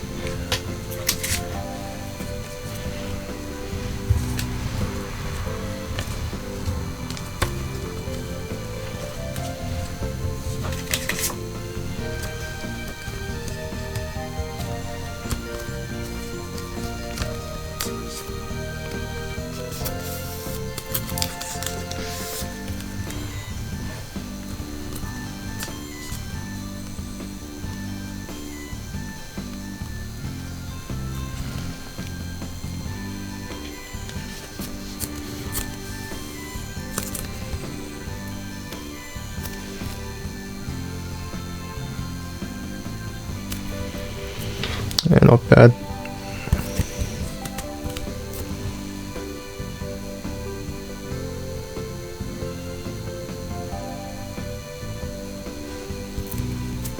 No, I kinda want to max already did now.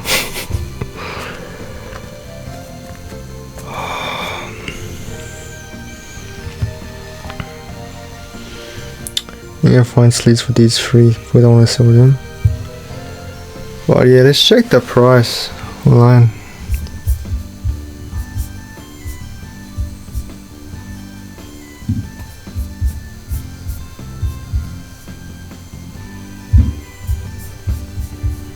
Right.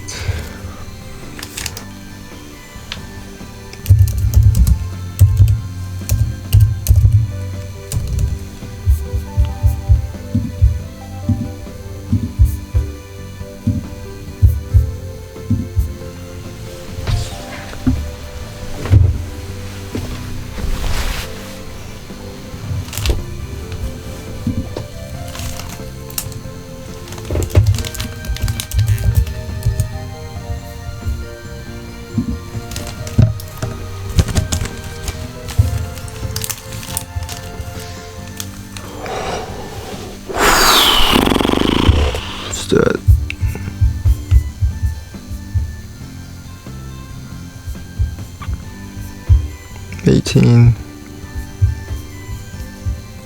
Japanese coin. Oh my god, can I not do this?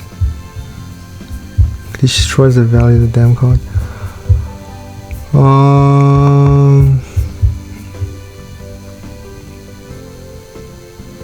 Let's check what 1858 USD is. Better be at least 30 bucks.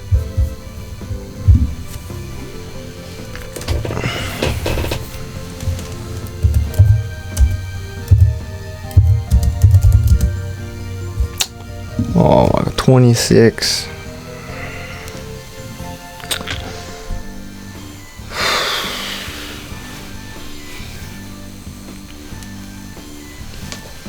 No, what is better than nothing?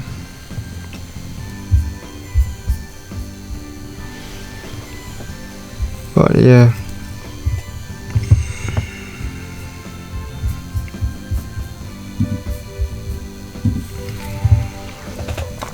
What's Maliss price? It's gonna be horrible, isn't it? Oh my god. Damn, full tanked. It's like $1 now, it's worthless.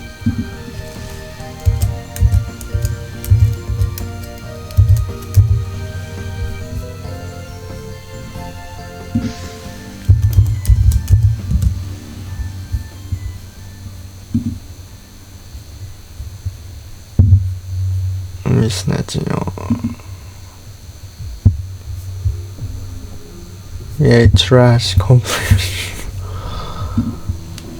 Let's try card market.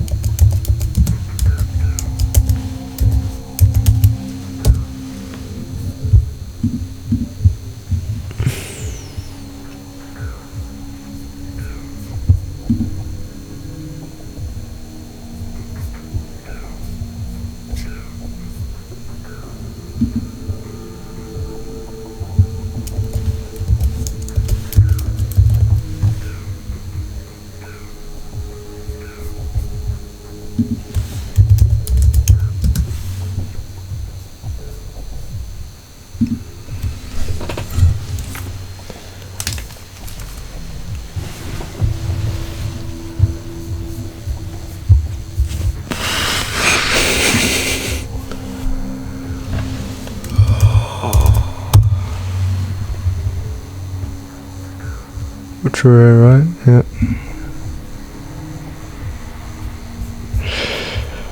Oh my god, this is actually massacre. Alright, so I'm probably gonna have to say Zuna sadly. I remember back when she was like 90 bucks.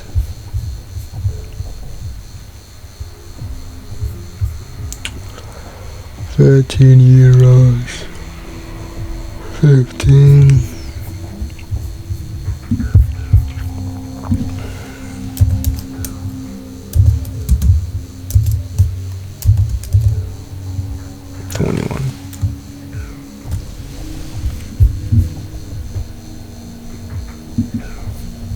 whatever. We'll sell it for like 30 bucks.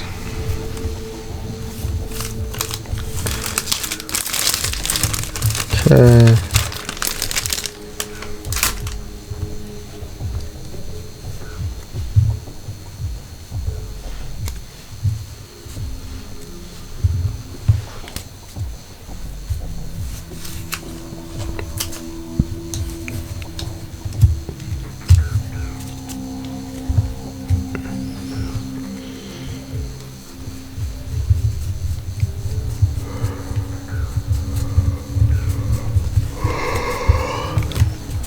Sadly, I might have to play these too.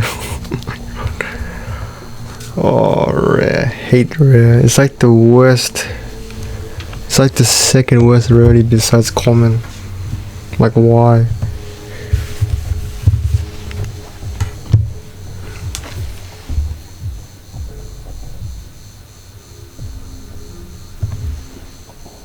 Oh yeah, it's pretty nice. I kinda wanna play it actually. Let's take take out one of the 5 minutes.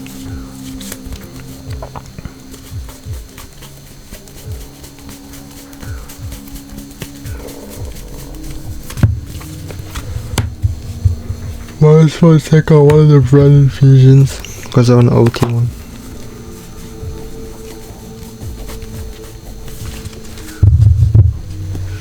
One of these. Yeah, let's do that.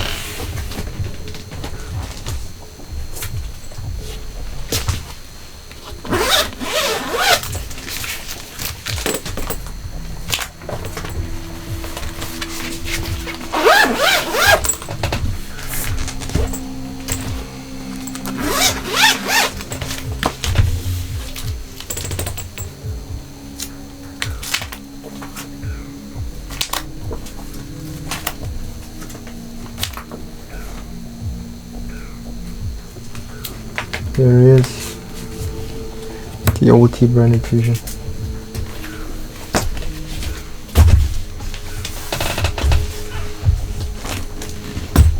Okay.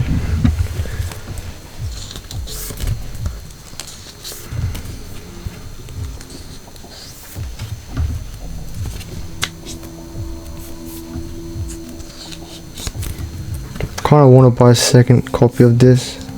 It's like 70 bucks.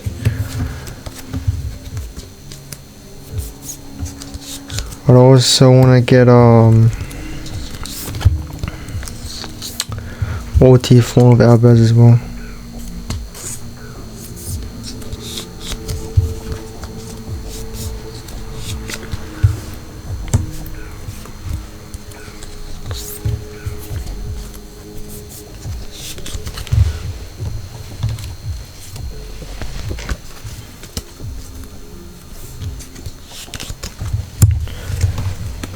But yeah, just leave this here for now. It's very nice.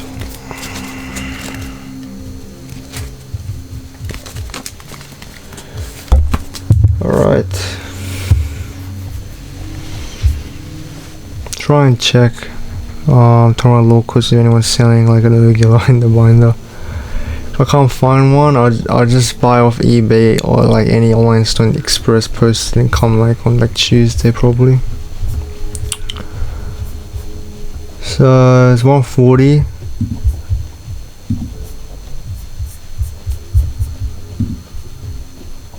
Why don't we just play 1 or 2 matches and then go to sleep?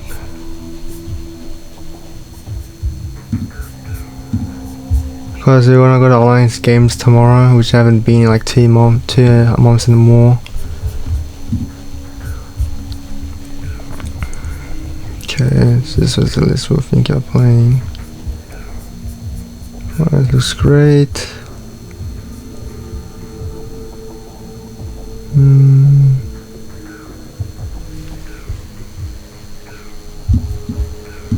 Went to the main nib inside Mono, pretty sure.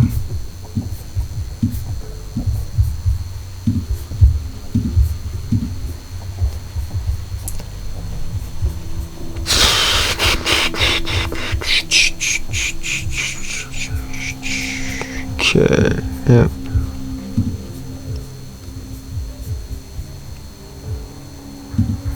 starters. I want to see how well it is with only one. 4 individuals.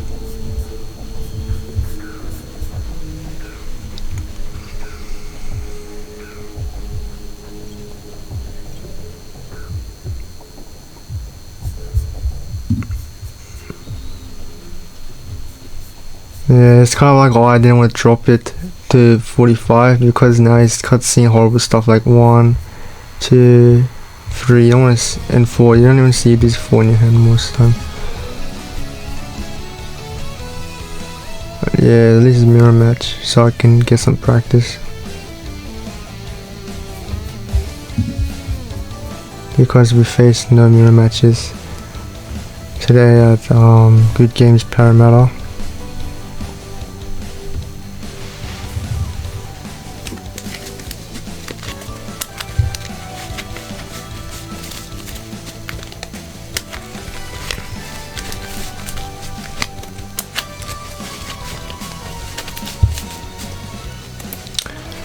Like this matches this engine. Of course it helps you bridge into the other 2 engines, but problem is with this engine is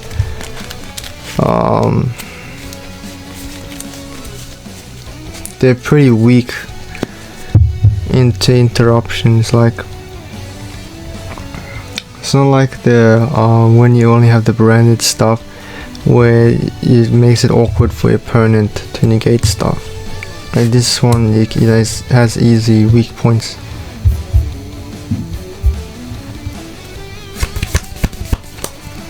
Nip, Rahu, Cartesia, Branded Fusion, Fallen, the White Dragon, pretty nice. Sadly only open 1 hand trap. But yeah, I feel like we have to make it 45 now because as many times we would open 3 to 4 or possibly 5 hand traps and 0 engine. So I might have to go to this route, unfortunately.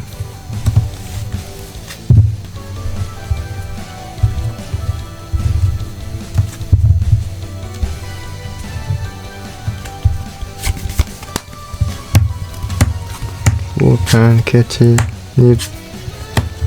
There you go.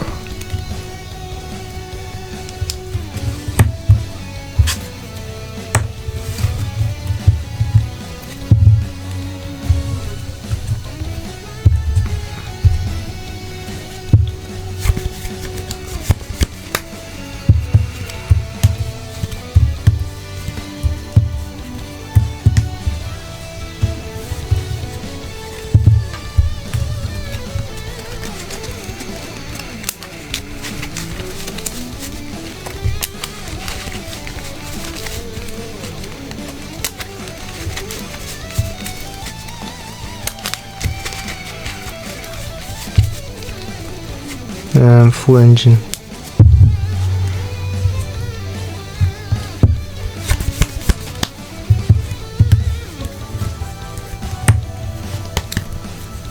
What's this?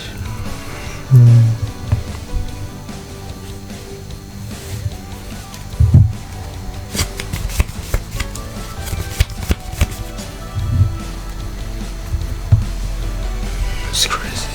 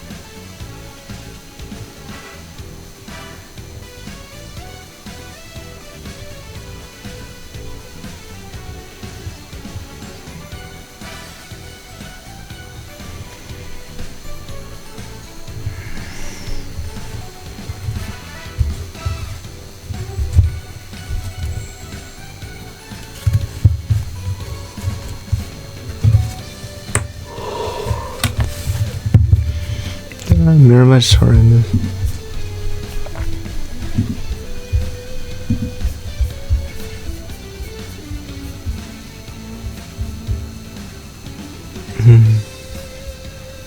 escape. Don't want them knowing what I'm playing.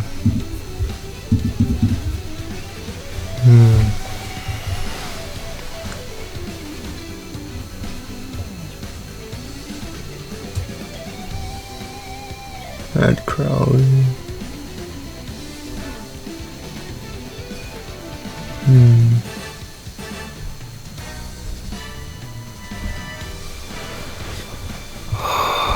Yeah, take a nib.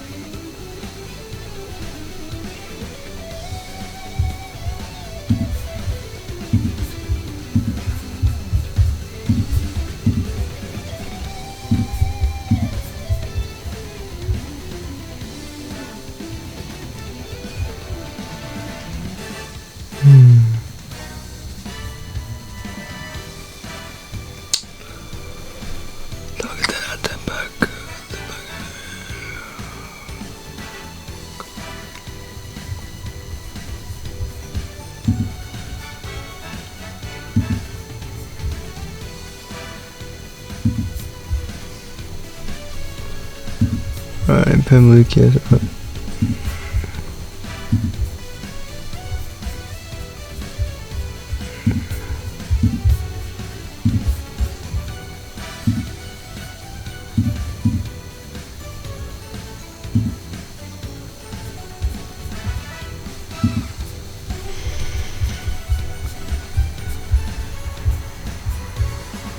Oh, this and this.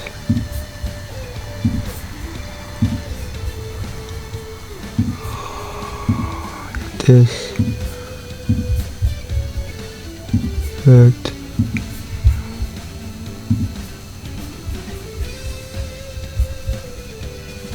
Should rock him.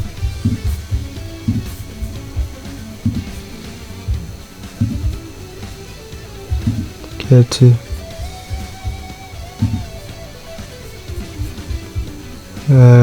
Pen. Use this now. It's pen, there you go.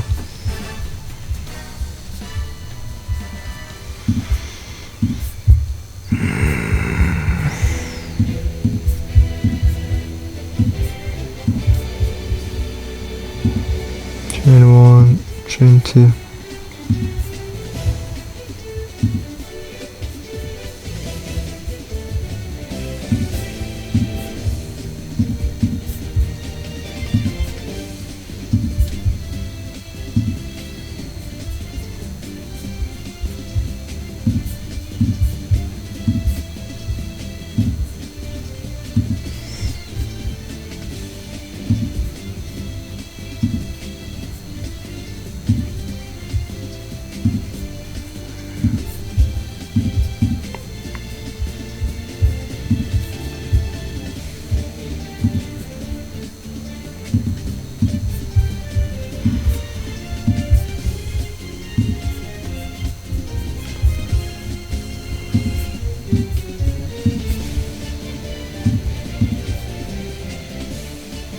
Yeah, pass like this.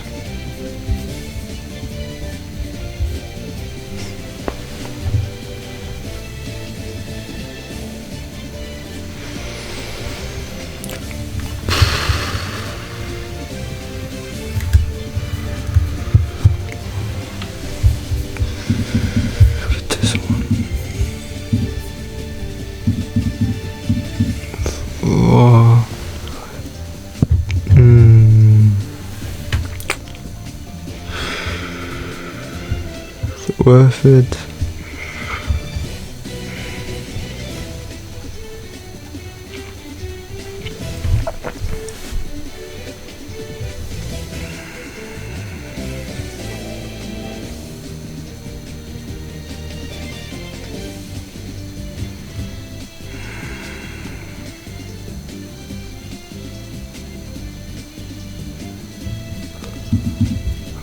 Why not?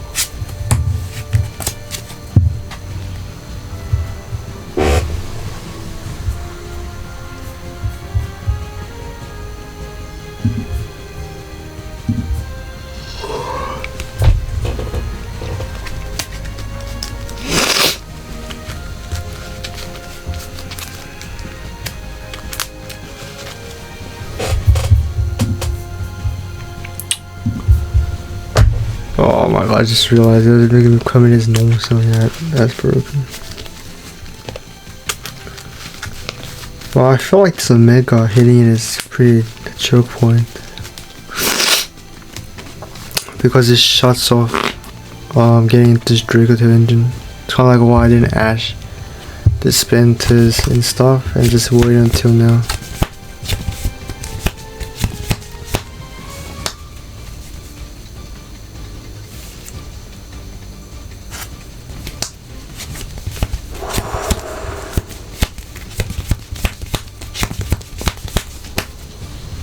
Ooh, ooh.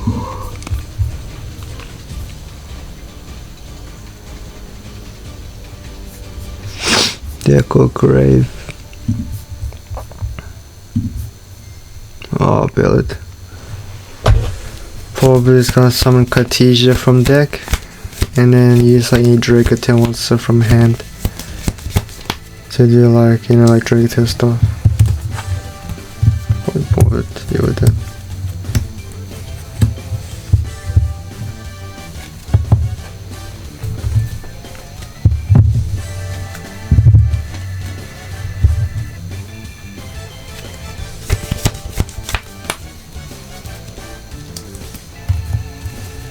What's wrong? Nip, camera, nip again. Wow, the white dragon.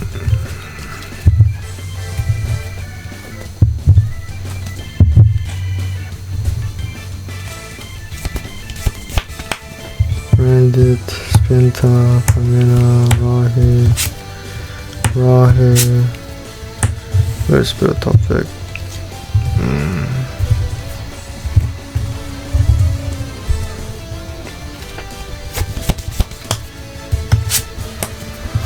Cartesia, Fraxel, Vela, top deck is Ash. Yep.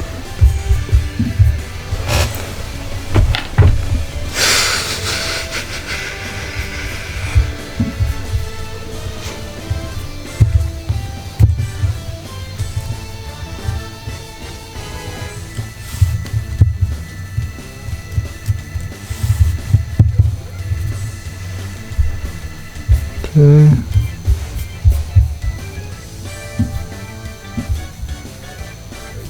Yep.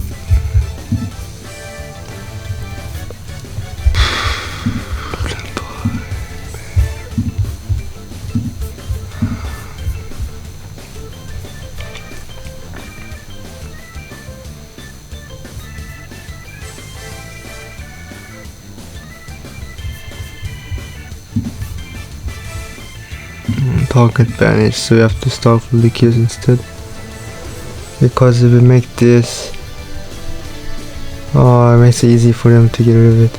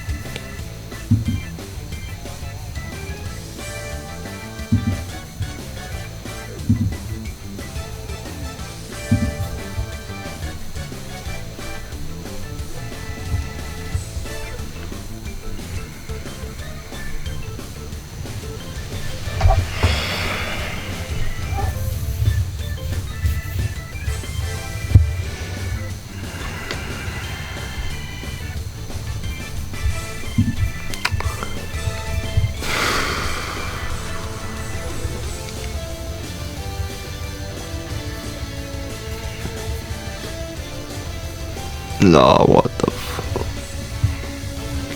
Oh, it's reborn. Live, okay.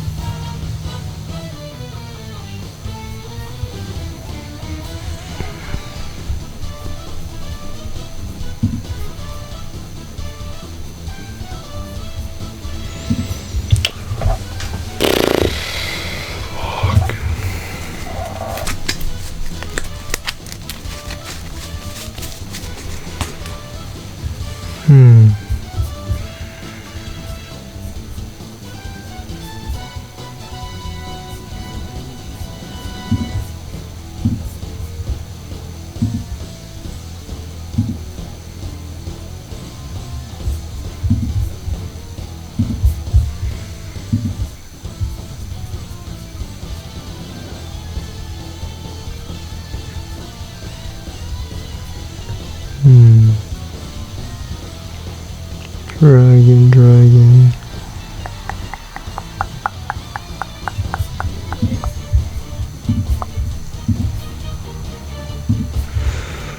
Only a spell cost.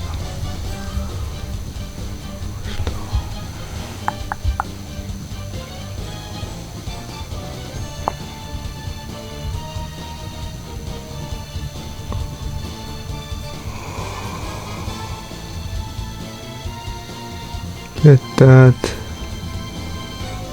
This one. This one pop. Get 5 mana, we can do that.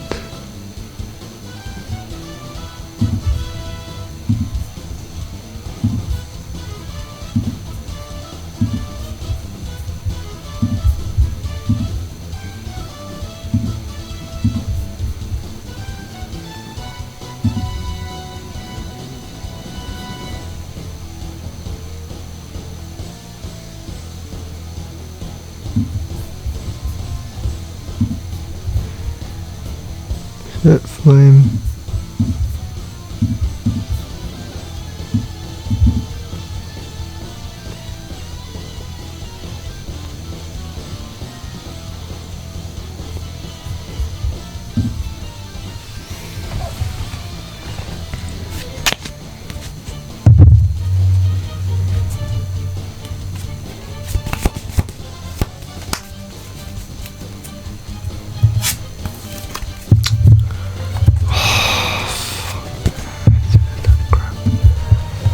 Yeah.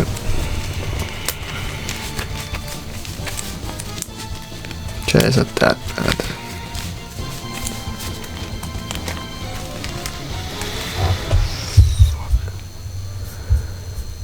Oh my god, why is it a fiend? It's a freaking Magister's card.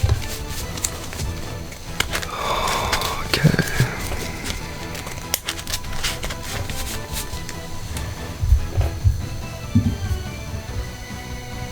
Wait.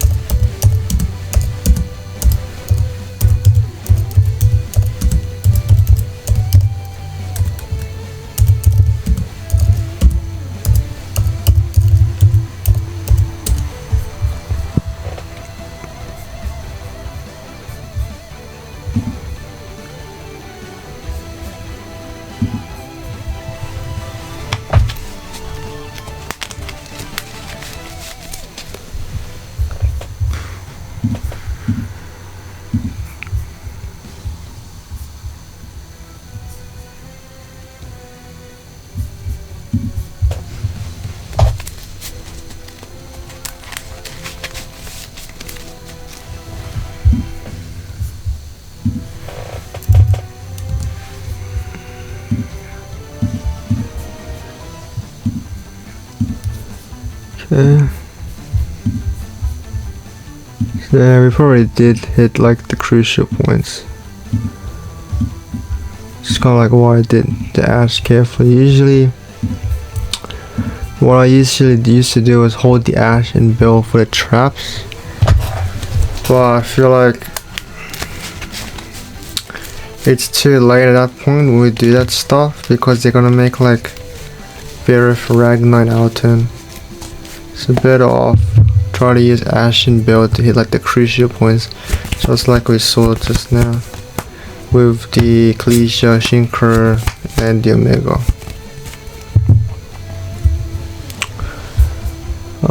One more match for real. I want to sleep after this.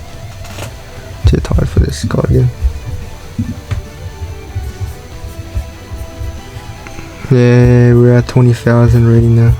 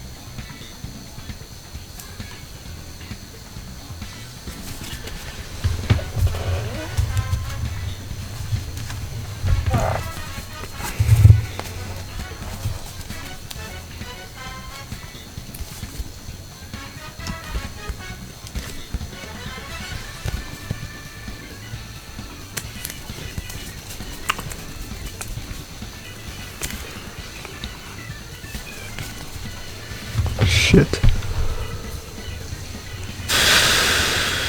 Okay. Yeah, better off safe for the continuous.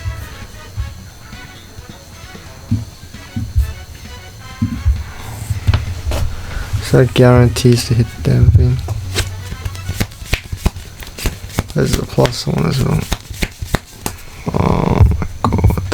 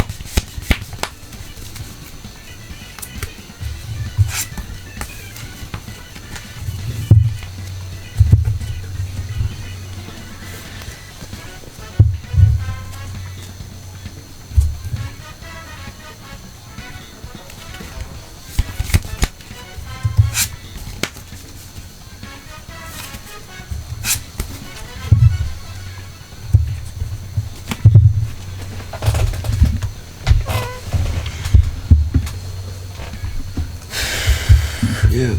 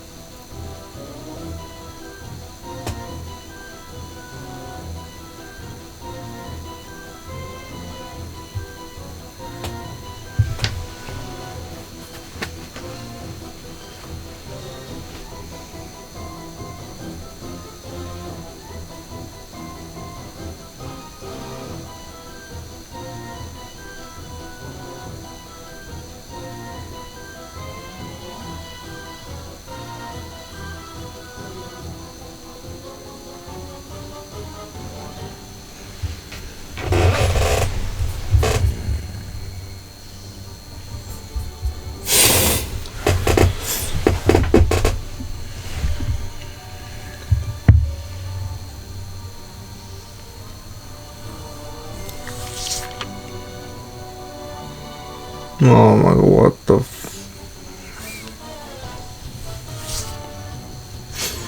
Yeah, you're gonna ban this next. Oh.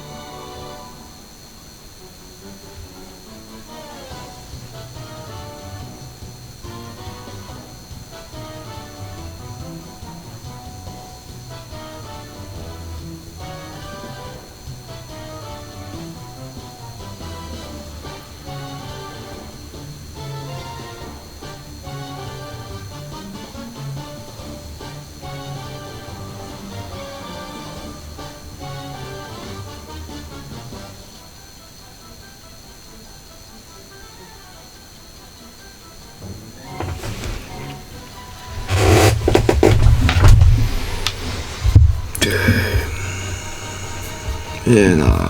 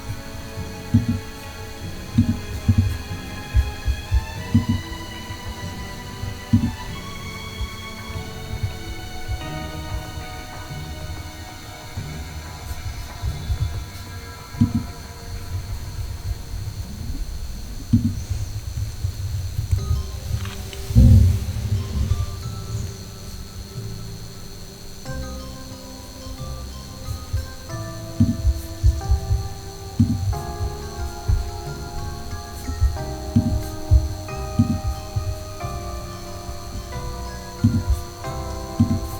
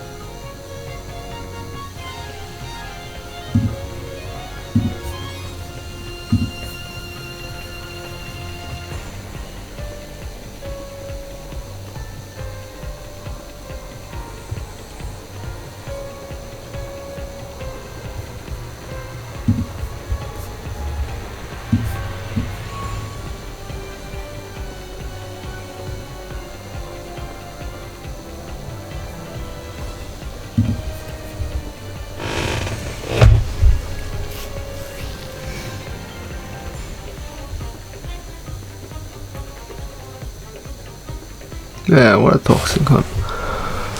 Alright.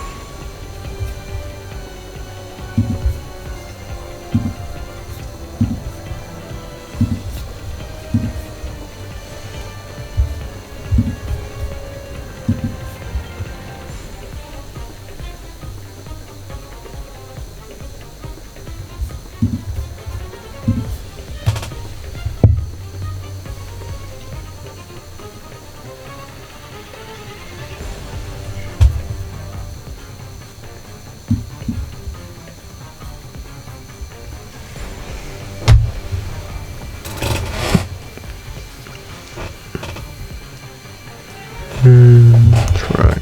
Alright.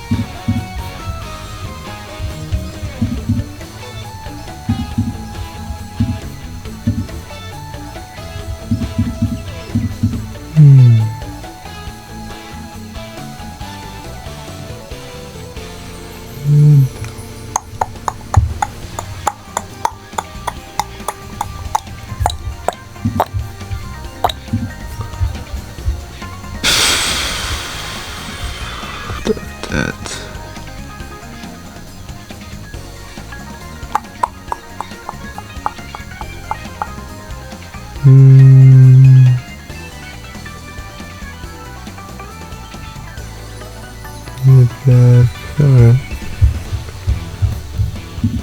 Yeah, we don't need for that.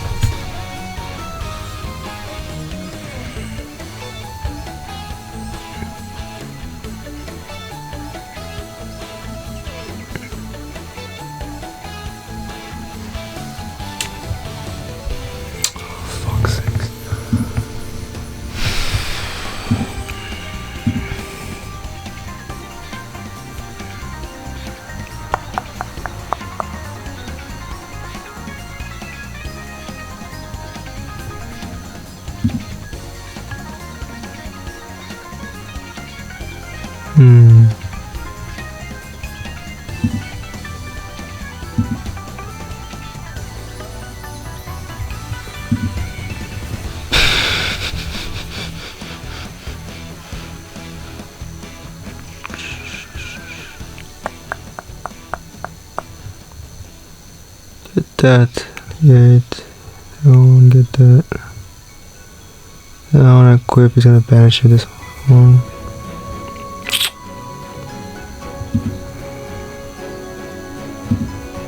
Yeah, what is it?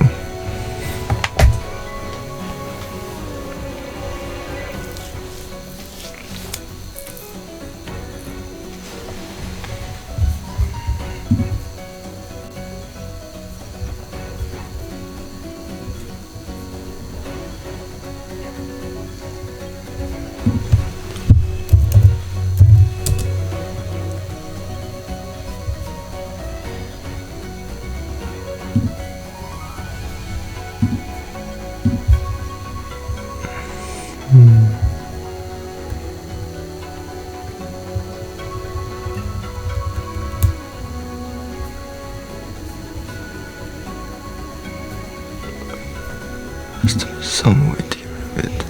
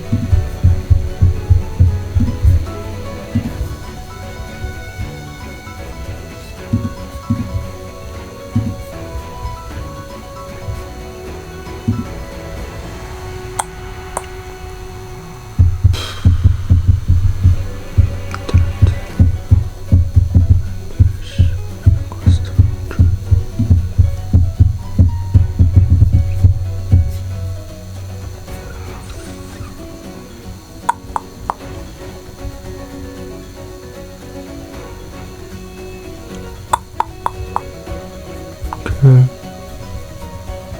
Hmm.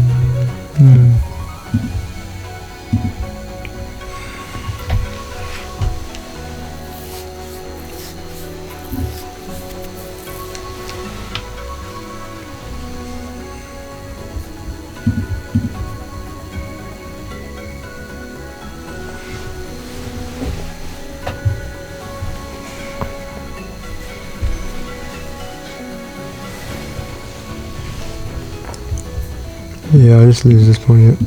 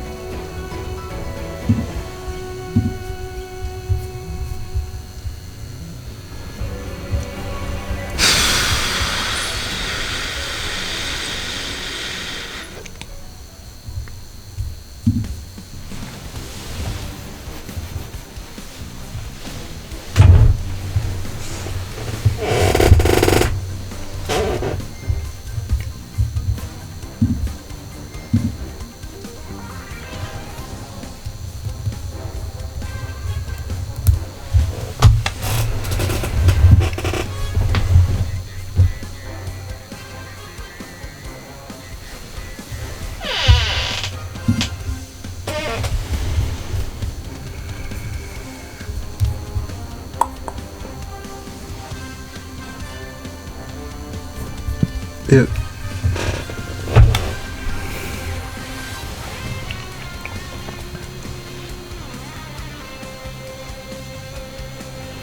This stack, it won't hit like the link to, I'm pretty sure, because it lets like add to or something.